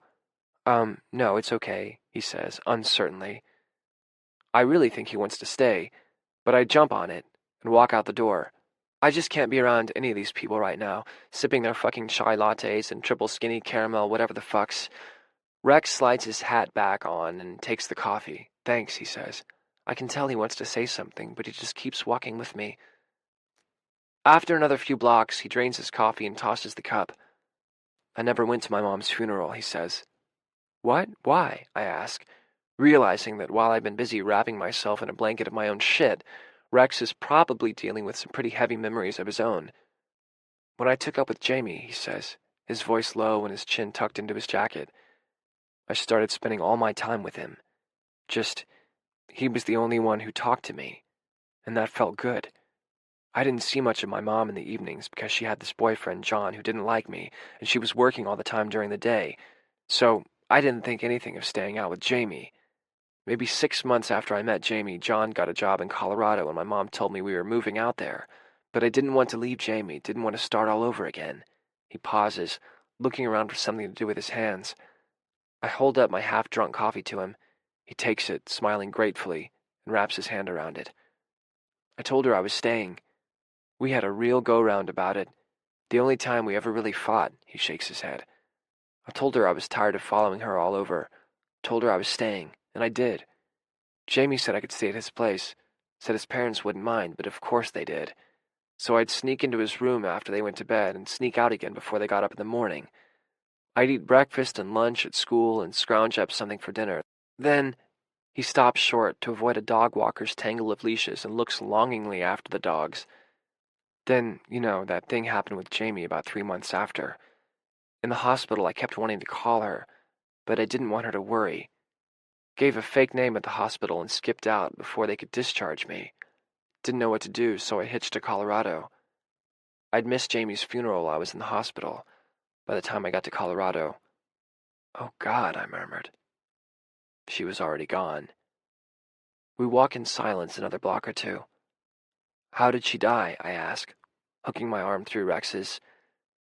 Pancreatic cancer. She must have been sick for a while and never knew it. She hated doctors, wouldn't ever go. She'd been losing weight for a year or so, but she was always trying to lose weight, always on some diet or another. She was happy about it. Bought a new dress and all. John didn't let you know? I guess he tried, but he only had Jamie's parents' number, and I wasn't there. She died 2 weeks before I got there. If it had taken me even a few days less to get there. So, I've never been to a funeral before today. I pull him close to me, with the arm hooked through his, bumping our hips together. Fuck, I mutter. Because what else is there to say? When we get back to Ginger's, she's in the shop and waves us upstairs to her apartment. I feel like I should say something more to Rex, but how do you soothe the pain someone's lived with for so long as opposed to just irritating it again? I sit on the couch and I'm vaguely aware when Rex sits next to me and slides his hand into mine. Is Colin dating that guy? Maybe I read things wrong. Maybe they're just friends, or I shake my head. So, Do you know the man who was with your brother? Rex asks, like he plucked the thought right out of my head. No, after a while I continue. I can't understand how he could be with a man. He thinks I'm disgusting. Or if he just hates being gay even though he is, who would want to be with him if he hates them? And that man, I mean, not to stereotype, but he looked pretty, powerful. Like, it's not as if Colin could just close his eyes and pretend he was with a girl, you know? Well, you never know what people are into, Rex says. I know he's right. Christ, I've never known it better than today, because never in a million years would I have imagined seeing Colin being held by another man. I felt the kind of confusion that seeped into my bones, the kind of confusion that makes me question everything, that makes me wonder if maybe Colin never hated me at all, or maybe he hated me even more than I ever imagined, just for different reasons. I can't think about it right now, because if I do, I'll go crazy. I can't think about any of it. Rex, What, baby? He asks me, immediately turning to me. I know this sounds trashy or pathetic or whatever, but I really just want to get wasted. I shake my head. I can't deal with any of this right now, and maybe if I were home, but we're here, and I just can't. I understand, Rex says, though he looks apprehensive. Well, I'll look out for you, of course. What do you want? Just whiskey, I reassure him. He nods, clearly relieved. Jesus, what did you think I wanted? He looks embarrassed and ducks his head. I don't know, just you've said things before that made me think maybe you used to, he searches for the words, escape in more extreme ways. Yeah, I used to dabble, I guess, but I don't do that shit anymore. Good, he says, and his hand tightens on mine. I don't want you to think I'm a loser who drinks all the time. I don't really, it's just, sometimes it helps. I can help too, you know. Yeah? Yeah, he says, cupping my face and running rough thumbs over my mouth. Maybe this isn't the time or the place, but I'm here. I look into his beautiful face, his expressive mouth that always tastes like home, his whiskey-colored eyes, which, if we were alone together, would be the only drink I'd need. I throw a leg over his lap and straddle him the way I did the night we first met, only this time he doesn't pull away. He holds me tight, even though I'm sweaty and dusty and bloody and disgusting, even though I'm a mess. He holds me tight and looks into my eyes as I kiss him. I twine my fingers into his thick hair and kiss him with everything I have. Not trying to turn him on, just wanting to crawl inside his warmth, his comfort, and hibernate until it's safe to come out. Unfortunately, Ginger didn't get the memo because that's when the door opens. Whoopsie, she says as we pull apart. Then her face turns stormy. Daniel Mulligan, are you getting blood on my couch? Take a shower, you dirtball. Then she turns to Rex and smiles sweetly. Why don't you help him out? I'll take care of dinner. Whiskey, Ginge, I ask her nicely. I know, she says. In the bathroom, Rex strips me out of my dirty clothes, murmuring disapprovingly at the bruises he uncovers. He pushes me under the hot water before taking off his suit. There's a knock at the door as Rex steps into the shower with me. P.S., Ginger says, you've got exactly 11 minutes before that water turns ice cold. Shit, I forgot. Better be quick then, I say, and drop to my knees in front of Rex, nuzzling into his crotch, just wanting to feel close to him. He starts to harden immediately, and his hand strokes my hair, but he pulls me backward. Daniel, no, you don't have to. I pull his hips back toward me and lick down his length from root to tip. I want to, I say. I just want to do something for him, something right for a change. Baby, please, maybe it's not such a... He breaks off in a moan as I run my teeth gently over the tip of his erection. He tastes like Rex, salty and a little sweet, like a hot martini. I take him all the way into my mouth, hands running up the backs of his thighs. And as he starts to rock his hips toward me, I don't have to think about anything except the feel of his fingers in my hair, his muscles under my hands, and his pleasure. I suck him hard, palming his ass. Shit, Danny, Rex says, as I swallow around the tip of his cock. I'm trying to make him come hard and fast, and still have enough hot water to wash my hair. All it takes is applying everything I've ever learned Rex likes over the last few months at once. A lick here, a nibble there, a finger here, and he's gone, coming down my throat with a torn-off moan. But when he reaches for me to return the favor, I just reach for Ginger's shampoo. I can't feel that vulnerable right now. I won't be able to hold it together. Rex is looking at me strangely. I lean in to kiss him, but he pulls away, catching my chin in his hand. What more does he want from me? Hey, he says, his voice deceptively gentle. I know you're not okay. Next time, let's both be here, all right? I drop my eyes to the tile and get shampoo in them for my trouble. Sorry, I murmur. No, he says, please no, you felt amazing. I don't like when you're so far away. I feel like I'm taking advantage. Okay, I nod, knuckling water out of my eyes. Daniel, God, He looks at me searchingly, so intent on my face that I nearly look away. But he doesn't finish his sentence, just pulls me close to him and puts my forehead against his shoulder as he washes the shampoo out of my hair. The hot water is about to go, so I pull him out of the door just as it turns freezing. It's not a shock anyone should experience if they can help it. I brush my teeth. The taste of all that gum is starting to make me feel sick again. I throw on jeans and a t-shirt and walk into the living room to pour myself a drink as someone knocks on the door. Ginger comes bustling out of the kitchen to answer it. Hey, folks, the guy who must be Christopher says. He holds up a bag from his sandwich shop in one hand and a bottle of Bullet in the other. Well, I like you already, I say lightly, taking the whiskey from him. With his free hand, he high-fives Ginger, then pulls her into a kiss. He likes me, Christopher says, winking at me. That means I'm approved, right? Maybe, Ginger said. What'd you bring me? Half a Reuben made with pastrami and half a grilled cheese BLT, 2 potato knishes, and a cream soda. You're approved, I tell him, as Ginger rips into the bag like a velociraptor. Are there pickles? Ginger asks. As I value my life, Christopher says. Hey, I say, holding out a hand to him, I'm Daniel. Yes, I know, he sighs. The man I have to impress in order for Ginger to even consider taking me seriously. Nice to meet you. His smile is gone as instantly and naturally as if it were never there. I was really sorry to hear about your father. Family, no matter what. It's intense. Yeah, I say, thanks. Hi, Rex says, coming out of the bathroom. I'm Rex. Daniel's boyfriend, Christopher nods. Christopher, nice to meet you. I like him, I say to Ginger. He says good, non-stupid sentences. Yeah, Ginger says. And he never says idiotic sexist shit that's disguised as a compliment. Rare, I say. Virtually non-existent when coupled with good looks and good deli. Statistically. Christopher and Rex look at us like we're crazy. Anyway, Christopher says, eyebrows raised, I'm just making the delivery. I know it's not a great time for socializing. I hope to get to meet you under better circumstances soon, Daniel. Ginger raises an eyebrow at me. I raise one back at her. No, stay, I say, at least for dinner. You brought it, after all. Yeah, stay, Ginger says, her smile sweet and private. Then her expression changes.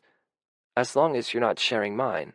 She clutches her mismatched sandwich close and takes a step backward. Rex laughs. Okay, sure, thanks, Christopher says. We eat, drink the bourbon Christopher brought, and talk. It's nice and strangely normal, despite it being the first time that Ginger and I have each had a date with us.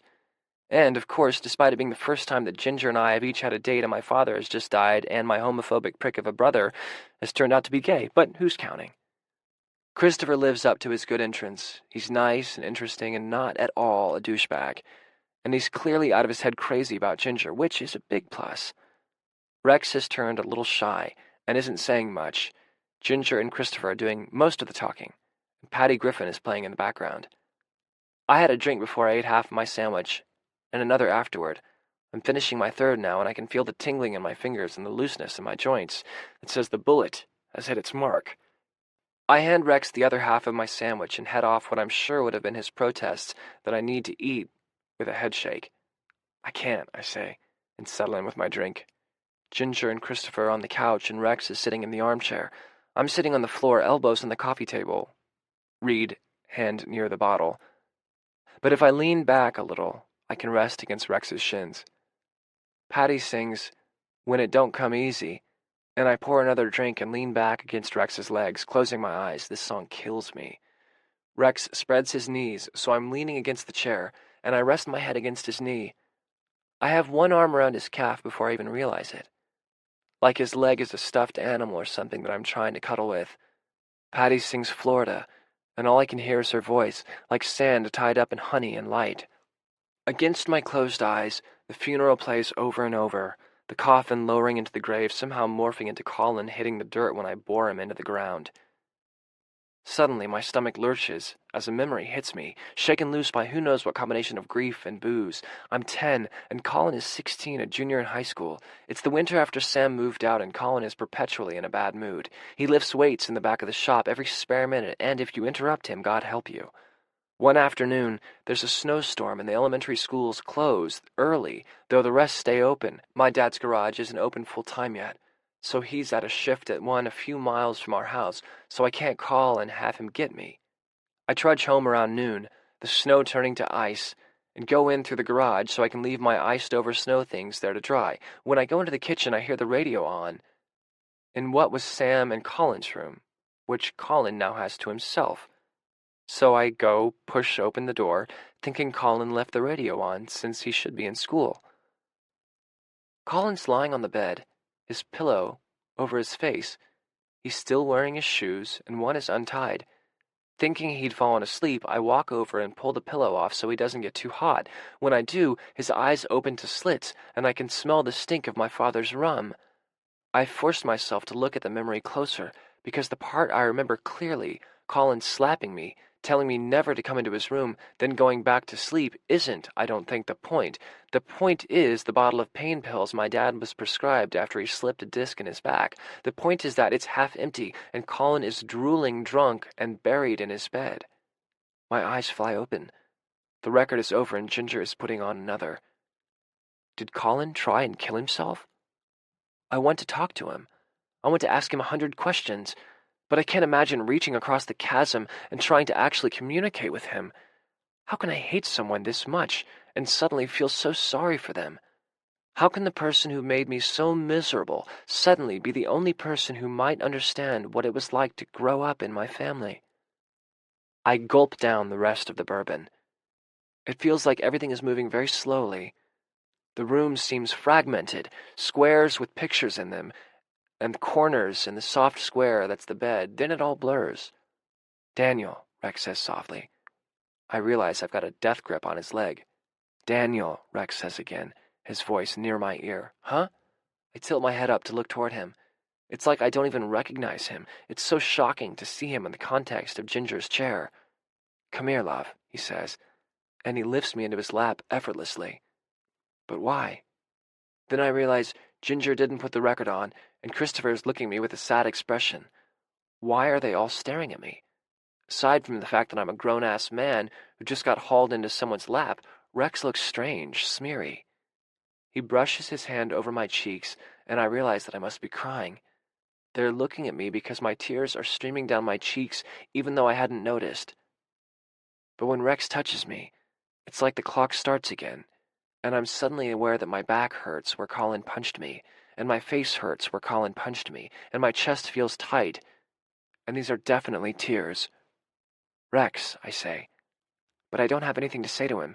It's more like I'm asking for something, but I don't know what it is. Rex, I begin thinking maybe the sentence will finish itself. I'm here, baby, he says, and he pulls me into a hug, rubbing my back. I'm so embarrassed. I feel like a little kid, doing this in front of everyone. Jesus, I don't even know Christopher. I pick my head back up. Ginger is walking Christopher to the door. I'm sorry, I say to him, but he shakes his head and waves me off like it's nothing. Feel better, he says, and he pecks Ginger on the cheek and leaves. Ginger walks over to me. I'm going to check on the shop, she says. You're okay here? I nod. The door closes behind her, and I look at Rex. Sorry, I say, confused. The tears are still running down my cheeks, but I don't feel like I'm crying. I feel like I'm leaking. Rex shakes his head, then pulls my face to his and kisses my lips softly. Do you think I should call Colin? I ask. What do you think? Rex says. I don't think he would talk to me. He never has. But I don't know. What if... You don't think he'd hurt himself, do you? Rex is immediately alert. What makes you say that? I don't know. I just had this feeling like maybe he's tried it before, but I don't quite remember. It can hurt to call, Rex says. proving he's never tried to call Colin before. I fish my phone out and find Colin's number. It rings and rings, but I hang up before his voicemail comes on. You don't want to leave a message? I don't know what to say. But my finger is hitting redial anyway. This time I leave a message. Colin, it's Daniel. I pause, not knowing what to say beyond this point. I kind of wanted to talk to you about some stuff. But I don't know, maybe not. About today, and maybe always. Anyway, call me if you want, or not. Okay, bye. I hang up the phone, roll my eyes at myself, and drop the phone on the coffee table in disgust. Rex pats me on the back awkwardly. Not even he is able to pretend that wasn't the dumbest message ever. I retrieve my glass from the floor and pour a finger of bourbon into it. Ginger knocks tentatively at her own door. Come in, I say, and swallow the bourbon, sinking down onto the couch. You okay? She asks. I nod, suddenly irritated to be here instead of in my own bed. Well, really, Rex's bed. My bed sucks. So Colin's gay, huh? Ginger says. What in the fuck is the world coming to? I just shake my head. I feel woozy. Will you put Patty Griffin on again?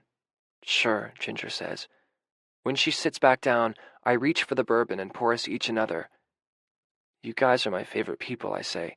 Thanks for being with me at the funeral today. I miss my mouth when I take a sip. My lips weirdly numb and spill. Shit, I mutter, and pull my t-shirt off with one hand, swiping my chest with it. Ginger eases the cup from my hand and puts it on the coffee table. Hey, I protest weakly. Daniel, she says, leaning forward to look me in the face. I love you more than anyone in the world. You're my favorite person, too. I just wish you didn't have to be wasted to say it. She gives a meaningful head toss in Rex's direction. I don't, I insist, trying to figure out whether it's true or not. I know it's a terrible day, and she goes on. I'm not judging, You get that your brothers are drunk all the time, right? You get that your dad was drunk all the time? I just don't want you to go back to a place you can't crawl out of, you know? My head is pounding. I know she's right. But I've actually been doing really well since I moved to Michigan. I guess not working at a bar helps. I'm gonna crash, I say, and head to the bathroom to brush my teeth. She and Rex are talking quietly when I come out. Daniel, Ginger says quietly, we're fine, I say. I scrub my hands over my eyes. I know, I say, answering her earlier question. I know, and I don't want to be like that. I've been doing good lately, I promise. Then I drag myself over to the bed and fall in, my head spinning. It feels like I sink all the way down. I try to kick my pants off, but only get one leg out before the room starts spinning. After a few minutes of breathing deeply, the room stills, and Rex gets into bed. When he lifts the covers, he sees the state of me and huffs out a breath. He untangles me from my pants and drops them over the side of the bed, then gathers me to his chest and strokes a warm hand up and down my spine. Sorry, Rex, I say. Didn't mean to be so terrible today. You weren't, sweetheart, don't worry. I threw up and got in a fight at a funeral and made you walk in the cold and got drunk, I slur into his neck. His hand feels so good it's melting my spine. I can practically feel myself slumping into liquid on top of him, dripping down to fill any empty spots. I'm sorry you threw up, he says. And that makes me start to laugh, only it comes out wrong and Rex pulls me tighter to him. Feels so much better when you're around, I tell him. It's not fair. You get to be with you all the time. I can feel Rex smile. I hope he doesn't think I'm a drunk, like my brothers, like my whole fucking family. I burrow my head into his neck, thinking that maybe, if I can get close enough, I'll just be absorbed into him. It's okay, baby, he murmurs into my hair. I've got you. It's okay. I want to leave tomorrow, I say, my voice so rough it's barely even there. What about the wake, party thing?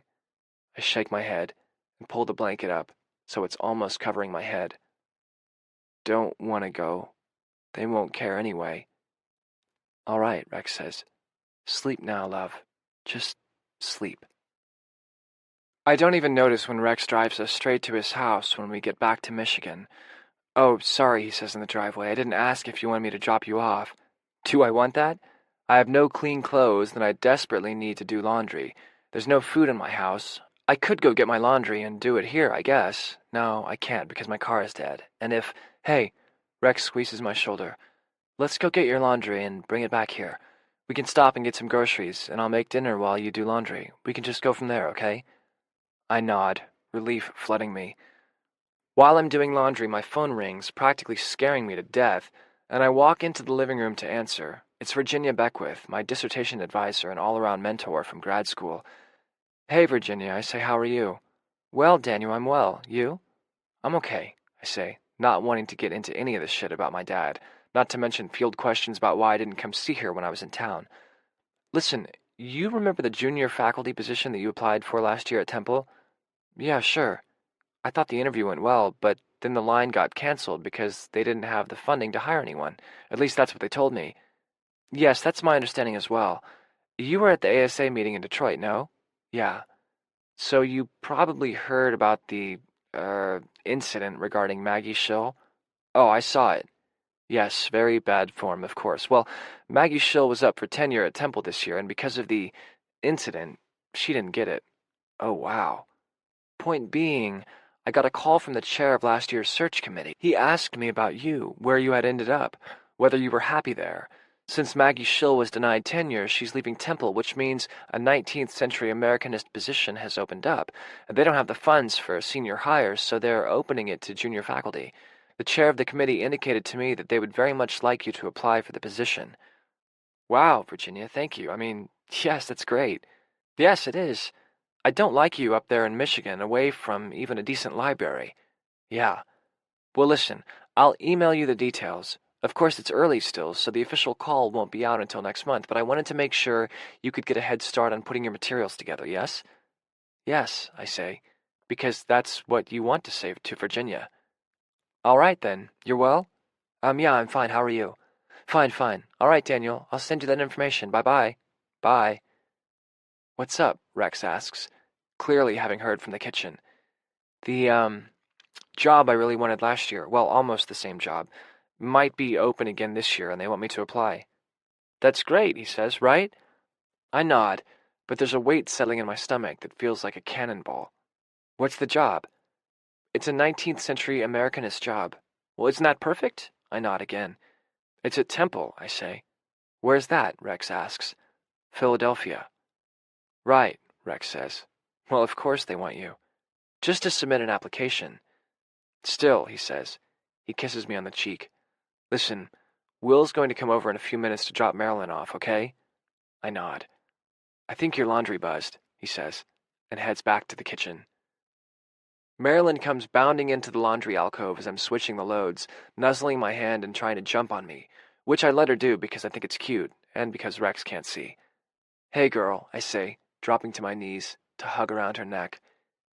Did you know that my timing is epically off? She licks my face, as if to say, I know better than anyone since you were driving down the road at the exact moment I was trying to cross it. Daniel? Will sticks his head around the corner. Rex says you're good with cars? I'm okay, I say. Mind taking a peek at mine? Yeah, sure. I grab my coat and follow him outside. What's wrong with it? Nothing, I don't think, but I'm heading back to New York, and I just want to make sure she'll make the trip. You're leaving? I say, gesturing for him to pop the hood. Yeah, I took some time off work to see my sister, but now I have to get back. I look up at him. His jaw is set, and he looks stressed. You'll break poor Leo's heart, I tease, as I scan his car's guts. Does he know yet? I'm going to tell him now. Well, be nice to him. He's a good kid. Will stares at the ground. I know. Your car is fine. You obviously just had it serviced. So what is this really about? Will looks slightly sheepish at having been caught. I guess you really do know about cars. I know enough. Listen, he says, his tone sincere. I'm sorry about your father. Really sorry. Thanks. Turns out you're not so bad. Maybe if we were both back east, we might even be friends. I nod when he pauses, since he seems to expect it. So, okay, look, I want to tell you something about me and Rex. My blood goes cold and I snap my head up to look at him. No, shit, sorry, nothing like that, he clears his throat. I want to tell you something about before we broke up, because I think maybe you're actually pretty good for Rex. I know he cares about you a lot, and I think you care about him too. I do, I say quickly. What? As I'm sure you already know, Rex and I broke up because I left town. Well, he makes an expansive gesture. Mostly. Anyway, when I told Rex I was leaving, he said, I guess a part of me knew it was coming. I hope you'll take care of yourself. That was all. And after that, he was never the same. He was still sweet, supportive Rex, and he asked me about my plans and everything, but he was gone. Even though we didn't break up until I left, 3 months later. He was there, but he dropped the gate down, right? He wasn't going to be vulnerable with me after that. If anything, he was more invested in lending a hand, being a help. But that was it. As Will talks, the cannonball that's felt like it was lodged in my stomach since Virginia's call turns into a block of ice. I'm shivering, and something like panic is creeping up the back of my neck. So, I start to say. So, Will says, I'm trying to help you. I don't mean that your relationship with Rex is the same as mine, far from it, but I think maybe you and I are more alike than I wanted to admit. Which means that maybe I know a thing or two about how you operate. Like, maybe you didn't grow up with a whole hell of a lot of positive fucking reinforcement, so maybe you get that from people in your profession. And maybe you think you need that because you can't get it anywhere else. And if that's your choice, that's fine. I just think, what? I think Rex is good for you too. So if you think that you can leave and he'll be waiting for you if you change your mind and come back, he won't. He might mean to be.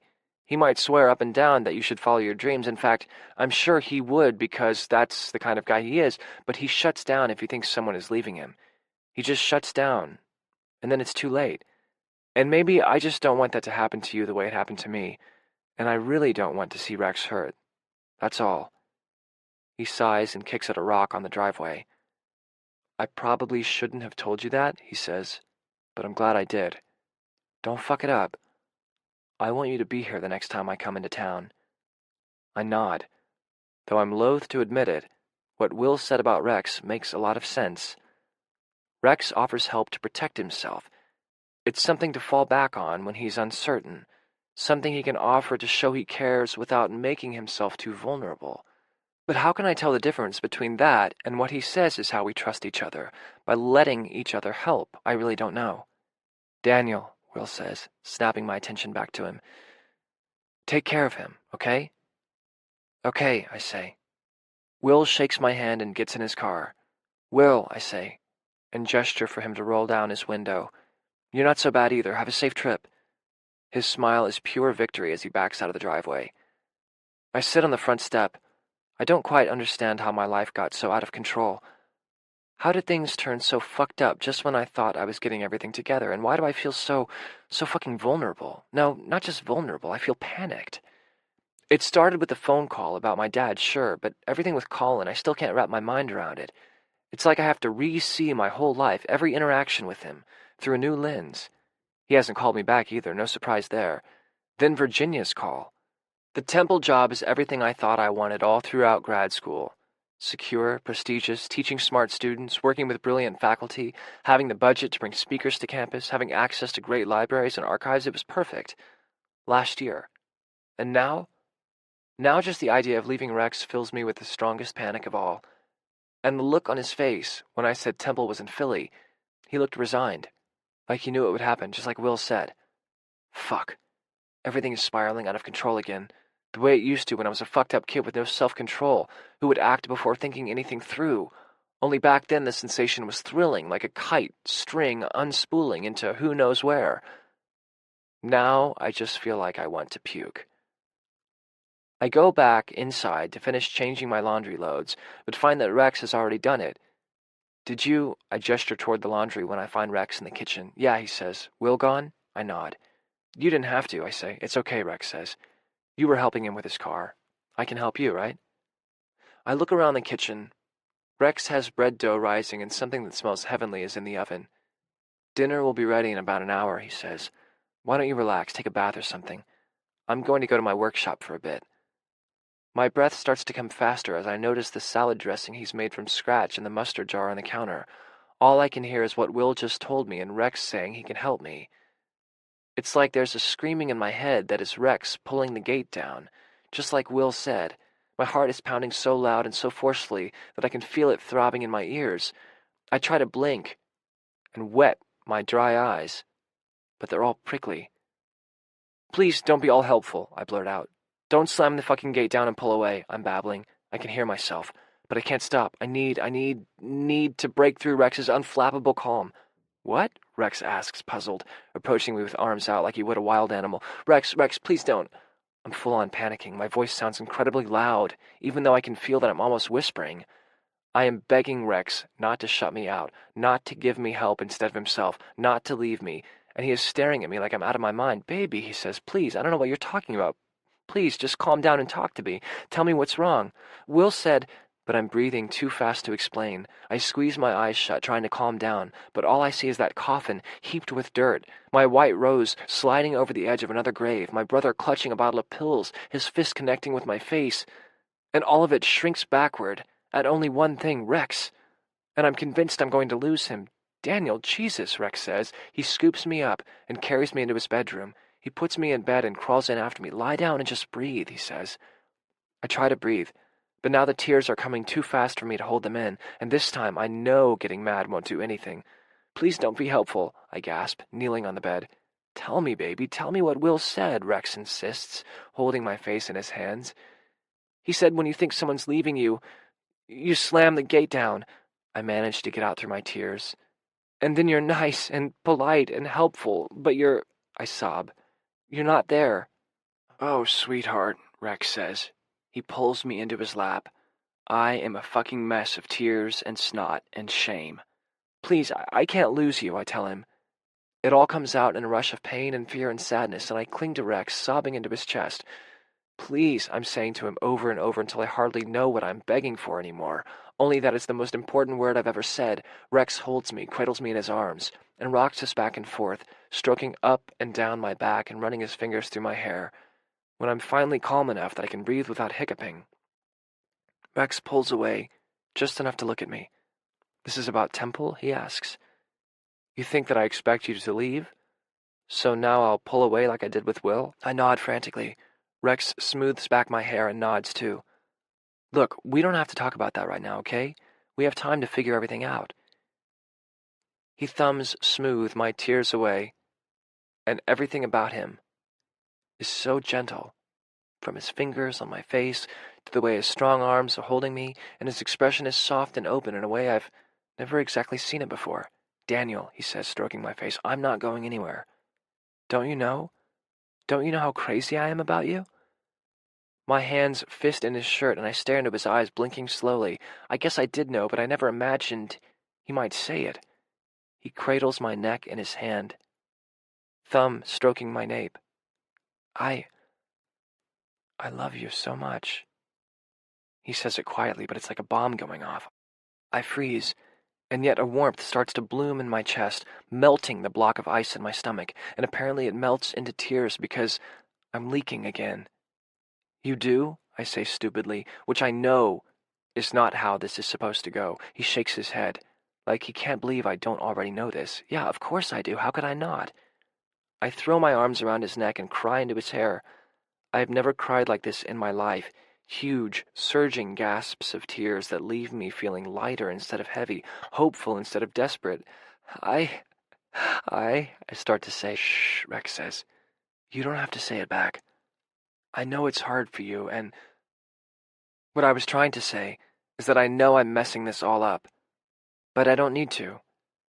Because Rex is holding me close and making the kind of promises that I could never have known how to believe before now. He leans back, lying down slowly and taking me with him. He pulls the covers over us, enveloping us. I feel like a washcloth that's been wrung out, so drained I can hardly do anything except attempt to move every part of my body as close to Rex as possible. Oh God, I fucking love you, I choke out into Rex's neck, and I can feel his whole body electrify. I do, I mutter. Saying the words makes my world tilt to the side. Saying the words is the greatest jolt I've ever had. Rex's arms come around me and pull me down so I'm lying on top of him, and he holds me like he's never going to let me go.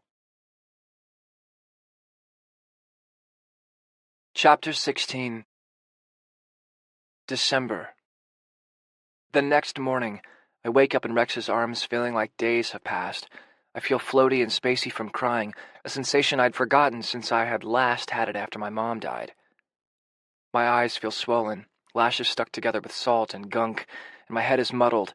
I feel like a soft, cringing snail whose shell has been pried off, but instead of getting out of bed to shower it all away, I force myself to close my eyes and not freak out.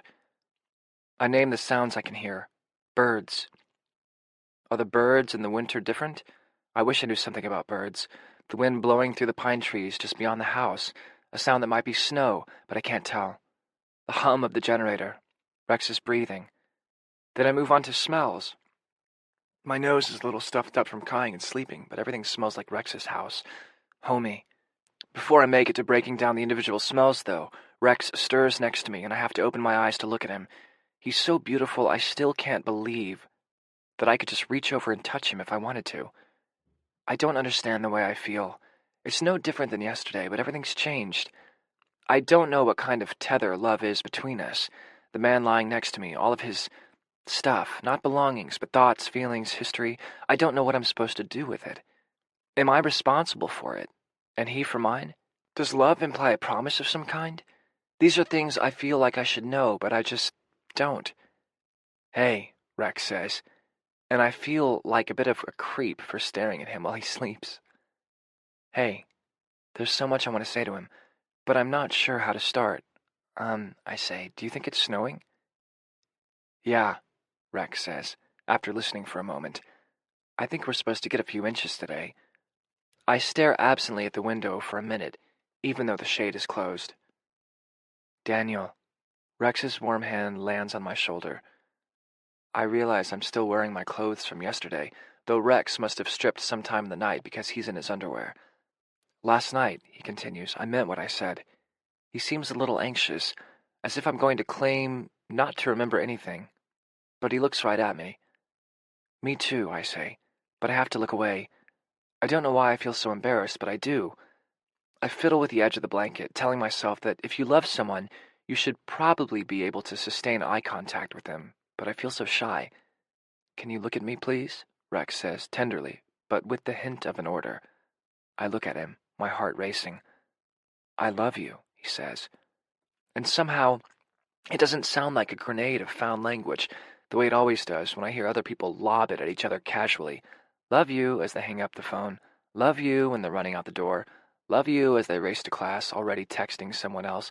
No, it sounds like something Rex has made up just now to try and tell me something real. I love you too, I tell him, trying to make the words real also. I really do. I add, feeling like my delivery was lacking. I sounded terrified, tentative. I believe you, Rex says, smiling at me. Come here. He scooches up to lean on his pillow and pulls me down on top of him. His kiss is sweet and slow and doesn't demand anything in return. I mumble against his mouth. What? Rex asks, stroking my cheekbones. His eyes are so warm, and I remember him telling me he'd do anything for me. I remember him telling me there is no right way to act in a relationship. I remember thinking that those things were easy for him to say, but I couldn't comprehend them. But maybe, just maybe, he was telling the truth all along. I don't know how to do this, I confess softly, running my fingers over his straight nose and down the dip of his upper lip. I don't know what it means to... I do love you, I insist, fingers scritching over his stubble. But what if we don't mean the same thing when we say that? We can't mean the same thing, can we? No one ever really knows what anyone else means when they say those things, you know?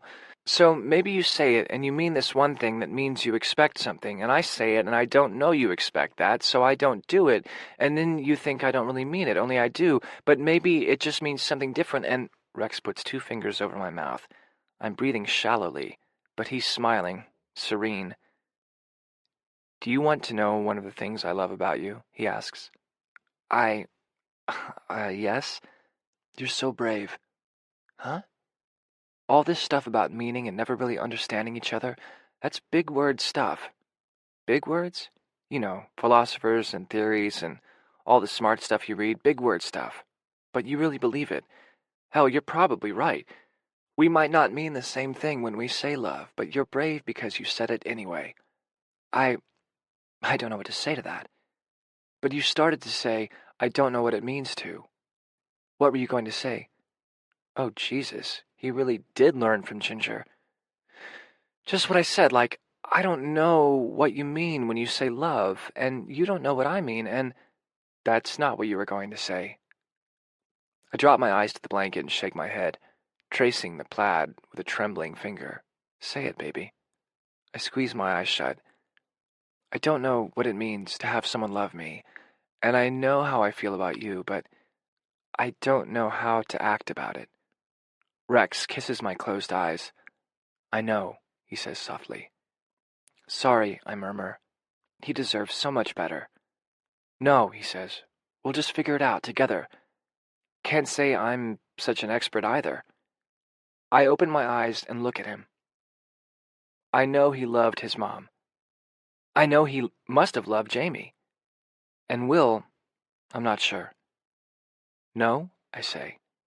No. He kisses me and I stare at him.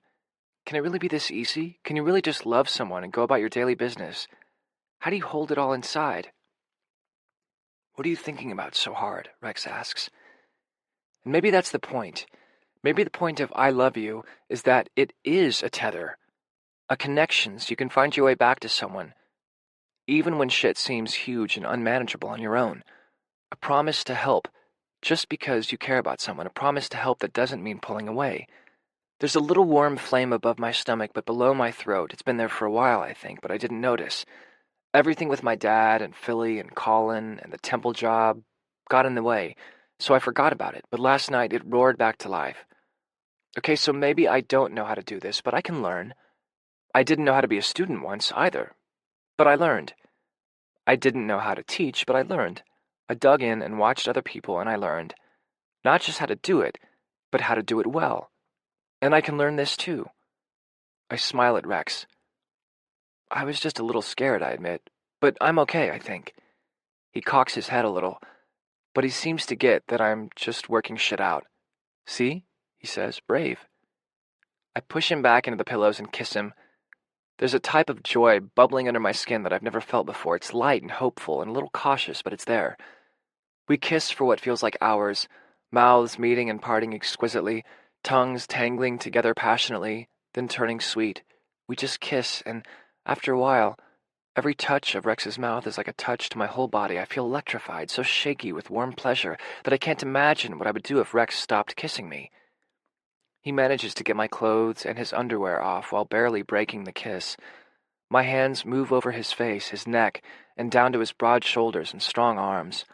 I'm on top of him, but I feel weightless, like his touch is the only thing anchoring me to the bed, the room, the earth. I'm dizzy, and my mouth feels swollen when Rex finally pulls away. His eyes are sleepy with pleasure, and his mouth is puffy. When he backs off, I can feel how raw my mouth and chin are from his stubble. Not distracted by his kisses anymore. I can also feel that we're both rock hard, our erections caught between us. I wrap my arms around Rex's shoulders and kiss his throat, and can feel his cock jerk against my stomach. I push Rex's thighs open on the bed and grind my hips into his. He groans brokenly, and his arms come around me. Flipping us, like my hold on him was nothing, he pushes me into the bed, breathing hard.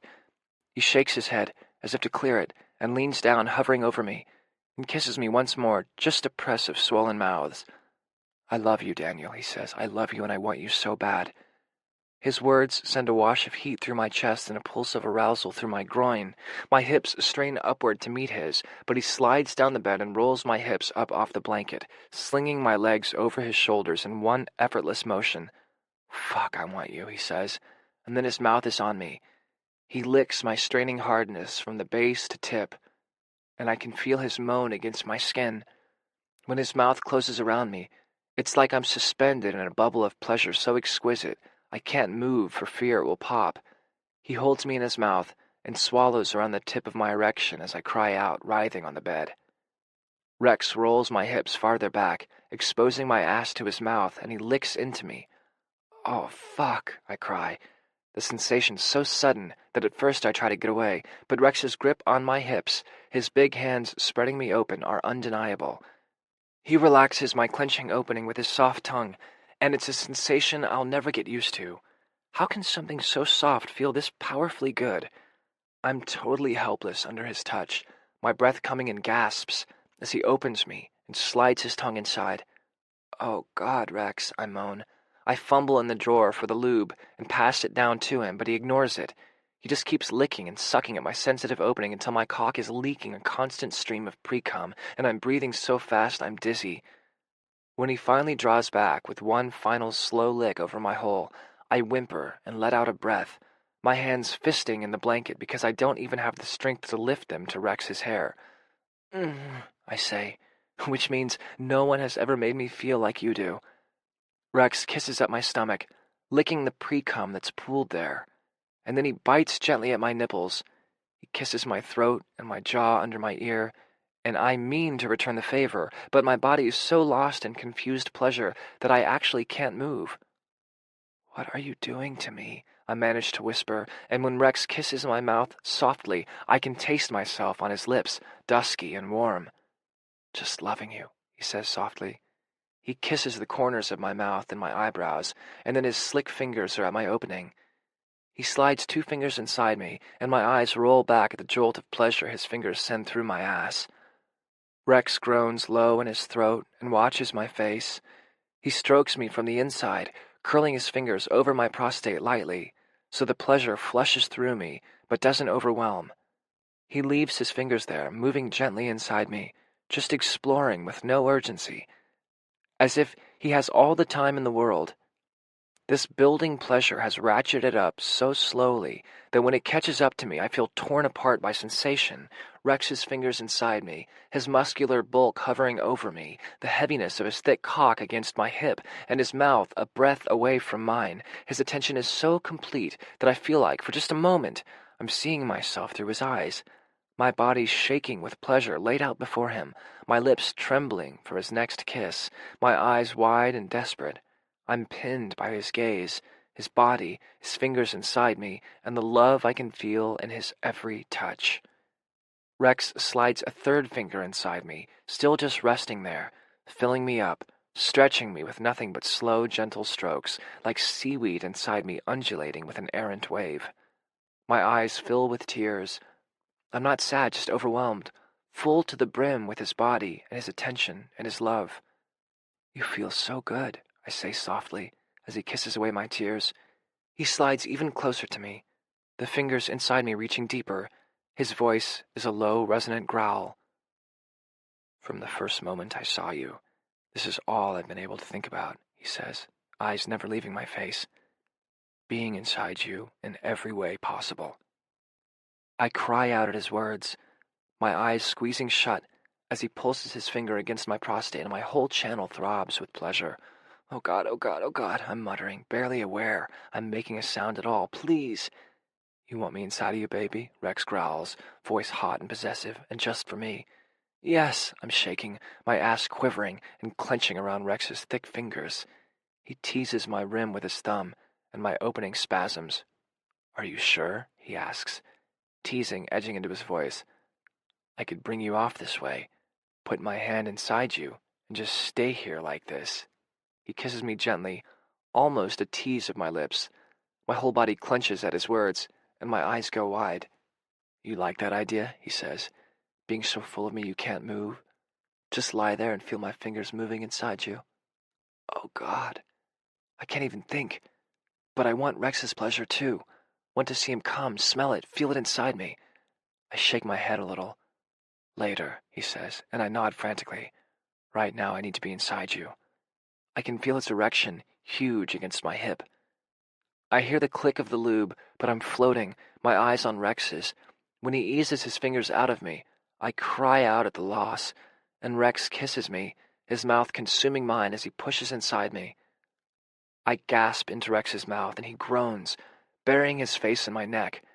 I can feel him trembling against me, and his hardness spreads me open so completely that my legs fall apart and I throw my head back. "Oh, baby," Rex says.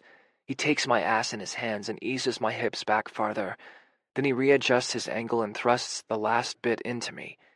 He feels deeper than he's ever been, like he's touching something inside me that has never been touched before. Eyes on mine, he pulls out and thrusts back in, again, slowly, and the skin and muscle he so sensitized earlier tingles with delight. I'm caught, already on the edge, as if any movement of Rex's might send me spiraling over. Rex is moving so slowly that I almost can't tell when he's pushing into me and when he's sliding out. With my hips held off the bed, I'm totally at his mercy, my cock pulsing against my stomach with pleasure. Please, I gasp into Rex's mouth. He pulls out and slams back inside me, nailing my prostate and causing my whole body to clench up in pleasure. He fucks me deep and hard, pulling my shoulders down to amplify his thrusts. I know I'm whimpering and babbling, and I don't care because he feels so good. He's watching my every reaction, and on his next thrust, he holds himself inside of me and pulls my hips down, penetrating me even deeper. I can feel the thickness of him pulsing inside my channel and pressing into my prostate. As he holds me locked to him, he starts to move his hips, pushing impossibly deeper with tiny thrusts. I can't move away from this deeper penetration, and I can't control it. My mouth falls open and Rex licks my lips. He pulls my shoulders up, lifting me even closer into him, so my weight pushes him even deeper inside me. I can't, I say. I need. Rex kisses me hard and thrusts up into me. My insides are liquid, but his erection feels huge. So deep inside me, I feel like we're one. Rex cups my face in his hands as he kisses me, and I wrap my arms around his neck. I love you, Rex murmurs. I love you. He kisses me and lays me back down on the bed. I can't think anymore. The whole world has narrowed to Rex. I try to say that I love him, but it comes out a garbled mash of I and love and you that makes Rex smile. Keep your eyes on me, he says, and he pulls out of me slowly, my muscles clenching and spasming around the emptiness he's left behind. I feel bereft, and I cry out, hating the sudden loss of him. He slides 4 fingers inside me, the fullness huge but different, and presses on my prostate. Oh, fuck, Rex, oh, God. He fingers me, rubbing at my gland until I think I'm going to explode. Then he slams his cock back inside me, and I erupt without him even touching my cock, spewing cum between us, starbursts exploding through my ass and tingling up my spine as I clench around him. It's a pleasure that isn't just orgasm, but the culmination of every touch he's bestowed upon me since we started kissing. Like my whole body is answering Rex's. I can tell he's watching me. And when I can open my eyes, finally, he's breathing so heavily. You're so beautiful, he says, his voice raw.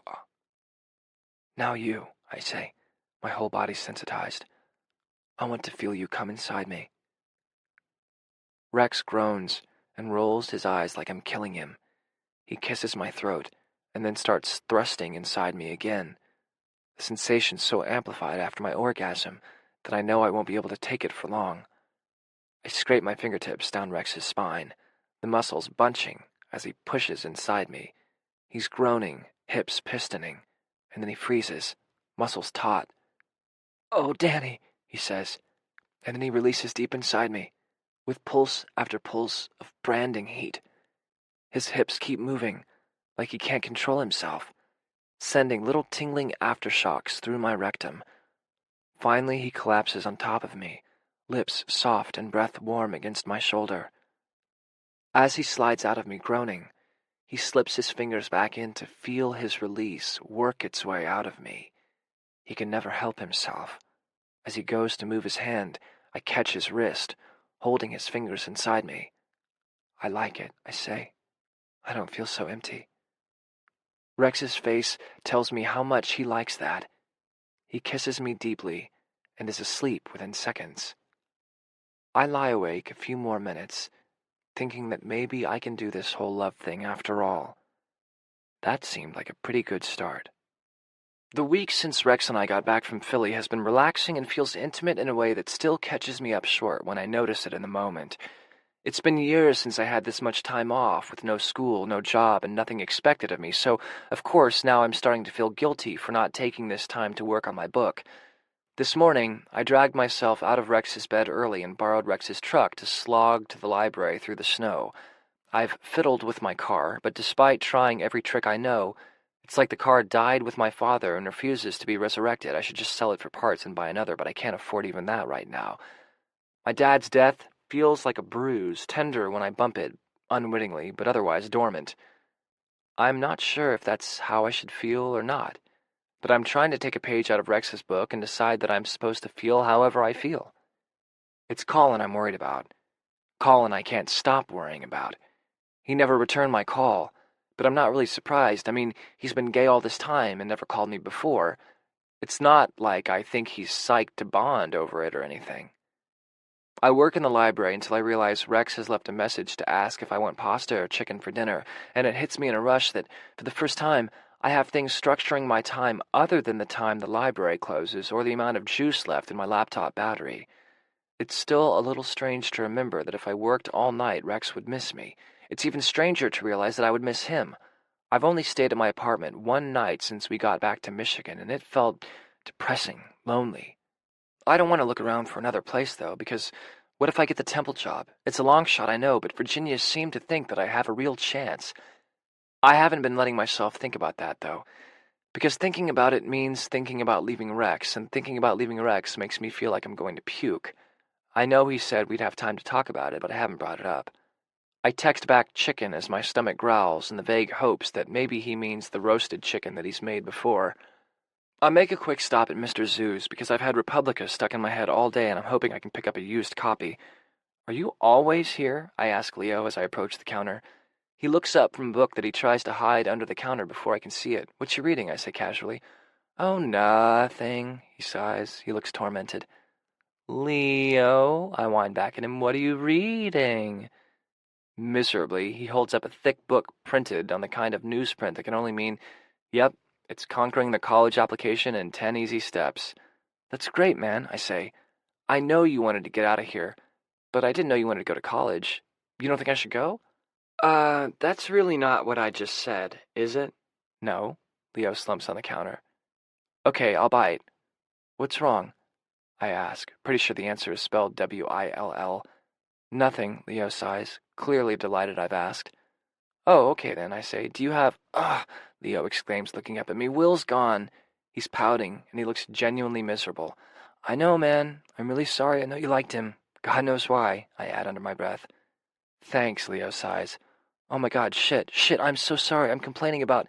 And, oh, I'm so sorry about your dad. Leo looks horrified, his eyes huge, the lovesick sulk immediately replaced by sympathy. I nod. Thanks. Listen, I say, not wanting to talk about it. Have any Republica? I don't know. I never heard of them, Leo says. Go ahead and look, though. I do, and they don't. I look at a few other things, keeping track of Leo out of the corner of my eye. He's back to reading his book, cheek in hand, but he's sighing pitifully again. Leo, I say, and he drags puppy dog eyes up to meet mine. You want some help with those applications? Or with your essay or something? Really? Oh man, that'd be so great. I don't even know where I want to apply or what I need to do. Okay. Are you working on Saturday? He shakes his head. Why don't you come over to Rex's around noon? Or, wait, my apartment? I probably shouldn't just be inviting people over to Rex's, should I? Shit, no, I say, picturing the state of my apartment and the approximately 200 library books that seem to have taken up permanent residence on the table Rex built. Rex's house, okay? Okay, just text me if you change your mind, he says, looking at me like I'm nuts. Again. I give him the finger and a wave and head to Rex's. Oh, fuck me. It is the roast chicken, I mutter, the smell hitting me as soon as I walk in the door. Well, you're easy, Rex says, coming out of the kitchen. He pats me on the ass as I sling my bag onto the floor and pulls me in for a kiss when I stand up. Smells so good, I say, kissing his neck. The chicken smells good too, I say against his ear. As we eat, I tell him about Leo. He's really broken up over Will leaving. Do you think it's just a crush, or did something actually happen between them? Will wouldn't mess with a kid, Rex says. You sound pretty sure, but Leo's not exactly a kid, and he did proposition me the first time we met. He would be to Will, though. Will goes for, the opposite. What, like daddies? I make a face, thinking of Will in that way. No, Rex says, blushing, since I guess my comment kind of implicated him. Whoops. Just older, bigger guys. Nothing wrong with that, I mutter, running my hand over Rex's beefy chest. He smiles at me, the happy private smile that I've been getting used to. It makes me feel warm through and through. So I invited Leo over on Saturday to help him out with his college applications. Well, that's nice of you. But, I invited him here. Is that okay? Rex smiles again. Yeah, it's great. He eats a few more bites. Listen, about that. My head shoots up. Sure, he's about to say that actually I shouldn't have invited Leo over. I know you and Ginger have plans for Hanukkah, but will you be here for Christmas? Oh, I guess so. I hadn't thought about it. Why? Rex slings an arm over the back of my chair. I thought maybe we could have Christmas together. You know, like decorate and make dinner, and he looks down. You think it's lame? No, I don't. Honestly, the closest to Christmas decorations I've come in the last 25 years is shitty seasonal ale. No, that's not true. Brian did stack all the beer cans into a pyramid that looked like a Christmas tree one year. Rex strokes my cheek. What would you like for Christmas dinner? I immediately look at the remains of the chicken on the counter and Rex laughs. You really like roast chicken, huh? Okay, we can do that. I think I might have some decorations in my workshop somewhere. He starts to clean up, but I wave at him to sit down and gather the plates. Doing the dishes is the least I can do since Rex always cooks. Actually, Ginger made these awesome ornaments out of beer cans a few years ago. She used Bud Light cans because they're blue, for Hanukkah. But she cut them into these little angels. They were pretty awesome. She had a tree in the shop that she put them on. She gets very pissed off that Hanukkah doesn't have a tree, so she just does one anyway. Don't even try and call it a Hanukkah bush, though, or you'll get an earful about fucking Adam Sandler. Rex raises an eyebrow. Adam fucking Sandler, I mean, she hates him. My mom used to collect ornaments, Rex says, staring out the window behind me, where snow has started to fall again. They were all these Marilyn Monroes, lots of different poses. The one where her dress blows up from the 7-year itch, one from Diamonds Are a Girl's Best Friend, some of just her face. He looks back at me and smiles self-consciously. What happened to the ornaments, I ask him. But he just shakes his head. I don't know. Holy shit, I say, as I look through the pile of Leo's transcripts and SAT scores that is scattered over Rex's kitchen table. I mean, I know test scores aren't everything, but shit, Leo, these scores are amazing. I frown at his transcripts. I don't understand. You aced calculus your freshman year? Why did you take geometry and algebra after that? You should have been taking college-level math. My parents wouldn't pay for it, he said, and the school district wouldn't pay to bus me to Traverse City for advanced placement classes, so... Besides, you don't know what I look like as a sophomore. What do you mean? I couldn't have gone to college classes. I looked about 10. Aw, little Doogie Howser. Seriously, Dan, I'll update your references. Okay, well, I see why you graduated early. You took every class your podunk little high school offered. Dude, I think podunk is like totally ethically offensive. Rex walks in from his workshop before I can Google podunk to see if Leo's right. He smells of fresh wood shavings and sweat, and it's only the fact that there's a teenager in the room that keeps me from jumping his bones. Hey, Leo, Rex says. Hello, Rex, Leo says. His flirtation-o-meter apparently tuned back to Rex's frequency now that Will's out of town. Rex says, I'm gonna make lunch. You guys want something? Oh, thank God, Leo says. Yes, please, I'm starving. But I didn't want to say anything in case Daniel offered to cook. Hey, no offense, Leo tosses over his shoulder at me. Then he's back to watching Rex's muscles flex as he pulls food out of the fridge. I understand the impulse. You know, Leo, I say, shuffling through the stack of applications he's printed off. I can't help but notice that most of these schools are near New York City. Rex gives me a look over Leo's head that says, be nice. Leo says, blushing. And I can't help but remember that Will lives in New York City. Leo's hand twists into a complicated formation behind his back. Rex is shaking his head at me, amused. I just meant that if you go to New York to look at schools, maybe Will could show you around, I say innocently. Leo shakes his head and drops back into his chair. Will doesn't give a shit about me, he says with more bitterness than I'd realized he was capable of, and I feel instantly bad for teasing him. I'm sure that's not true, Rex says, but I can tell he won't outright lie to the kids, so he can't say anything more than that. Oh yeah? Then why did he leave town right after he kissed me? Leo blurts out, looking furious and hurt. Oops, he says, clapping a hand to his mouth. I wasn't supposed to tell you that. Will kissed you? Rex asks, sounding curious but confused. Will kissed you? I say. Jesus, robbed the cradle much? I'm joking, mostly. But Leo's lips start to tremble and his chin starts to wobble. I look desperately at Rex.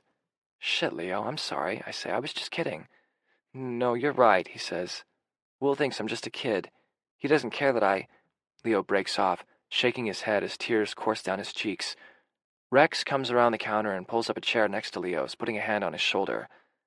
Leo, Will went back to New York because he couldn't take any more time off from work. He was here to help his sister out for a bit, but he was always going back. But, I say, wanting to do my part in making Leo feel better, if you do end up going to school in New York, then maybe... I trail off when I notice Rex shaking his head at me very subtly. Rex rubs Leo's back, and then gives him a hearty, definitive pat. Will's a good guy, he tells Leo, but you don't want to get involved with him. You did, Leo says, managing to sound jealous, scornful, and flirtatious all at the same time. Ah, youth.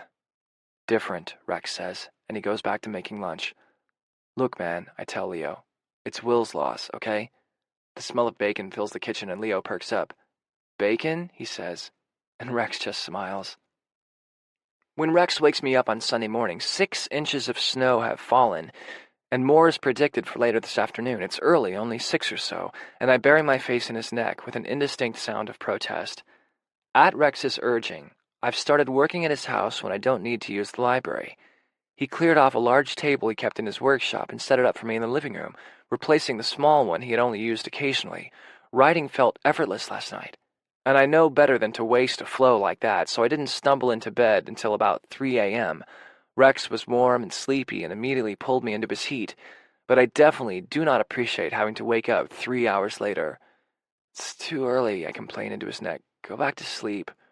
Rex rubs my back softly and I relax against him. Wake up, baby, he says. I'll make breakfast. Go get in the shower and you'll feel better. Why? I'm whining. It's probably not attractive and I make an effort to stop. Because we gotta go soon. Where? Rex's hand is back, running up my spine and into the hair at the nape of my neck. Surprise, he says. Then he kisses my cheek and slaps me on the ass. Up, he says. Tyrant, I growl, but I roll out of bed and head toward the bathroom. It turns out that a slap on the ass is a very effective alarm. After I shower and we eat breakfast, we get on the road. The only concession he makes to my questions is to tell me to wear his extra pair of snow boots, which are way too big on me. So help me God, Rex, if you woke me up at 6 a.m. on a Sunday morning to take me on some kind of winter hiking trip, I will end you, I say, as we walk to the truck, and I trip over my 2 big boots almost immediately. Rex just chuckles and kisses me as he grabs me by the shoulder. He puts me in the truck and reaches over me to buckle my seatbelt. When he's level with my face, he kisses me breathless. He nods, as if satisfied I won't complain anymore, and then gets in the driver's side, putting one hand on my thigh. We drive for over an hour, but I fall asleep almost immediately despite the coffee I downed right before we left. When I open my eyes, the truck's parked in a snow-cloaked field. In front of us and out my window, the snow is undisturbed. It looks like we're in the middle of nowhere. The sun is shining and it's nearly blinding, like the truck is our boat on an ocean of snow. It's beautiful. Come on, Rex says. I tug on my hat so it covers my ears and wrap one of Rex's scarves, plaid flannel, of course, around my neck, already shivering. We walk around the truck, and it looks like we're in the woods, but the trees look too regular, too perfectly aligned. Where the hell are we, I ask. No one is around, and the quiet is overwhelming. Rex takes my hand, and we trudge through the snow. Rex's powerful legs cutting through it easily, and me walking in the trail he makes. After a few minutes, a little hut comes into view, and I can see a tractor or something like that parked outside. On the hut is a row of cheery green wreaths twined with red ribbon. Holy shit, are those Christmas trees? I ask. All around us, rows of trees stretch as far as I can see. Rex nods. As if on cue, a cheery-looking couple steps out of the hut, doorbells tinkling their exit. Hello, gentlemen, the man says. He's got to be 80 years old, but his eyes are sharp and he's smiling. Here for a tree, I presume? The woman chimes in. She's got pink cheeks, and her white hair is in a bun. I actually have to hold my hand in front of my mouth to keep from laughing. This is the most ridiculously, stereotypically Christmas couple I've ever seen. All the guy needs is a beard and a team of reindeer pawing at the roof. Rex, of course, is the picture of manners. Hello, he says, his voice soft like it always is when he's speaking to strangers. We'd like to cut down a tree, please. Of course, the man says. I zone out as he and Rex discuss the type of tree. Who knew there were different kinds of pine trees? Height of ceilings, spread of branches, etc. The woman looks at me kindly, and I try to smile in a way that doesn't reveal my actual thoughts, which are, at this moment, running toward gore-splattered horror movie posters of the American Gothic aesthetic, featuring a background of beautiful trees and this pleasant little hut. All right, Rex is saying to me. It would seem. Huh? What? Yeah, great, I stammer, looking around. Rex is holding a saw. I do not like Rex holding a saw. Wait, cut down a tree? As in, cut down a tree? Rex waves at the couple and takes my arm, fortunately for me, not with the hand holding the saw. Rex, I say, as we set off down one of the rows of trees, are you about to use that saw to fell a tree? Is that what you say? He asks. I don't know, I reply, because where I come from, saws are something out of horror movies and trees live in parks, so if you cut them down, you go to prison. Rex laughs. He sounds truly delighted. I look up at him, and his face is radiant. He's striding through the cold air and shin-high snow like he's never been happier to be anywhere in his life. When we find the one we want, we cut it down. Then Wallace will come with a tractor and take it to the car for us. Wallace? Rex shakes his head. Where do you go sometimes? He asks. Back at the hut, what were you thinking about? I was thinking those two look like Mr. and Mrs. Claus on a diet, and that it was like the platonic ideal of Christmassy coupledom, and so of course it was too good to be true, so they would probably turn out to be creepy serial murderers who cut our heads off with saws. I gestured to the one in his hand. And turned us into mulch for next year's trees? Rex is staring at me. Oh, and then I started thinking about American Gothic. You know, the painting of the couple with the pitchfork? He nods. Only they weren't actually a couple. They were the painter's dentist and his daughter. But the point is that there's this horror movie called American Gothic, and the cover of it is like the painting, only the couple are these murderers who trap people in the house and kill them. And on the poster, you can see people, like, clawing at the windows and stuff, trying to get out, and the pitchfork is all bloody and the woman is holding a knife dripping with blood, I laugh. That's what you were thinking about while I was talking to Wallace about Christmas trees? Rex looks serious. I mean, I don't really think that they're serial killers, Rex. I get it now, I think, he says. Come on, I was just kidding. He nods. He drops the saw, and where it falls there is a perfect impression of the saw in the snow. You look at things that you think are nice or happy or cheerful, and you think they're too good to be true. You think they're too good to be real, so they must actually be bad. Well, actually, yeah, that is exactly what I think. But he said it like it's a bad thing. You're suspicious, Rex says, like he's seeing me for the first time. Suspicious that something you might like or want is a trap. That, if you trust it, it'll all go wrong, no? Well, I mean, I drop my head and stare at the saw-shaped hole in the snow. Rex tilts my head up. I don't know what to say, but it seems somehow crucial that I say the right thing. Rex looks like he's in actual physical pain. I used to, I say. His face softens. He takes the ends of my scarf that have come untied and tucks them back in. I look back down at the snow. You don't like that, I guess, I ask, unable to meet his eyes. Rex bends his knees to look me in the eyes. I don't like that you've had to think that way, he says, but I get it. I thought that about you, I admit, for a while. Yeah, he says. You were too good to be true, so handsome and strong and kind, understanding, and I felt like, if you were true, then why the hell would you want me, you know? And so I guess it was just easier to think that you didn't. What I think you still don't get, Daniel, Rex says, is that, for me, you were too good to be true. I snort, and Rex grabs me by the shoulders, his expression fierce. When I first met you, all I knew is that you were this real educated, real smart professor, and I'm the guy who never graduated high school, who can barely read. His face flushes. You're gorgeous and sexy and ambitious. You're from the city, used to hanging out with famous bands every night, and you showed up in this little town in the middle of nowhere, where I barely leave my house. Rex, But my point, Daniel, his face close to mine, is that all those things are true. We are good for each other, but not too good to be true. Complementary. That's the word, right? I nod. The other night, you said that we mean different things when we say I love you, that you don't know what it means to have someone love you. This is what it means. It means doing things together and learning what each other needs. I give you what you need. You give me what I need. And they're not the same, and that's fine. It's not too good to be true. It's just good. I'm nodding spasmodically as Rex talks. My hands fist automatically, which looks ridiculous with the gloves I'm wearing. But I have to tell you that still, every time you start to say something serious like this, a part of me thinks you're about to end it. I don't mean to go there, but I'm sorry. I search his face for any clue that I haven't just set us back months. Rex lets out a breath. I know, he says. I can see it in your face. It's just where my mind goes automatically, I say, wanting to explain. Well, I think we've established that where your mind goes and the truth aren't exactly the same place, he says. Seriously? Is all you think about serial killers?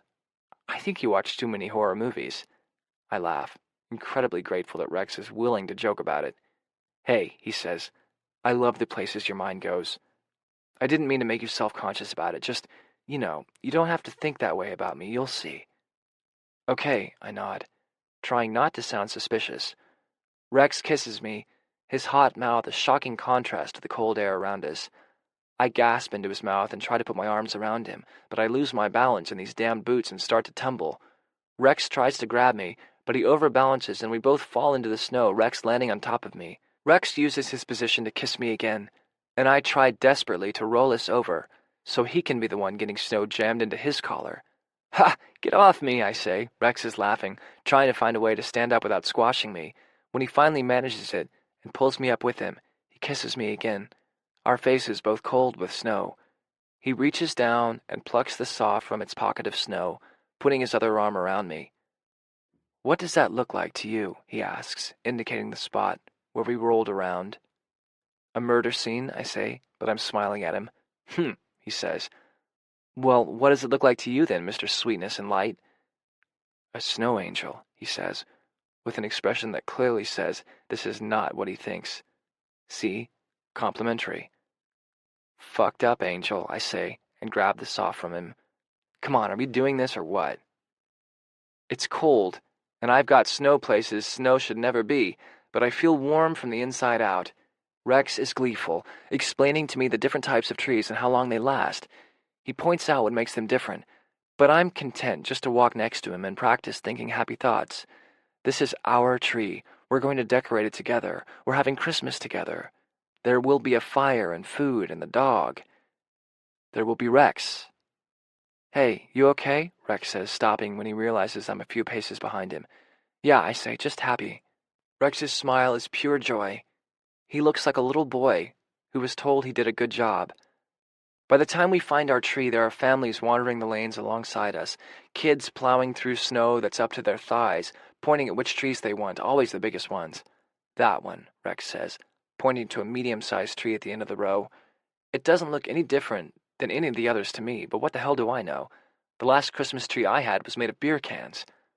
Rex kneels in the snow and starts to saw through the trunk of the tree. I've never seen anyone cut down a tree before. It's strange. You want to try? Rex asks. I don't really, but it seems like one of those things that we're supposed to do together. I take the saw and slot it into the notch Rex has started. After sawing for a few minutes, I'm exhausted.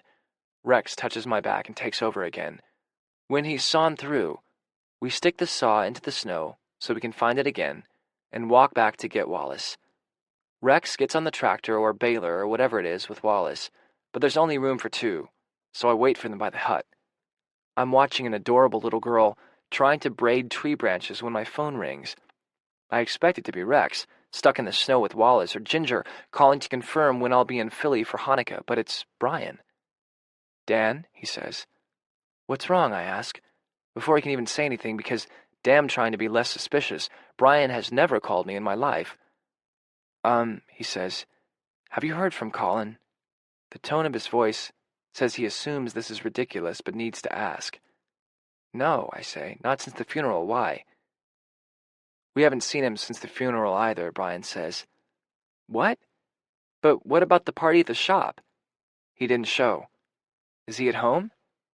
No, man, we didn't think of that, Brian says like a jackass. He isn't at home, and he hasn't been at the shop. We haven't seen him since the funeral. I keep calling his phone, and he never picks up. I haven't talked to him, Brian, I say. But if I hear from him, I'll let you know. It's a testament to how anxious Brian must be that he doesn't say a single nasty thing as he hangs up the phone. I dial Colin's number, and his phone rings to voicemail. Colin, I say, it's Daniel again. Look, Brian just called me, and he says no one's heard from you since the funeral. I just want to make sure everything's okay, okay? So even if you don't want to talk to me, maybe call Brian or Sam, okay? Bye. Oh, and I didn't say anything. Okay, bye. All right, son, you're set, Wallace says, pulling the trailer thing with the tree in it up in front of me. Rex hops off and hands Wallace some money. I reach for my wallet, but Rex waves me off. Thank you, he says, shaking Wallace's hand. He looks so happy. Merry Christmas, boys, Wallace says, waving. Rex smiles at me, then grabs the bundled-up tree like it's nothing more than a baseball bat he's casually resting on his shoulder and sets off for the truck. He straps the tree to the roof and we set off. Rex is unusually talkative, explaining some of the things Wallace told him about tree farming. I love seeing him so happy, but the call from Brian is nagging at me. Hey, what's up? Rex asks a few minutes later. I glance up at him. You don't think, I begin. I shake my head. It's just Brian called while you were getting the tree, and he said no one's heard from Colin since the funeral. He's not at home, won't answer his phone. I don't know. I wonder if he's okay. I've called him a few times, and he hasn't called back. A few nights ago, when I took Marilyn out for her evening walk, I called Colin again. At first, I was just going to leave a generic, seriously, dude, are you ever going to call me back? Message. But as I was walking, I started thinking about how it might have been if Colin and I had been allies instead of enemies, how different things would have been, how different I might have been. So when his voicemail picked up, I said, Hi, Colin. I'm so angry with you because you cheated me out of a brother. I don't understand why you never told me. I can think of lots of reasons, but I don't know what yours was. No matter what it was, though, I think it sucks. And I think it sucks that you let me think I was alone in this when I wasn't. I wasn't, was I, Colin? My hands were shaking when I hung up the phone, and Marilyn was sitting at my feet, looking up at me like she was worried about me. The next night, I snuck into the bathroom after Rex was asleep and left another message. Colin, it's Daniel. Look, I'm mad at you, but I still want to talk to you, okay? I want to know what the fuck's going on with you. Why were you so horrified when you found out I was gay? Because I know you weren't faking that. You almost killed Buddy when you found us together. I just want to know why. Please call me back, okay? Do you know any of his friends he might go stay with? Rex asks. Any of them you could call? No, I don't know any of his friends. I don't even know if he has any. If he hasn't talked to Brian and Sam, then he hasn't talked to anyone. I stare out the window, the snow suddenly seeming oppressive instead of magical. I try to shake it off, though, because today is supposed to be about the Christmas tree, about making Rex happy. He's probably with that man, don't you think? I ask. The one from the funeral? Well, that makes sense, Rex says. But I'm not so sure. We spend a lazy day decorating the tree with some tinsel and lights that Rex says he found in his workshop, but I suspect he may have bought especially for us. Marilyn is confused to see a tree inside, and we have to keep taking her outside to stop her from peeing on it. I'll take her, I say, when she circles the tree again as Rex is about to start dinner. Outside, a few more inches of snow have fallen since this morning, and the scene of snow-draped pine trees outside Rex's cabin with its warmly glowing windows looks like a postcard that I can't believe I can walk into it.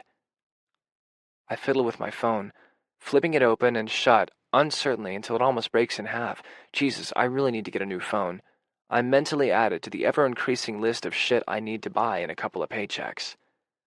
I flip the phone open and call Colin before I can change my mind, but of course it goes right to voicemail. Colin, I say, my teeth chattering. I have this memory, at least I think it is. I'm not totally sure it really happened, but if it did, it was a snow day at school and I came home early. You were in bed, drunk, and I remember Dad's pills for his back. Anyway, I remember a lot of them, Colin, and I wanted to make sure. I wanted to see if... Look, just don't do anything fucking stupid. All right, you asshole?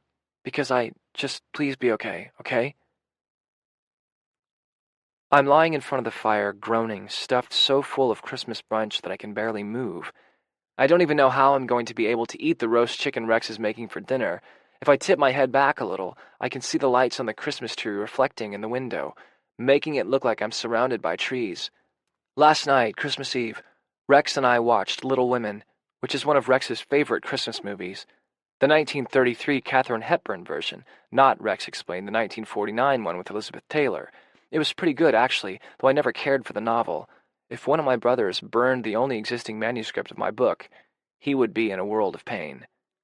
We watched because Rex told me how he and his mother used to have a set of Christmas movies they watched every year, and how he hadn't done it since she died. Their lineup was Little Women, Holiday Affair, It happened on Fifth Avenue, and the bishop's wife. He was shocked to hear that I'd never even heard of any of them except Little Women, and hadn't actually seen a single one. I made it about 20 minutes into Holiday Affair before falling asleep and drooling all over Rex, so we went to bed instead. Now, Rex is in his workshop, doing something mysterious that he wandered off to after brunch when I collapsed on the rug to try and digest.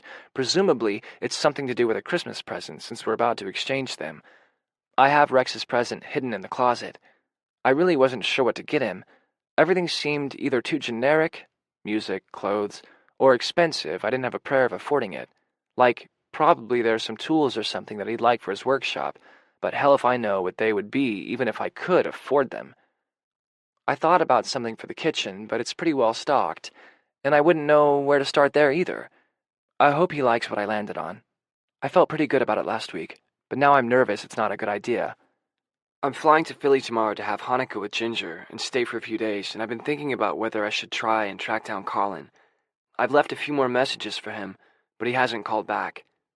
I know it sounds sick, but, I would have heard about it if he killed himself, right? Someone would have found him and... Ready! Rex saunters in with a wrapped box in his hands. I groan, reaching out an arm toward him so he can help me up. He drops the box on the couch and smirks at me, then lies down beside me on the floor, leaning on one elbow so he can look at me. Do you think it's possible to actually die from eating too much, I ask. Yeah, probably, he says, dropping a light kiss on my stomach, and then lying back. I groan and flop over so I can bury my head in Rex's neck. His arm comes around me and he lets out a warm rumble of contentment. Marilyn barks once, then comes over, turns in a circle, and lies down with us in front of the fire. I start to laugh, then clutch my stomach. What? It's just so goddamn picturesque, I say, waving a hand at the Christmas tree, the snow falling outside the windows, and the dog curled up in her blue flannel bed in front of the roaring fire. Rex chuckles, his chest vibrating beneath me. After I come out of my food coma, I go to the closet and get Rex's gifts. I hesitate, then leave the second one in the closet for later.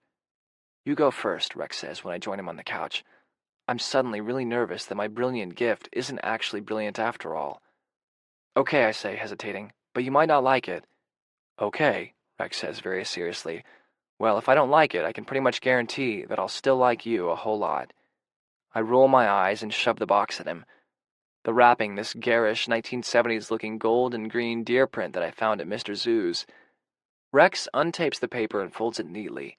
He takes the lid off the box and holds up the thing on top. It's a Christmas tree ornament of a dog that looks a lot like Marilyn. It's to remember the first night we met, I say, my cheeks burning at how sentimental this is. I know it's cheesy, but Rex kisses me. Shut up, he says. He strokes my cheek. It's great. He dangles the ornament in front of Marilyn, who merely lifts one ear and opens one eye, decides nothing that's going on is worth her attention in the slightest, and snuffles back to sleep, turning to toast her other side equally in front of the fire. Then Rex lifts a bunch of tissue paper out of the box and pulls out another oddly shaped package wrapped in the same paper. I hold my breath as he struggles with my terrible wrapping job, looking at his face because I want to see his initial unguarded reaction. Rex's mouth falls open. Oh my God, he says, lifting out the vintage Marilyn Monroe ornaments. There's one of her with her white dress blowing up from the scene in The 7-Year Itch, one surrounded by paste diamonds and feathers from Diamonds Are a Girl's Best Friend, and one that's shaped like a regular ornament, but has Norma Jean on one side and Marilyn on the other. Then he lifts out the last ornament. It's of Humphrey Bogart in Casablanca. The Casablanca one isn't vintage, I say. I just thought you might like it. How did you? I found them online. Do you like them? Rex's finger looks huge, tracing the tiny figure in the white dress. When he looks up at me, there are tears in his eyes. They're just like the ones my mom had, he says, pulling me to him and crushing me against his chest. Thank you. He makes a big deal out of making me help him hang the ornaments on the tree. When we sit down again, he hands me his present. It's wrapped perfectly, in thick silver paper, and it smells like wood shavings. I tear off the paper, and inside is a carved wooden box attached to an ornament hook. The box is 3 or 4 inches square and is made of several different kinds of wood. Great minds, Rex murmurs. He's got me an ornament as well. Did you make this? I ask. It's beautiful, Rex nods. I got the idea at Ginger's, looking at that puzzle box. I really liked that, and I thought maybe I could make one. Turns out they're harder than I thought, he adds, sounding nervous. Even a simple one. His hands are clasped in his lap. You have to open it, he says. I fiddle with the box, pulling on the corners and pushing the middle, and vice versa. Oh, you have to. Rex points to his side piece, and I slide it over. It takes me a minute. Jesus, this is an easy one? But I finally hear a pop, and it slides open. Ha! I say, inordinately pleased with myself. Then I look inside. It's a key. I look up at Rex, whose face is open, vulnerable and hopeful. I thought maybe you'd want to move in here with me, he says softly. It's his shy voice, the voice he uses with strangers when he's nervous. I look down at the box again. I pick up the key. It's on a simple wooden keychain cut into the shape of Michigan. It weighs nothing in my palm, but it feels like the heaviest thing I've ever held. But, I say, my mind racing, but what about the job? What if I get the job? We haven't even talked about it, and I move in with me, Rex says again, his voice resonant once more. Live with me, here, for now, then wherever. As long as you're with me, I won't care where we live. I swallow hard. You'd leave here, with me? But what about... I gesture around us to the cabin Rex worked so hard to build, to the place he created out of grief and fear and desperation, to the place that became a home. I'm squeezing the key so tight I can feel its teeth cutting into my palm. Baby, Rex says, putting warm hands on my shoulders. I can build something else. Something just for us. His eyes never leave mine. I came here because I didn't have anywhere else to go, didn't have anyone, and now, as long as I'm with you, I'll be home. My eyes flood with tears. Home. I never felt at home in my father's house. The apartments I've lived in since then have been crap, just places to crash. Ginger's apartment has been a home away from home, as close as I thought I might ever get to a place that feels right, that feels like home. Then I met Rex, and even that first night, when I thought I'd never see him again, something about him called out to something deep inside me. I love this cabin, these woods, but it's not this place that feels like home. It's Rex. He's looking at me, eyes tracking mine. I can see the moment he thinks I'm about to say no, and it almost breaks my heart. I nod quickly, my mouth getting twisted around all the things I mean to say, so I just launch myself forward and hug him as tight as I can, arms around his neck and legs around his waist. Rex's hugs feel like being wrapped in the warmest blanket. We stay like that for a while, just holding each other until I relax my grip and my fist that was clenching the key unfurls, revealing the perfect indentation of Michigan in my palm. Finally, I haul myself off the couch to go to the bathroom. I catch a glimpse of myself in the mirror and my expression is unfamiliar. I look younger, happy in a way I never have. I can't help but think of the first time I saw myself in this mirror, Rex behind me the night we met. I shake my head, thinking that if I'd told myself that night that I would be living in this cabin, I probably would have drowned myself in the shower laughing. On the way back to the living room, my phone buzzes with a text. At first, I don't believe it can really be from Colin because there's not a profanity or an insult in sight. I'm okay, it says. Can't talk yet. Merry Christmas. Holy shit, I say. It's a Christmas miracle. What? Rex asks. And while he seems relieved Colin's all right, he doesn't seem overly impressed with the message. Seriously, I explain, following Rex into the kitchen, this is unprecedented. This could be the only non-aggressive Colin text the archives will ever see. Rex pulls out a tray of gingerbread that's been warming in the oven. Oh my God, I groan. That smells so good. What are you trying to do to me? Rex waggles his eyebrows and wraps his arms around me from behind, kissing my hair. Daniel, he murmurs in my ear, making me shiver. Say it again. What? That you're really going to move in with me. I turn in his arms, marveling again as always at how big and solid he is, how warm. I'm really going to move in, I say, grinning.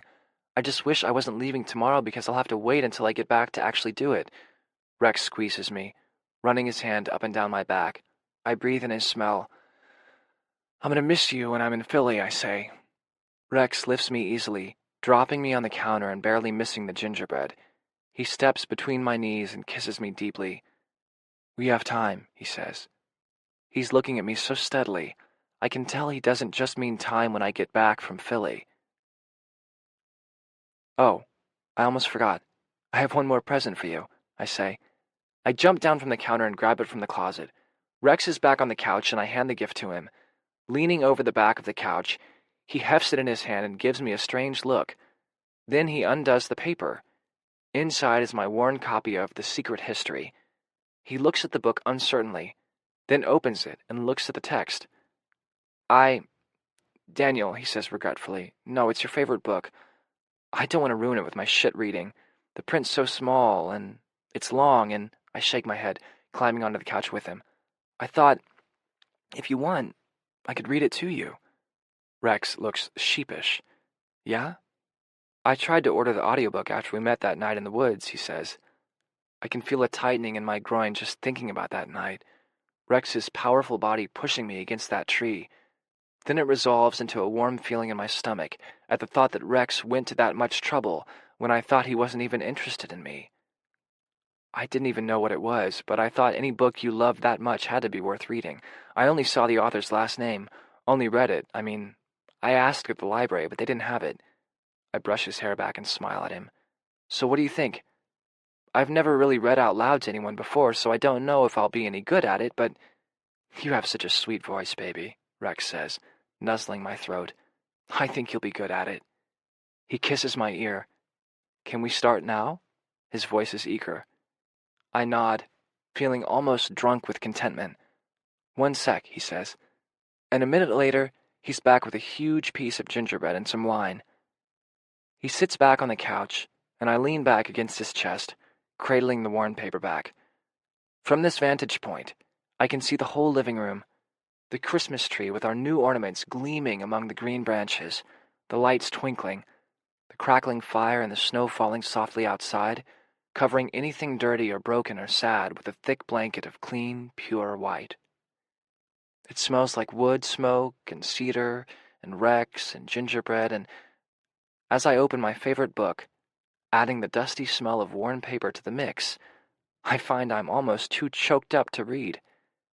As if he senses how overwhelmed I feel, Rex tightens his arms around me. You okay? He asks, his hand splaying across my chest. I nod, but can't quite get the words out. I look around us, then back at him. It's perfect. Too good to be true? Rex asks, stroking my hair away from my face. No, I tell him. Just good. Epilogue. December.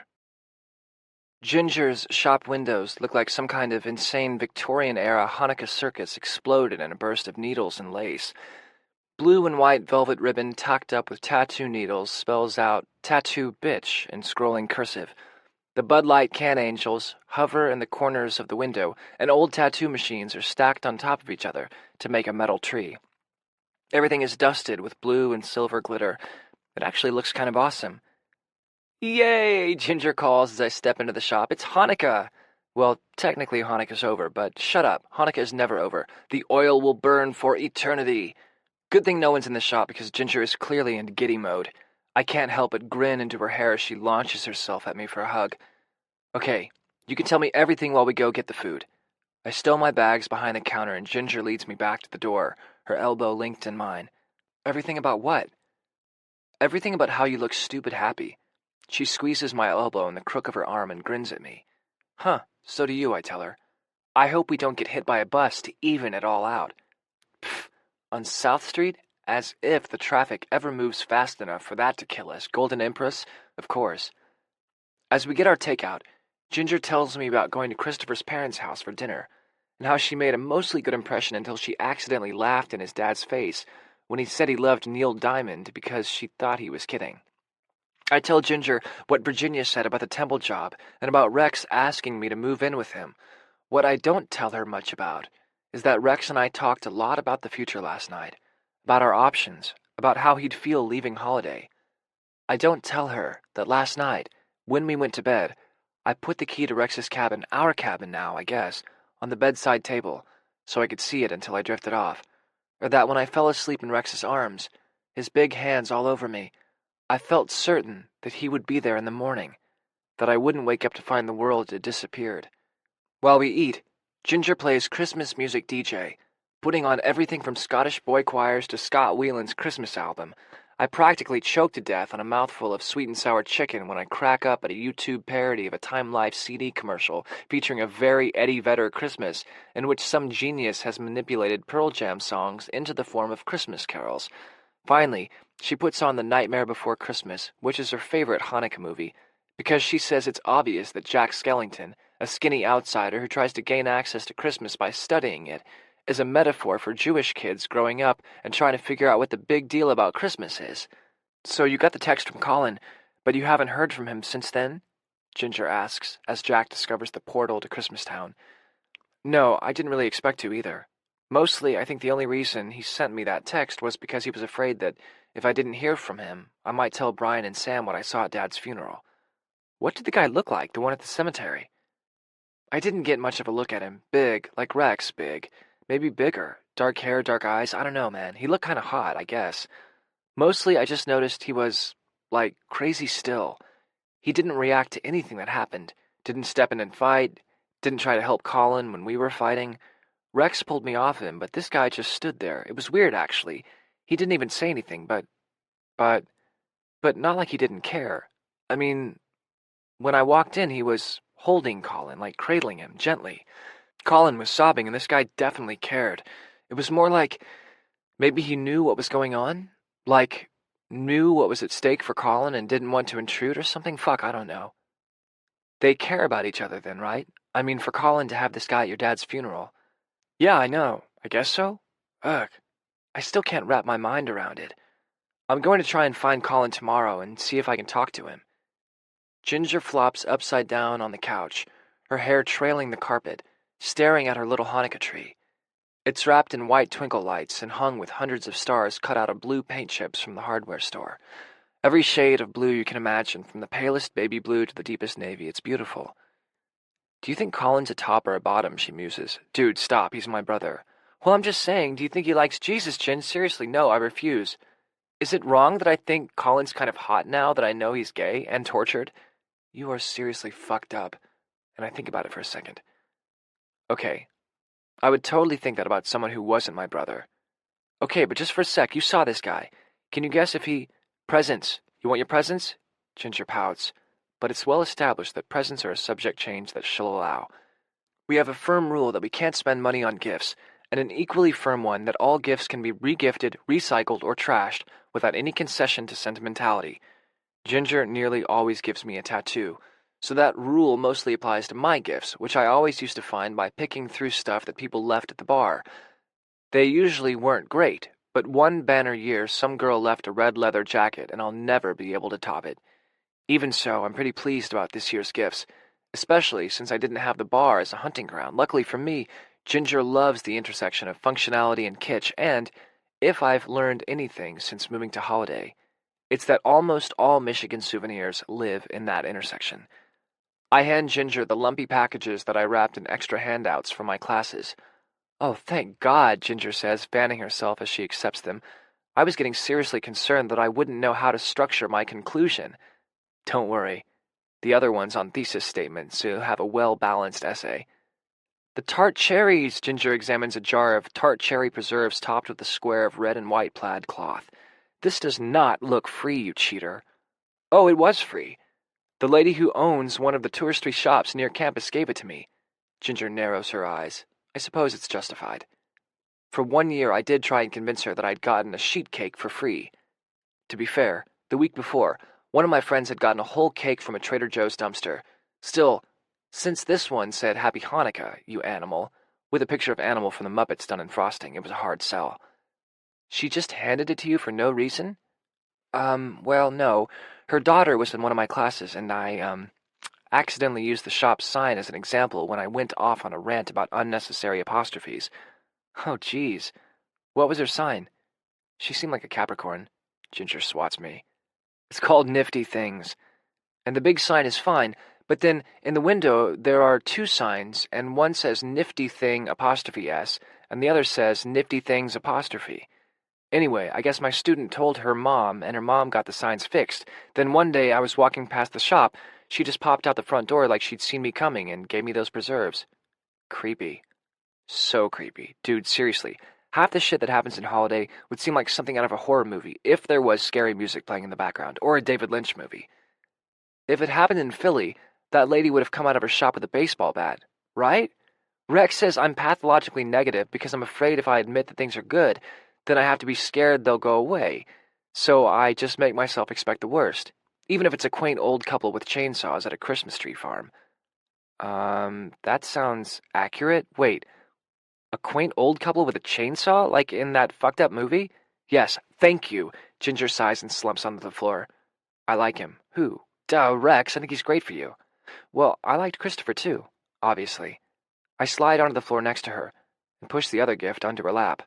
This one I totally cheated on. It wasn't free, and I won't pretend it was, but it's awesome and I have a new job now, so deal with it. Ooh, baby cakes. I love it when you're so forceful. Oh crap, that's awesome, she says, tearing the paper off the novelty ice cube trays. Let's make some right now. In the kitchen, Ginger fills the little Michigans with water. Wait, I know what we have to do. Ginger pulls coffee ice cream out of the freezer, the only food she can always be counted on to have in the house. She scoops some into a bowl and mushes it up until it's soft. Then she packs it into the second ice cube tray, smoothing it into perfect little Michigan ice creams. Hang on, she says, rifling through her cabinets. Aha! She pulls a dusty box of toothpicks from the back of the cabinet and sticks one in the center of each ice cube. Do you think I should put one in the upper peninsulas too? She asks, so they don't detach when we pop them out. I say, staring between Ginger and the ice cube trays. Who the fuck are you right now? Ginger drops her gaze to the floor for a second, and when she looks back up, her expression is sheepish. Okay, so maybe I saw Christopher do something like this once. She rolls her eyes. Okay, and maybe he's teaching me to cook a little bit. I fake gasp and put my hand to my heart. Ginger Marie, as I live and breathe, she flips me off. Well, Rex may be trying to teach me to cook too. Oh, God. Well, what's to become of us? Domesticated? It's just ice cream in an ice cube tray, Ginge. Let's not get ahead of ourselves. Oh, and what culinary masterpieces have you achieved? None. I made eggs that actually tasted like what I imagine it feels like to die, though I did somehow manage to infuse normal toast with such a strong scent of fire that I think it might be considered molecular gastronomy. Molecular what now? Molecular gastronomy. I saw it on one of Rex's cooking shows. It's kind of awesome. It's like they use dry ice and a bunch of other chemicals to make one food taste or look like another. So, like, they could make something that looked like coffee ice cream, but then when you taste it, it's actually meatloaf or something. That's the grossest thing I've ever heard. Why would anyone want meatloaf when they could have coffee ice cream? I don't think I explained it well. We put the ice cube trays in the freezer and drop back on the couch as Jack Skellington's minions are abducting Santa. God, Oogie Boogie has the sexiest voice, Ginger says, and I nod. Oh hey, Rex wanted to get you a Hanukkah present, but when I told him about the whole free thing, which I cheated on, anyway, he says that if you want, he'll build you new shelves in the back of the shop, if he's in Philly again. He says he noticed that yours were uneven. He was only downstairs for like 2 minutes. Dude, he's creepy observant. I shake my head, remembering how I reaped the benefits of Rex's incredible powers of observation last night, how he held me down and explored every inch of my body, watching my reactions and zeroing in on all the places that had me squirming until, after what felt like hours, I was trembling in his arms, every touch electrifying, begging for him to be inside me. I shiver and shake it off, but Ginger is watching me, like she can see the film reel playing in my head. I clear my throat. Well, that's nice of him. Tell him I'll give him any tattoo he wants in exchange. Don't you dare! What? Why? Because Rex is perfect as he is, flawless. Because he's already a work of art. Because I don't want anyone touching him but me, not even Ginger. I just like him as he is. Wait. What do you mean if he's in Philly again? Why wouldn't he be? His words. I think he just didn't want to assume. Why shouldn't he assume? No, I mean, he should. I don't know. Who knows what'll happen? If I'll get the temple job, if Rex would actually move if I did get it. Didn't he say he would? Yeah. Ginger pulls out her phone and clicks around, giving me a very Ginger look. Hey, Rex, she says. What the hell, Ginge? I'm going to need confirmation on something. Did you or did you not tell Daniel that you would move to Philadelphia with him if he gets the job at Temple? Ginger, I hiss. Uh-huh, that's what I thought. And did he or did he not agree to move in with you, whether or not that happens? Ginger, give me the goddamn phone. Excellent. I'm so happy for you both. Ginger, hey, are my shelves really so crooked that I grab the phone from her and glare. Hi, I say, sorry, she just, called. Hi, Rex says, his warm voice growly over the phone. What are you up to, I ask. I can picture him drinking a beer in front of the Food Network, Marilyn curled by the fire, our Christmas tree lit up. God, I already miss him. I haven't even been gone for 12 hours. And what are you wearing? Ginger yells from the kitchen. Rex chuckles softly. Actually, he says, and he sounds a little shy all of a sudden. I was using your computer. I hope that's okay. Yeah, sure. What for? I was looking at a slideshow of stuff to do in Philadelphia. Yeah? There's a warm flutter behind my ribs. Mm-hmm. And as for what I'm wearing, well, I'll leave that to your imagination. I groan, Rex's words turning the warm flutter in my chest to a heat that dips considerably lower. Oh, they're perfect, Ginger calls from the kitchen. What are you guys up to? Rex asks. Making Michigan-shaped ice cream thingies. Well, I'll let you get back to your Hanukkah, Rex says seriously. I love that he respects how important my traditions with Ginger are. Okay, I miss you. My voice is almost a whisper. I don't know why I'm so self-conscious that Ginger might hear me. Hey, Daniel. Rex's voice is liquid heat. I love you. I miss you too. I can feel myself flushing. I'm not sure I'll ever get used to hearing those words in Rex's deep voice. They're like a brand, marking me, claiming me. I love you too, I say softly, hunching around the phone, like I can direct the words more precisely to him. I'll see you in a few days, baby. I can practically see Rex's smile, tender and satisfied. Bye. When I turn around, Ginger's standing in the doorway to the kitchen, her expression soft. She's licking an Upper Peninsula thoughtfully. So, what's your pleasure this year? Her expression turns mischievous. Maybe Rex's name on your ass? Ooh, or the cabin. I do a really good wood grain. I flip her off and she grins, but I can't help but wonder how Rex would react if he pulled my pants down and saw his name scrawled across my ass in Ginger's gorgeous script. I fumble through my jacket pockets and pull out my keys. I want this. I hand Ginger the wooden keychain in the shape of Michigan that Rex put the key to the cabin on. And a little heart here. I point to where Holiday would be. Oh crap, baby cakes, that's so good. She sounds odd. Let me grab the stuff from downstairs. It's a small piece, but it turns out beautifully. In the end, Ginger convinced me that we should add the chain and the key. It's so detailed and realistic that it looks like Rex just dropped the key on my chest. You're sure it's not too sappy that we put it over my heart? I ask her, gazing down at it in awe. Too late, sucker, she says, but she's looking at the piece with satisfaction. She takes a picture with her phone. Now I think it's perfect. It is perfect. Should I send Rex the picture? No, I want to surprise him. I stroke lightly over the key, glad that I'll take this slight ache of the needle with me tomorrow when I try and confront Colin. I lean back and let my eyes go unfocused as I look at the Hanukkah tree. It's a beautiful blur of green and blues, almost like I'm looking through the window at Rex's cabin, our cabin. Like it's early in the morning and I'm still half asleep, Rex's warmth behind me, his face buried in my neck, and I'm looking out at the pine trees and blue sky, and I can almost feel his arms around me, smell that mixture of cedar and pine and wood smoke that is Rex's alone. I close my eyes and let my hand rest on my chest. I'm not sure what's going to happen in the next year, whether I'll get the Temple job or not, whether I'll stay on holiday or move back to Philly. But for the first time, the uncertainty isn't freaking me out, because I know that Rex will be there, wherever there is. And now I can look down at this key anytime I want and see my connection to him. See my way home.